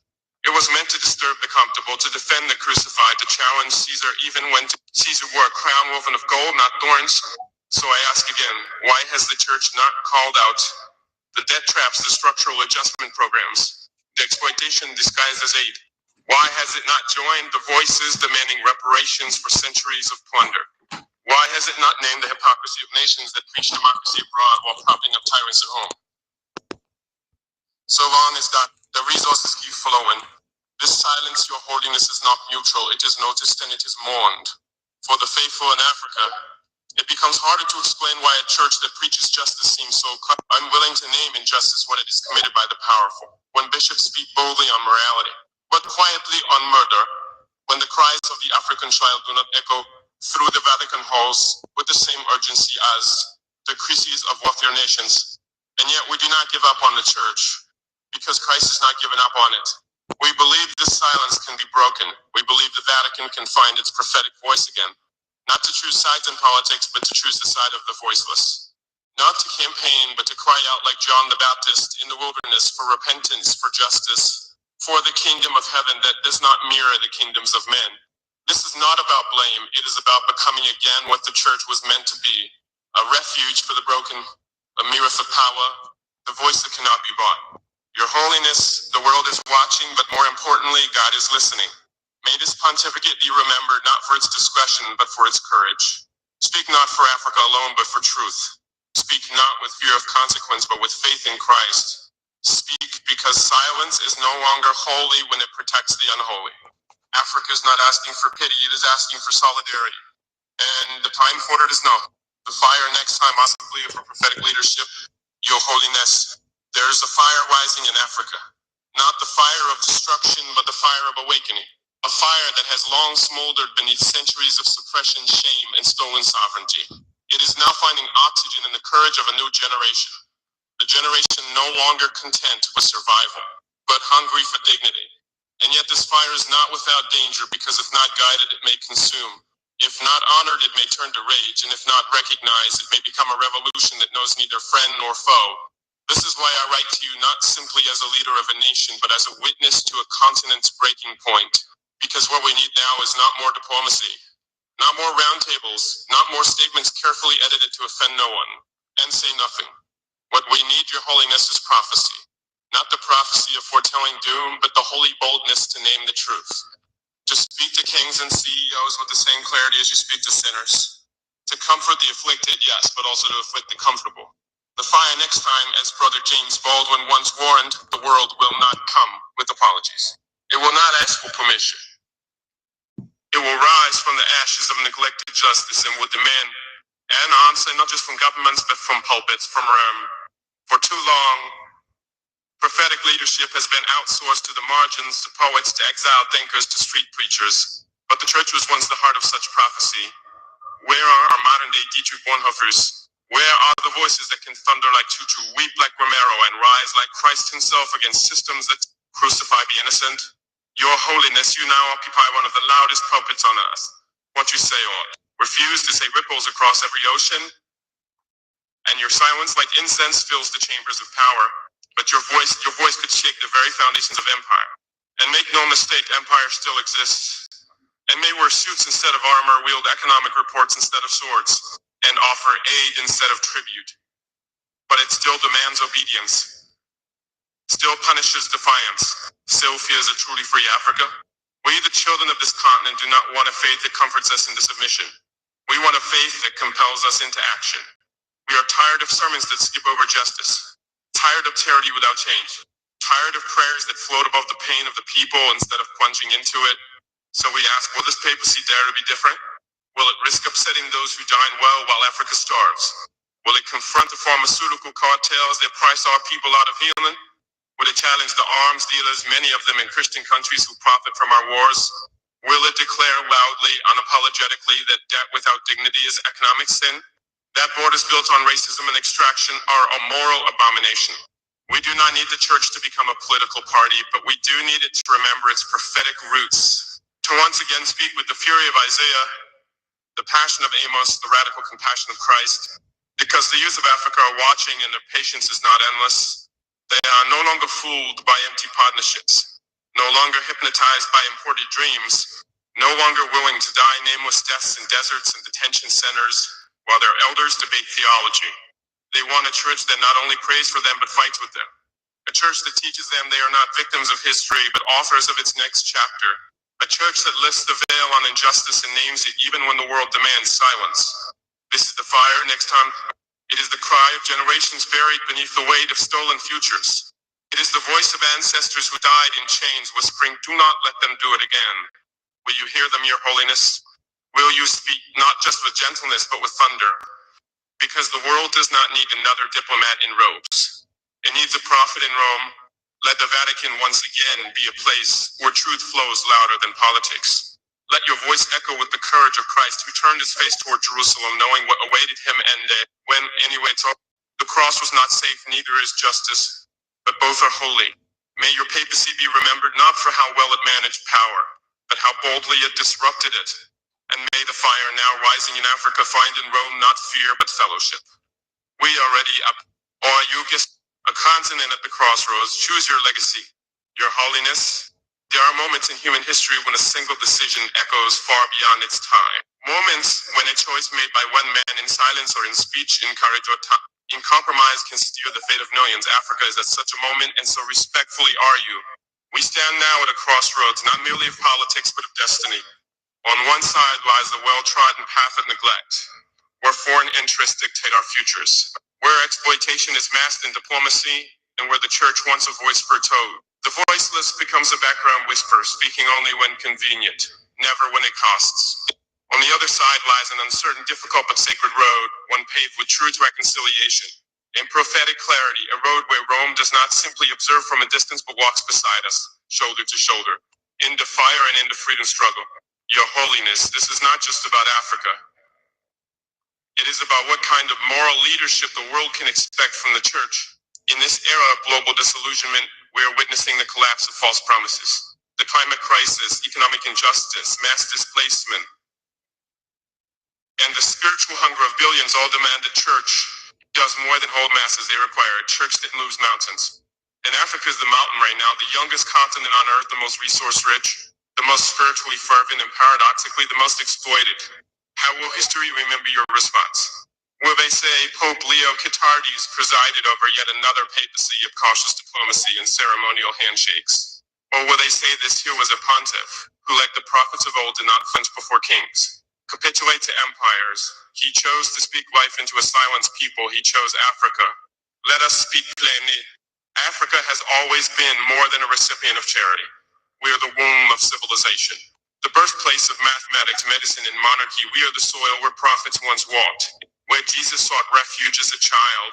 And yet in the global order, we are still treated as a footnote. The Vatican in its wisdom has the power to help change that. Not by issuing apologies alone, but by investing in justice. Not by sending missionaries to teach us, but by humbling itself to learn from us. It's not by demanding that we conform to Western models of theology, but by making space for African voices to reimagine what the gospel looks like when preached from the margins. If this is not the time for such transformation, then when? If this Pope will not rise to meet this moment, then who?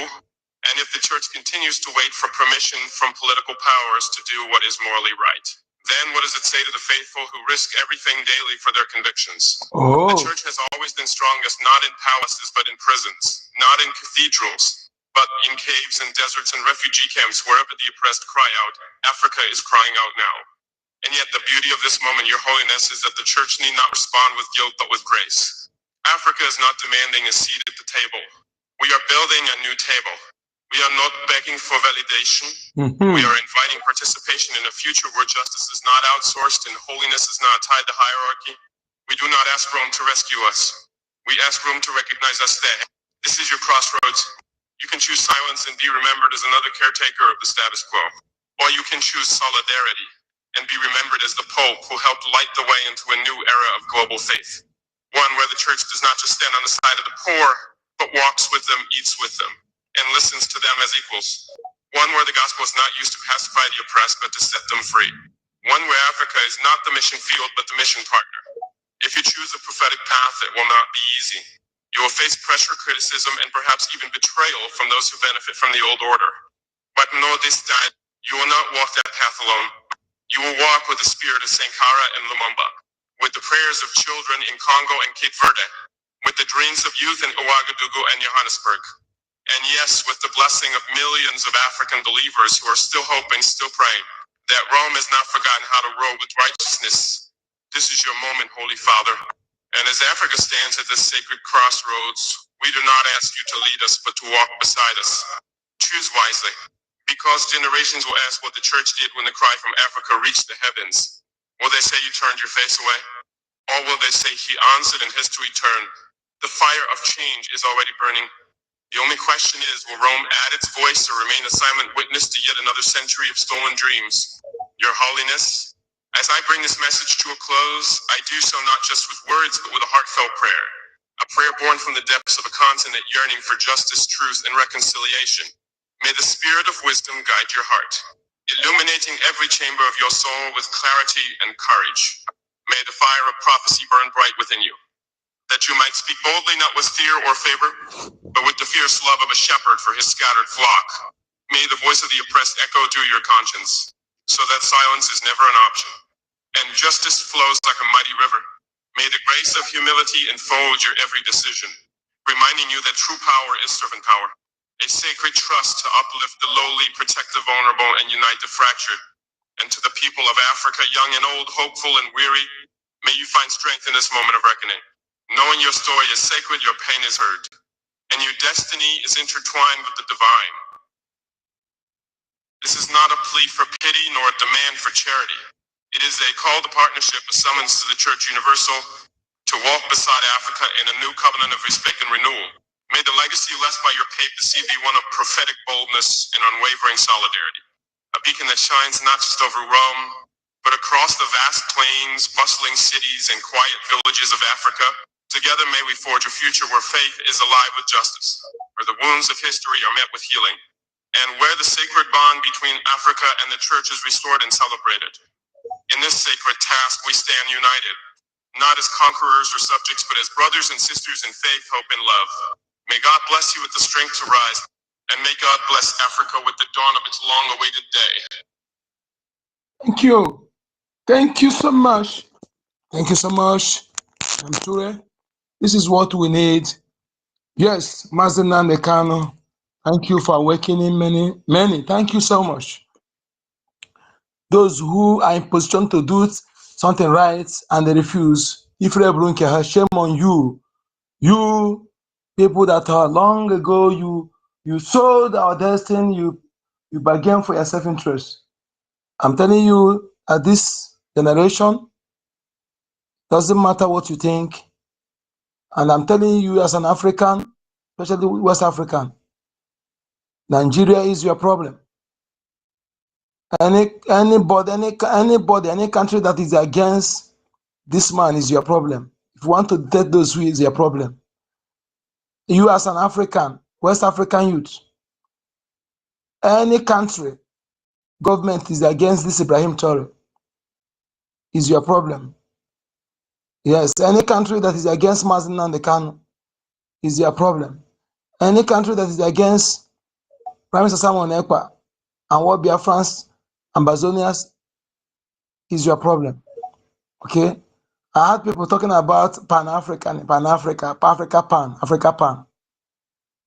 And I've said it and let me say it again. You know what happened? These imperialists, there's something they do. You know, because of Gaddafi want to create an African currency with gold, want to unite Africa, they kill him. And they have seen that Africa is calling for that Africa. Let me tell you, see these people that are currently chatting for an Africa or Africa, United Africa, they are being sponsored by the imperialists, by France and all these Western imperialists. Anybody that anything ECOWAS is champion is fake. Who are the people sponsoring ECOWAS? The same France. Who built the ECOWAS hall? The imperialists. You know, anything you do there, they are listening to you. They are in China, they listen to you. They are in France, they listen to you. They are in England, they are in America, they listen to you. So ECOWAS don't represent African interests. Okay? ECOWAS is another Western extension in Africa. You know? This one is not Western, both Arab, Asia, American, and European extension in Africa. Just like Nigeria is a symbol of slavery. And European point of dominance in Africa. Nigeria is a crime against humanity, against Africa. For what Ibrahim Traore is doing to be sustained and progressive, Nigeria must go down. Yes, Nigeria must go down. Biafra must rise. Ambazonia must rise. You see, if you are shouting United Africa while your home is not in order, you are categories of Akamanama.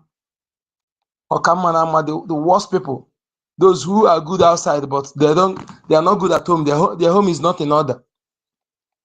Charity, they say, begins at home. When we are talking, listen to our, don't pay attention to our grammar. Don't pay attention to our accent, because it can never be gooder. My grammar can never be gooder.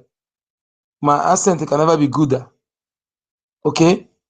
Rather, it will continue being badder. If you want me to speak good, expect my accent and my eloquence in my mother tongue. So wait me for that side. Just pay attention to the wordings of what I'm saying. Then you get my point.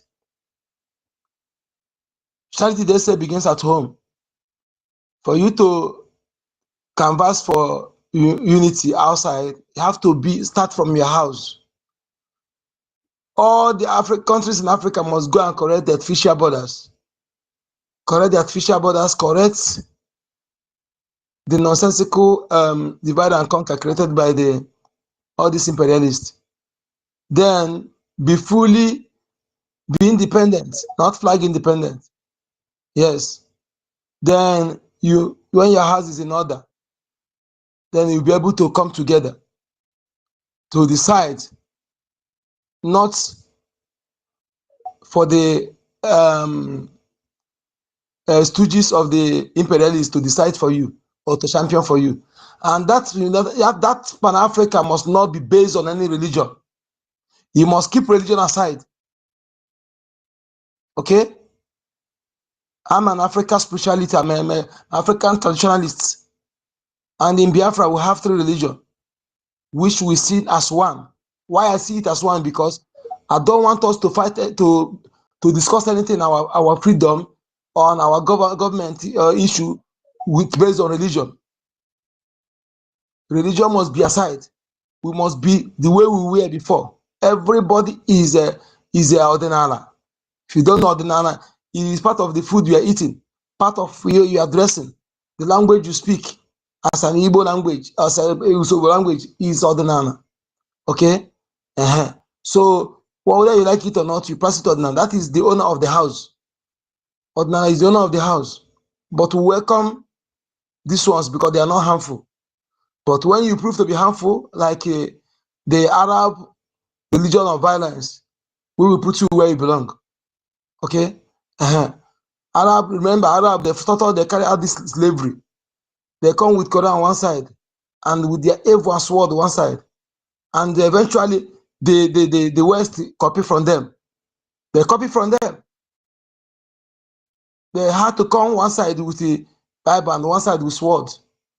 They have to send the arsonist and the other group act as fire extinguisher, and that group as arsonist. In the sense, the colonial criminals were the arsonists, the missionaries fire extinguisher. Why they are the same? They're working for the same. If you listen to everything by